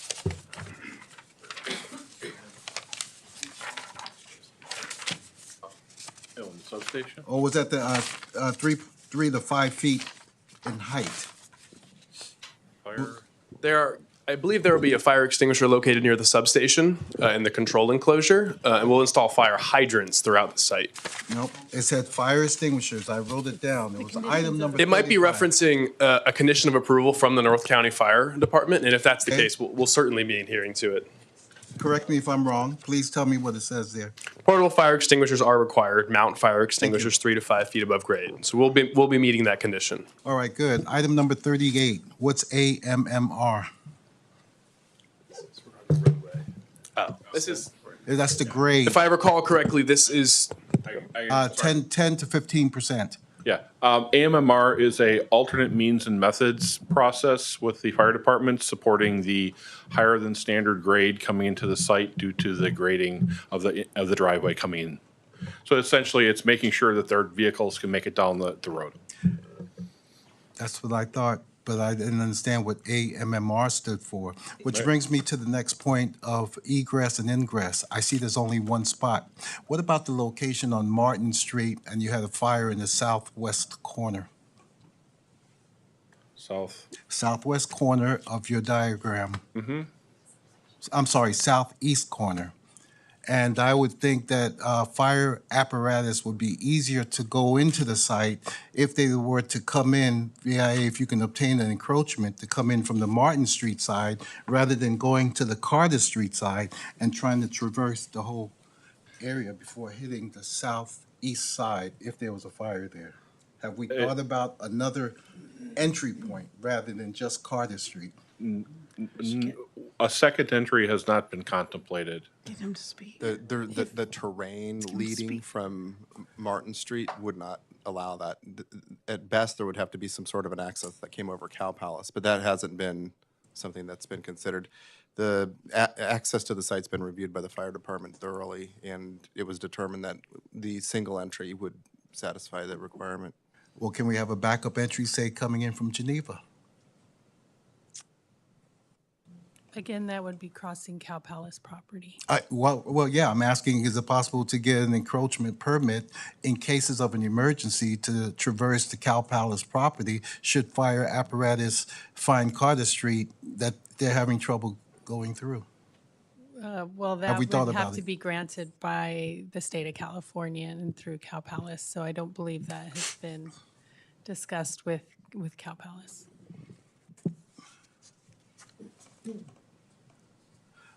There was a slide that was shown up on the, and I think it was deceiving. To my understanding, this is BESS, which is Battery Electrical Storage System, right? Battery energy storage system. Battery Energy Storage System. And there was a slide that I saw that indicated solar panels, and to my knowledge, this is not going to have solar panels. Is that correct? That is correct. Okay. That is only meant to be illustrative of where the energy can come from if the grid is connected to that resource. Well, okay, I get it, but we're talking about battery energy storage, so subsequently, energy has to come from somewhere. It's not coming from the sun via a solar. I'm guessing it's coming through transmission lines from the substation. correct. That comes from the Martin substation and the PG&E distribution grid. The Okay. reason we reference the solar panels here is because during the time of day when we typically charge these batteries, demand is so low and energy supply is so high that the likelihood that that energy that is stored in our batteries is solar is much higher than it would be during the lower demand periods. Yeah, but the battery energy storage system is not employing solar whatsoever. Am I Correct. correct? Okay, Correct. good. All right, that's what I wanted to find out, which leads me to NEMS 2.0 versus NEMS 3.0. Yes, sir. We are strictly a wholesale, we buy wholesale energy, we sell wholesale energy. We are not part of the net metering standards whatsoever. Okay. Good to know. What I think the public also needs to know that this is going through a CCA, Community Choice Aggregate, right? Correct. Okay. Which is in Marin County. That is who is purchasing the requirement to buy the energy. I think we talked quite extensively about where the energy actually will end up in the grid. I'll call it a detailed conversation that we could have at some later point, but it gets into supplying the energy to the grid in a local location, as we discussed previously. Yeah, I think, just to clarify, the energy is going on the grid, like we talked about, it's similar to your water system. Right. But the entity that you're referencing is actually the financial partner that we have an actual commitment with for that. All right. And what's the highest structure that's going to be on the property. I'm showing up to about 9.2 feet for the battery packs, which includes a 6-inch concrete foundation on the floor and a 8 feet 6 inches tall wall around it.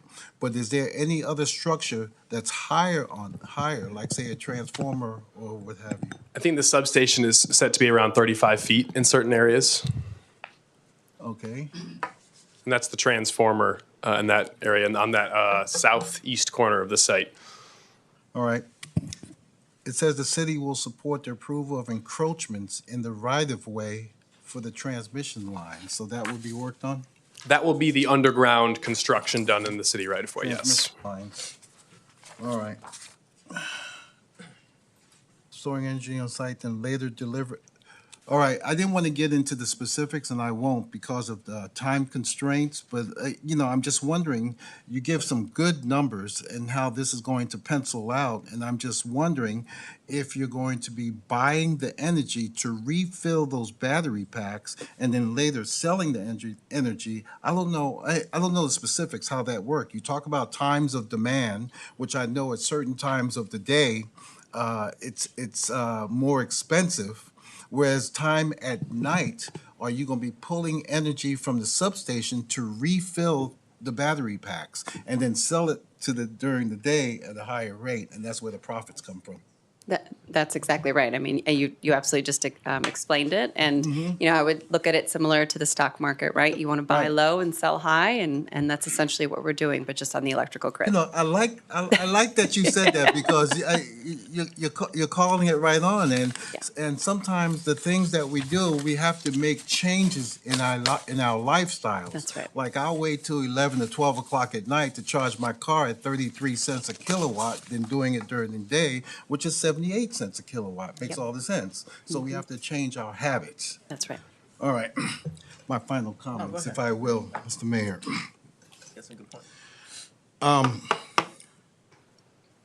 I'm concerned, first of all, in the history that I know of the property, we've been waiting a long time, and I respect property rights. With the folks of Sayufi, we've discussed many ideas to work with the Bayshore in getting something out there, and it's been too long. My feeling is it's their property, we need to do something. That's number one. I'm a firm believer that the needs of the many outweigh the needs of one.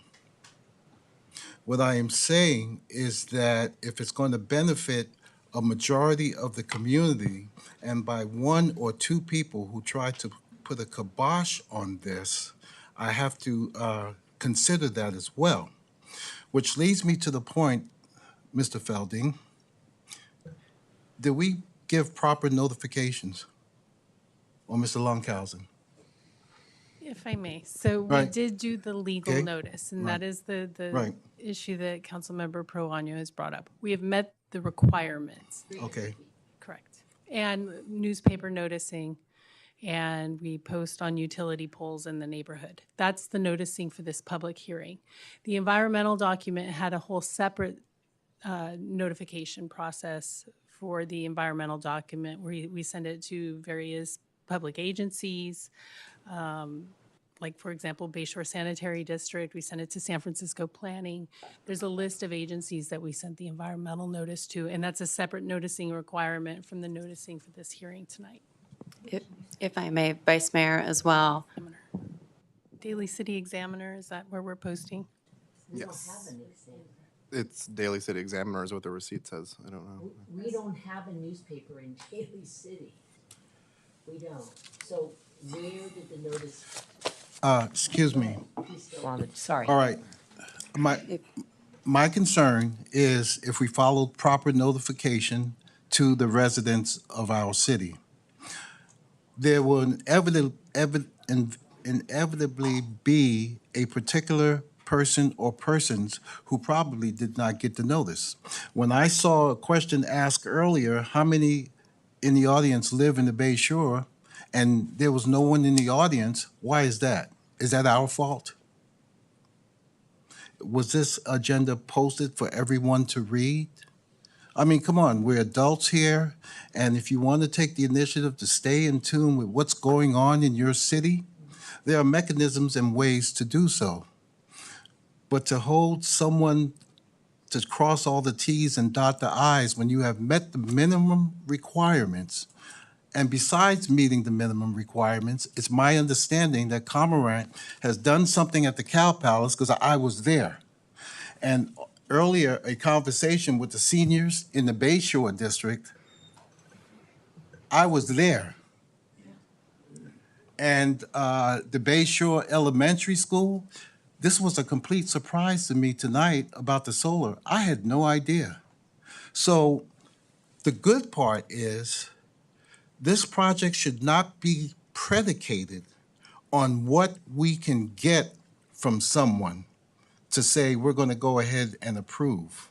I think the intentions are that Cormorant has done an outstanding job, because by all the time that I've been here on council, I've never met a developer that has gone through what Cormorant has done over the years.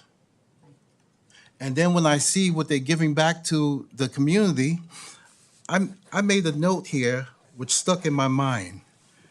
Neighbors for decades. That really means a lot to me.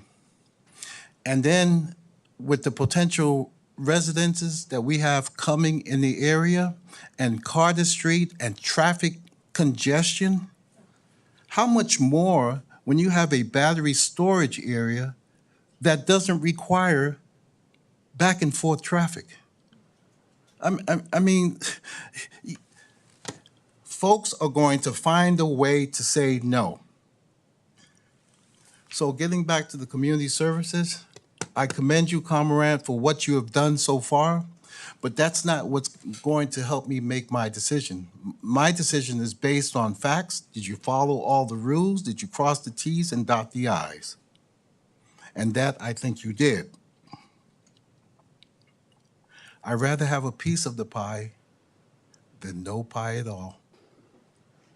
So I just wanted to put that out there, Mr. Mayor, and thank you for the opportunity to let me speak. Thank you. Thank you, Vice Mayor. I'd like to go and share my thoughts as well. As well as the Vice Mayor and I, we've both served on the Peninsula Clean Energy Commission, so a lot of this energy language is something that I've had to learn over the past several years, and it made sense to me. And I feel the compassion from Councilmember Perano, and that was one of the questions I asked when you all came to me was, I get it, but I do have privilege. I do have privilege of education. I do have privilege of serving on Peninsula Clean Energy, understanding the whole wave of supply and demand and energy. But how are you gonna make the community understand? And I feel like sharing a very common perspective from most of our, or I would say a consensus of our dais, is that I think that you've prepared a presentation, you answered all the questions, you took all the different forms of considerations from the public, answered my questions, my colleagues' questions, and I think that everything from community benefits to labor to satisfying, you know, the less congestion out in the Bayshore in terms of what type of product that's going to be out there. I think this is like what the Vice Mayor was talking about. It's a huge benefit through the whole community.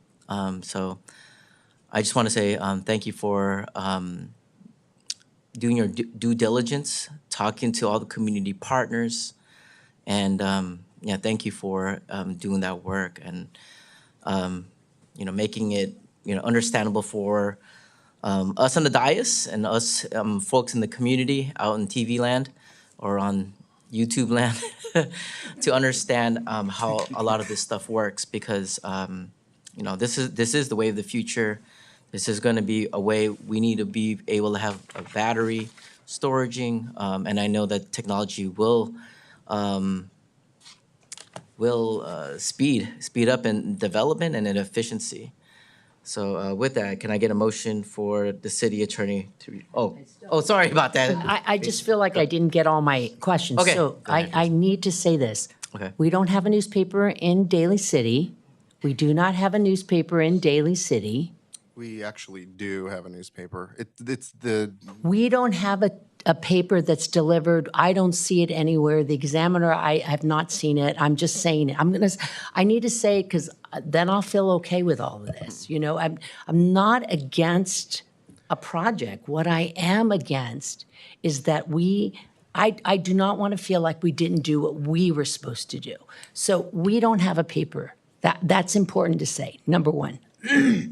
Number two, all I was asking, and you guys do it or you don't, and I'm asking it, is that I just wanted to make sure that enough people in the Bay Shore know what's going on.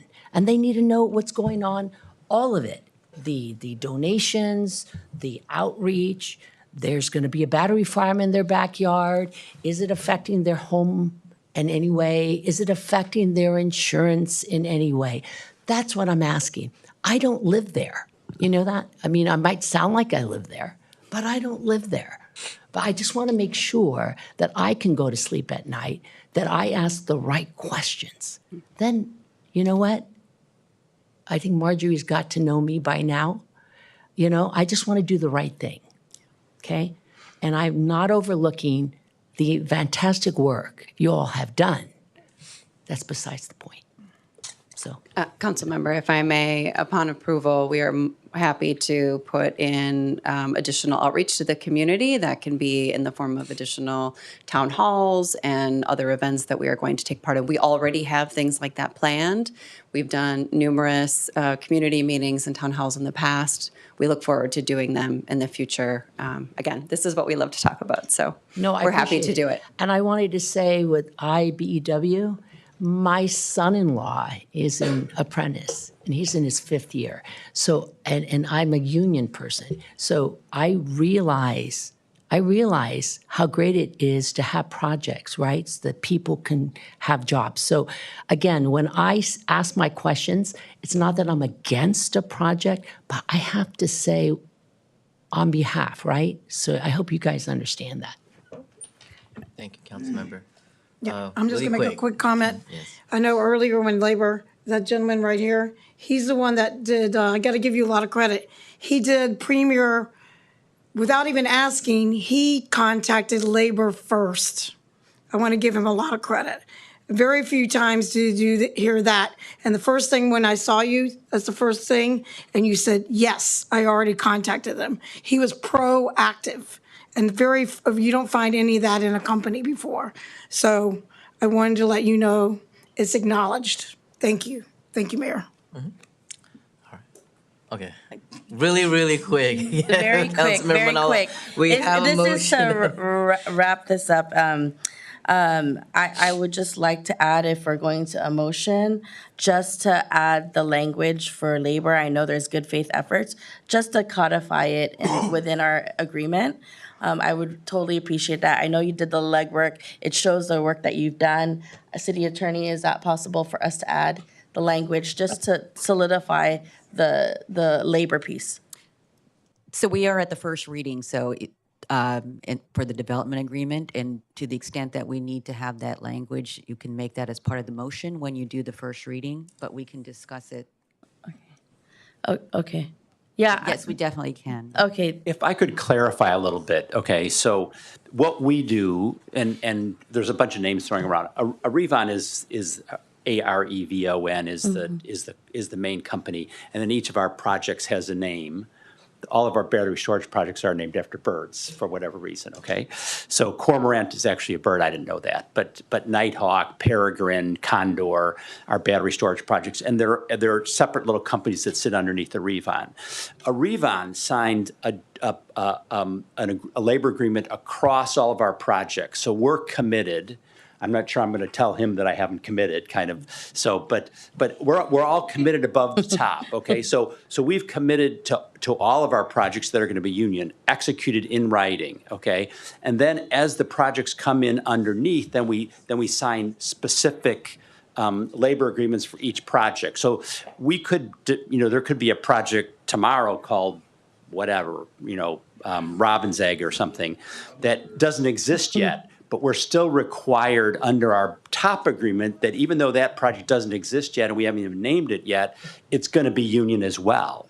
Okay, so even though, and then what we do is we hire a contractor, okay, that builds it. We're not a builder. We're a developer, an owner, and operator. We hire a contractor that constructs for us, and when we select that contractor, we say, we made a top commitment. You have to sign the labor agreement with the IBEW, with this local, in order to build it. So we've made that top commitment to the under a top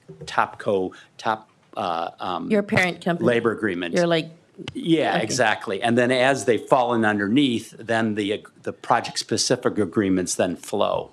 So we can, however you want to do it, I don't think we can necessarily do it under the agreement with the city. That's not necessarily, I don't know if that's where it necessarily flows. But you can rest assured we have a top agreement already with the labor agreement that every project we build is going to be union labor. And then as those projects roll out, then our contractors then are required, because we've made that commitment, they're required to execute with the unions to build the project. If you want, we can send you, we can pen a letter of commitment to the city that confirms that. That might be a better way to do it. I think that would be suffice. I think just as long as we have something that's written, and that's why, I mean, we're at this juncture now, and I hope you understand, just like, this is like us really looking at, we're looking at documents that are going to be used for the future, right? And so it's great to hear that you have used labor. This is how it is. My lens is always around how is it going to be executed or implemented at the end. Yeah. And those structures usually are what's written, right? And so, and so if there's a letter of intent, I'm happy with that you provide the letter of intent included with, yeah. And council member, just as a reminder, we did send that, I think, with the original application or a draft of the application. So in July, that should have been received. We're happy to follow it up. I did see that, but I'm just looking for something a little bit more. You can always do a letter of intent. I mean, that doesn't hold up, right? And I believe you're going to do it. I'm just watching out for future. Would it, do you think it would work if we sent the PELA itself for your review? You mean the draft? The one that's executed. The layer. I think that would help. I think that might be the easiest way. I think you send it to us, and that's the document that, the overarching document would be. Correct. If I can just add to that, because I know that this is important, definitely, for Councilman Manalo. I mean, it also can be in the form, because you have a PLA agreement, and in the development agreement, you've got the recitals and you've got findings. And I think to have it within that, I understand how to implement it might not necessarily be part of the development agreement, but you do have an acknowledgement of this PLA and the union workforce within the recitals, and the lawyers can craft some language that we can take a look at, which, assuming this goes to a vote, we would make that as part of the first reading. Yes, part of the vote is the first reading. Great. Okay, thank you, City Attorney, through Mayor, for that, and including in the recitals. Just one last piece around the firefighter training. I know we're going into the depths of things. I want to know, is the city going to be reimbursed with the time that the firefighters are going to be trained for? I just have to ask. Will they be, for their time going to training, I need to know if they're going to be reimbursed for that time. Yeah, the resource for the training is provided by us, as well as the reimbursement for the time that the firefighters are being trained, or the department's being trained. Thank you. And so that is codified. Okay. I just want to make sure. That's not included in the development agreement as written, but that could be something that could be incorporated. We're happy I think to we should include include it. I mean, our firefighters are taking the time out. They're, we're grateful for the No training objection. itself, but it makes sense that the city shouldn't cover some, yeah. No objection Okay. from us. So. Can I add one more thing? Okay. Okay. Let's make this really quick. Sorry. Pretty quick. We're like right Again. there. Can we just push it through the My God. Again, 1 yard line? Again, I'm the type that you don't bite the hand that feeds you. Being a past instructor myself, I'm a firm proponent of train one, teach one. So I don't know how many we have in police and fire. You're talking about maybe staff of 250, and I don't expect you to pay to train every single one of them. So hopefully we can work something out. And I think All the training can be done on duty, so we'll just do company training on duty. And if there's any ancillary costs, will be minor. We'll figure it out. Well, Chief, thank you for that. And I think as a result, then you should have them buy you lunch. All right. Okay. Hey, I'm not trying to ask for more. I'm just trying to be mindful of we're look at where we're at in as far as the economy. You know what I'm saying? And so these pieces, I know it's probably not that much on your end, or I don't know the cost, but they wouldn't be taking the training if you didn't have the development. So that, sorry, Mayor. So, Noted, yeah. so that's it. Those are my last comments in regards to that piece. So Okay, Mayor. That. Mayor? Oh, go ahead. Sorry, Rose. I'm not. No worries, no worries. Go I'm ahead. not voting on anything. I just wanted to bring it up. We were just, yeah, I was just gonna, go ahead. You have Real quick, so you did talk about the $1 million in dedication of beautification. Would there be any issue of having that in a development agreement? Because this is the first time we're hearing of it. And understanding that the language would be somewhat loose and discretionary because it's for the adjacent property owners, but it is a dedication as a result of the project. yeah. Yeah, I mean, I think we can definitely put it in there as long as the language is, again, we want the community to be able to be empowered to use that funding. Thank you. All right. Are y'all good? All right, can I get a motion for the city attorney to read by title only? Actually, if I may, through the Okay. chair, there's a series of approvals on this Okay. project. Oh. If you look at the recommended actions, you can probably go in that order, and then we'll do the readings for the ordinances as a result of that. Okay. Pop that up.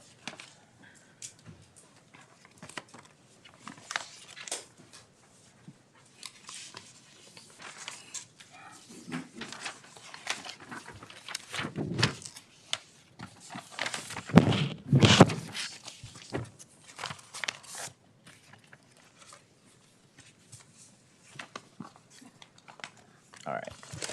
So we have the recommended actions to approve. So do I go one by one? I would go one by. No, go ahead. Yeah, I would go in that order. Well, I guess do we need the resolution to, part of CEQA would be part of the whole thing, so I don't know if that's a separate Okay. resolution, but go ahead.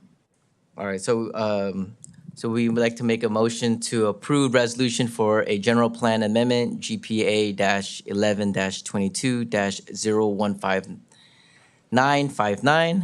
And then a motion to approve resolution for use permit UPR-11-22-015962 and design review DR-11-22-015961. Also, first read. We can stop there. Okay, So we can got you. take those resolutions. Okay, Okay. Motion to approve. Glenn Sylvester, Second. second. all those in favor say aye. Aye. Oh, no, we need to. Oh, wait, we A don't, vote. okay, Roll sorry call. about that. Roll call. And then we have a council member that introduces the ordinance. After we do the first Oh, we reading. have to do it. This. Okay. Let's do a roll call Let's do now. the. Oh, roll call, sorry about that. Got you. The resolutions. Ms. DiGiovanni, Aye. Ms. Perano, Aye. Mr. Sylvester, Glenn Sylvester, aye. Ms. Manalo, Aye. Dr. Rod. Aye. All right, and then we go through the Then second. let's go through the number 3 and do a motion for the first Okay. reading to the zone change. So can I get a motion for the first reading to approve zone change ZC-1-22-015960? Motion to approve. Second? Okay, then we have to do a roll call vote? Oh, just a voice vote, okay. All those in favor say aye. Aye. Okay, this is the first reading of the ordinance of the City Council of the City of Daly City, amending Daly City zoning map by rezoning 2150 Geneva Avenue from light commercial C1 to heavy commercial C2. We can have, we may have a council member introduce this ordinance. Glenn? We're gonna have a council member to induce, Glenn? Happy to introduce. Glenn? And then we can go to number 4. okay. So number 4, we did talk about all of this as part of the reading for the city attorney to include provisions that we can review with regards to union labor, the beautification, and I believe the fire safety reimbursement as part of the motion. Okay. So, as what the city, And my request? oh, Is that included too? I'm sorry, through the So mayor. the request for, not as part of the development agreement, but my understanding is that they were going to do that on their own. So we did not include that as part of the resolutions as a condition, but Happy to do a friendly amendment to add to the development agreement to do are we okay? More outreach? outreach. Okay, Yeah. okay. Okay. That'll be by I feel good title. about it. Okay. okay, so. No worries. Glenn Sylvester, point of order. So on the friendly amendment by Councilmember Manalo, you need a second, so I'll gladly second. Okay. Thank you. All those in favor say, oh, do we go roll call? It's all of this. Okay. Yes. All those in favor say aye. Aye. Aye. Okay, thank you. This is the first reading. Okay, and then, So this is an uncodified ordinance of the City Council, the City of Daly City approving a development agreement with its specific amendments between the City of Daly City and Cormorant Energy Storage LLC for 2150 Geneva Avenue in Daly City. A council member may introduce the ordinance. I have a council member I can introduce. introduce it. Okay, Councilmember Pranya. Okay. Second? And then all those, do I do another roll call? And that's it? Okay. All right, are we good? Okay, woo. Thank you, everybody. Thank you. We're not done yet, yo. But thank you for those that did come out. I know it's late, but Midnight. we still It's have one midnight. more. Not midnight yet. We still have one more. So, item number 18, award of bid and contracts. Award of contract for the RO 572 streetlight conversion project. And we have Mr. Chu. Hey, Mark. Mr. Chair.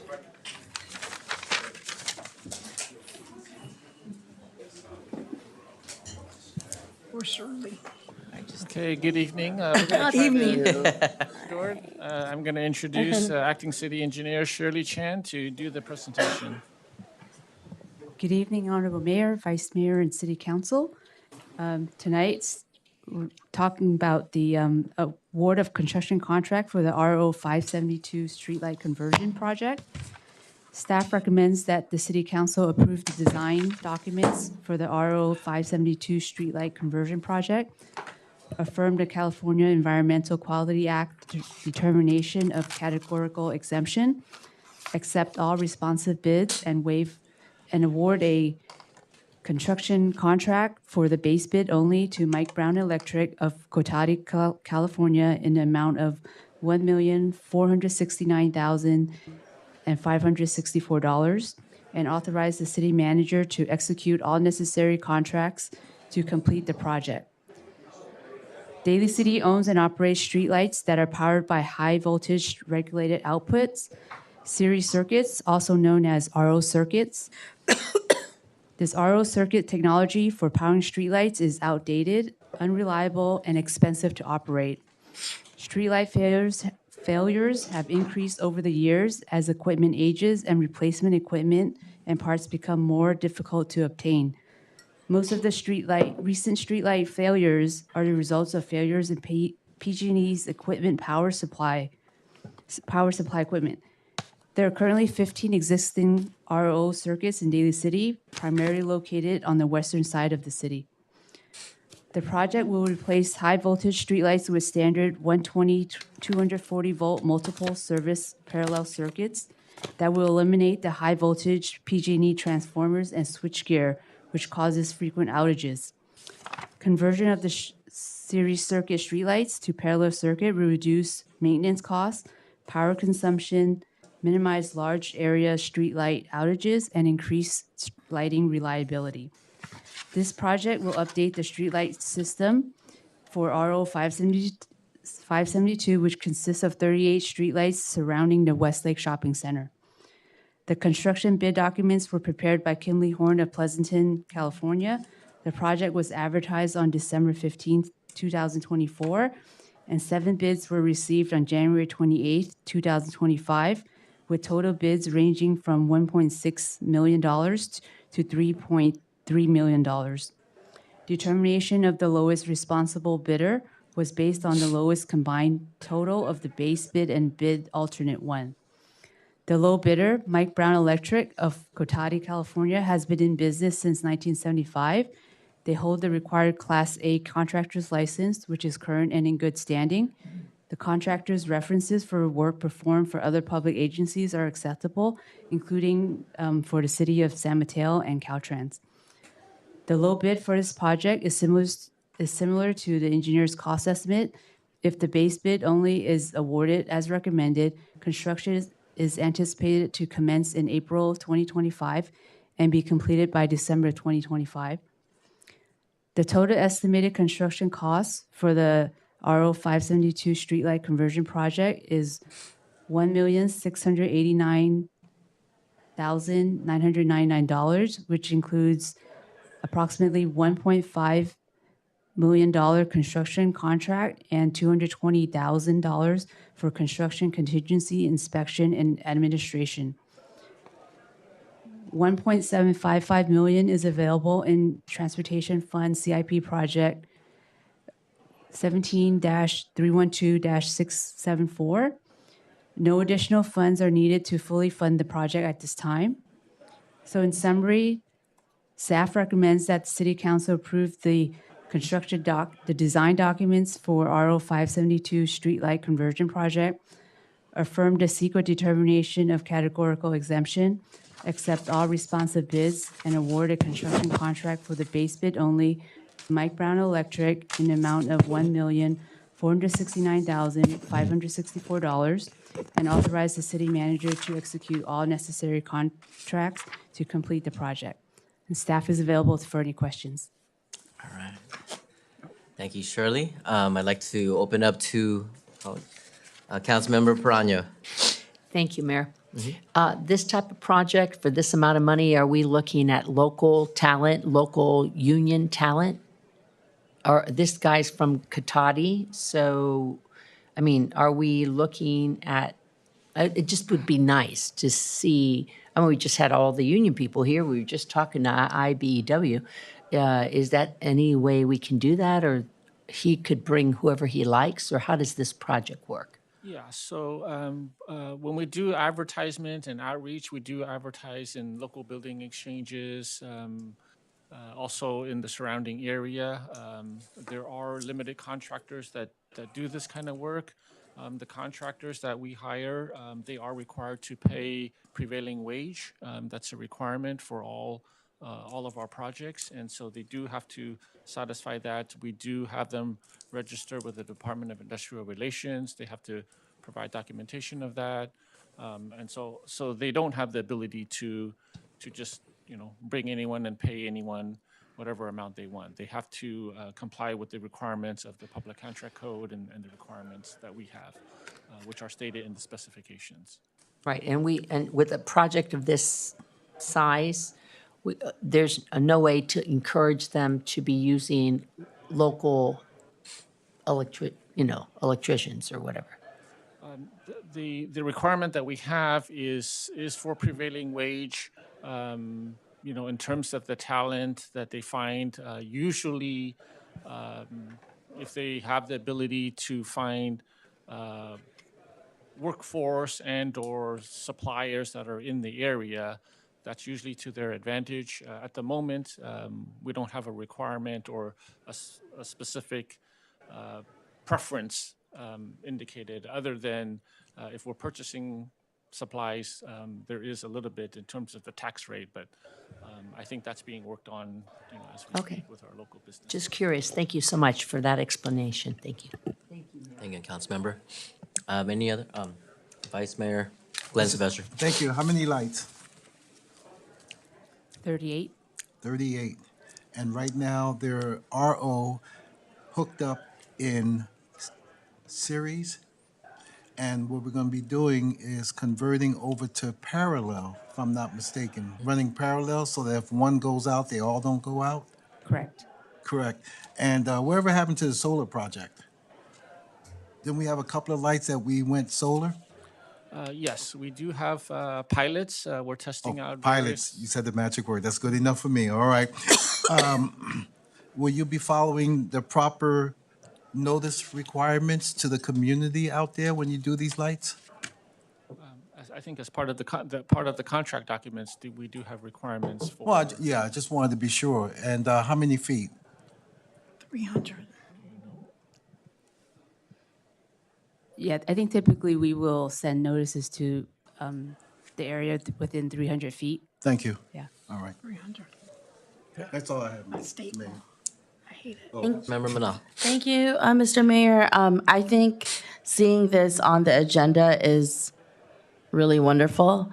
I know that RO grid lights, I mean, that's what I was trying to allude to earlier from the previous project. So to see this, and there's a conversion, most especially since it is in the Westlake Mall area. And I mean, when things go down and people aren't able to purchase, or God forbid, I know they have generators, but you know what I'm saying? Like, we should be able to support that area. And I think I remember hearing a lot of families and individuals have such a concern further up on that Southgate area over and over again, like, why are we not getting power? So thank you, Director Chu and team, to be able to put this on the agenda. It's been a long time coming, so I'm very excited to see this on here.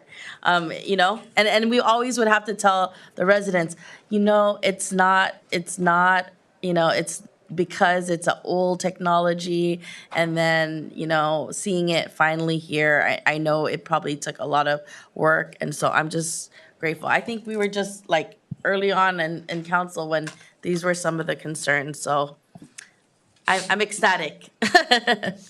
Yeah. Thank you, Thank you, Councilmember. Mayor. Councilmember Sorry, Mayor. Digimon. No, go ahead. Go ahead. Mayor. Thank you, Mayor. Yeah, I have to agree that it's a safety, as you know, for elders when they get out and the lights go out. I'm sure our city manager has been contacted by many residents, and then the lights go out, and then they bring in the groceries home or getting home, right? I think we've all heard that, and they're afraid they're going to break their ankle. And I know you guys have been dealing, ladies, with the RO system for, I don't know, how many, your whole careers. So, and this is just this is something. This is huge, right? So at least that'll enhance the safety, and people will feel more, because they've been trying to put their lights on, but it doesn't go out far enough when they go home at nighttime. So you really are doing great things with whatever monies we have. So thank you very much. I really appreciate it, Mr. Chu and Shirley. Appreciate it. Thank you. I just have a quick question, maybe just some estimates. Yeah. How much out of that Westlake area or in Daly City, how many do we still operate in terms of the RO circuits? So there's 15 ROs right now, and so this is one of the 15. So Okay. we'll still have 14 more Alright. left. Well, we're getting there.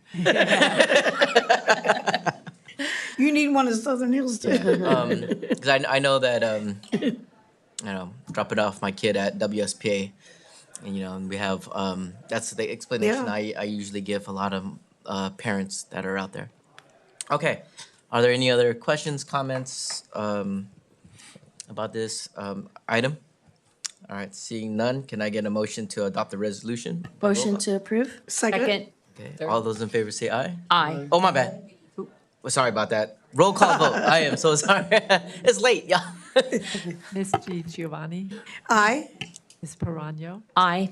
Mr. Sylvester, Sylvester, aye? Manalo, Aye. Dr. Rod. Aye. All right, thank you. All right. Thank you. Thank you. Next up on our agenda, appointments for board commissions, membership committee appointments. No reports. Next time. I Yeah. have to.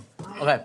I'm waiting. Thank you, gonna- Mr. Mayor. Vice Mayor. On Small Business Commission, my appointee has indicated that it's difficult for him to make the meetings, and as such, I decided, he resigned from the commission. I do have a letter that I submitted to the city manager, and so therefore, I would like to acknowledge his removal from the Small Business Commission.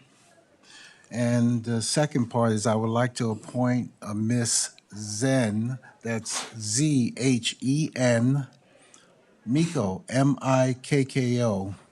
She's a Daly City resident, and she recently donated to the Chinese Lunar New Year. She owns a restaurant on Mission Street called Spicy House. Oh, yeah. Excellent. And I spoke with her, and she's willing to serve. So that's my first appointment, so I'm like to make that motion. Okay. There's a Second? Second. All those in favor say aye. Aye. Aye.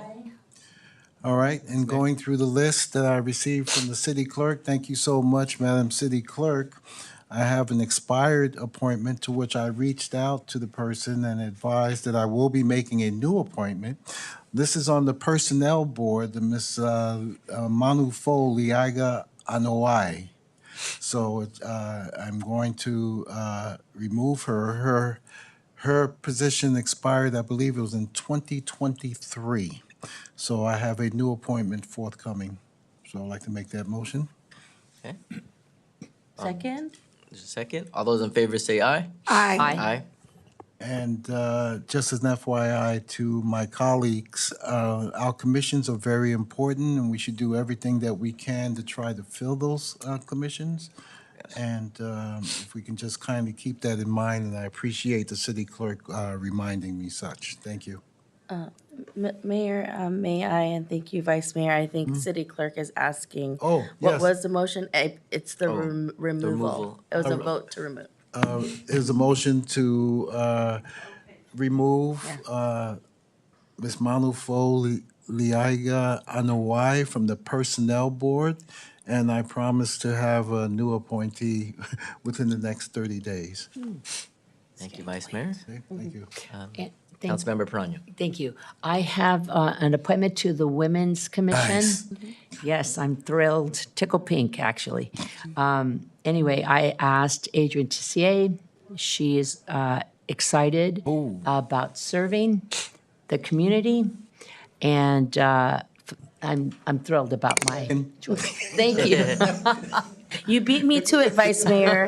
Okay, we have a first and a second. All those in favor say aye. Aye. Thank you. Thank you. Any other appointments? Mr. Mayor, I have an appointment to the Women's Commission. I'd like to appoint Eleanor Serrato. Good one. Second. Nice. I was gonna say. Okay, all those in favor say aye. Aye. Nice. She Daly City resident? Yeah. Okay, great. That's a good one. Okay. Are there any other appointments? No, that's Okay, nice. seeing none, moving down to council committee reports. Are there any council committee reports? Vice Thank you, Mayor? Mr. Mayor. I have two, but I'm going to save it for next time. Thank you. Next time, Yeah. because it's getting late. Okay. Let's go down to item number 20, city council reports. Any city council- Next time. Next time. Okay. And then we'll throw it down to the city manager, any staff reports. Next time. Got to keep you happy, Okay. Mr. Mayor. So we're getting down to our last part of the agenda, which is adjournment, and I'm gonna hand it off to Councilmember Perano. Thank you. I appreciate this moment. I wanted to adjourn in memory of Madeline Banfield. Madeline was 78, and she was the wife of Alfred Banfield for 57 years. Al Banfield runs the Garden Chapel Funeral Home in South City. We've all seen it on El Camino. I wanted to say that she did different community outreach. One in particular, she had a lot to do with the food pantry in Daly City at one point, as well as Coma Historical. And I just wanted to say that she was a person who, she also worked at a Cypress Lawn and Woodlawn for a while, so she was serving the community. And she was a good lady. She was always around. If you went to the tea party, she always had a table at the tea party at Coma, so we've all been there. And I just wanted to give my sincerest condolences to Al and to their children, Gigi and Michael, and grandchildren, Austin, loving Nani, to Savannah and Eleanor. And they had a new puppy, so I'm sure the puppy's missing everyone's missing her. So a great lady, and thank you for the opportunity to take this moment to recognize her. Thank you. Are there any other adjournment memories? I just want to do one quick adjournment memory for probably one of the best R&B singers that I love, who's Miss Roberta Flack, who passed away February 24th, 2025, at the age of 88. I always heard my mom always sing the song, but it was called Killing Me Softly with his song. But it wasn't referring to my dad, but but it's been a song that I've always heard from my parents to the 90s and the Fugees redoing her song. And so I just want to give my respect to Roberta Flack. I also want to adjourn in memory for Antonio Gomez de Sanz, who's the grandmother of Police Sergeant Jose Ortega. Marcelo Cobb Perez, who's the father of Police Officer Ira Perez. And Doris M. Thomason, former Public Works Maintenance Supervisor. So with that, I would like to offer memory assignments for them.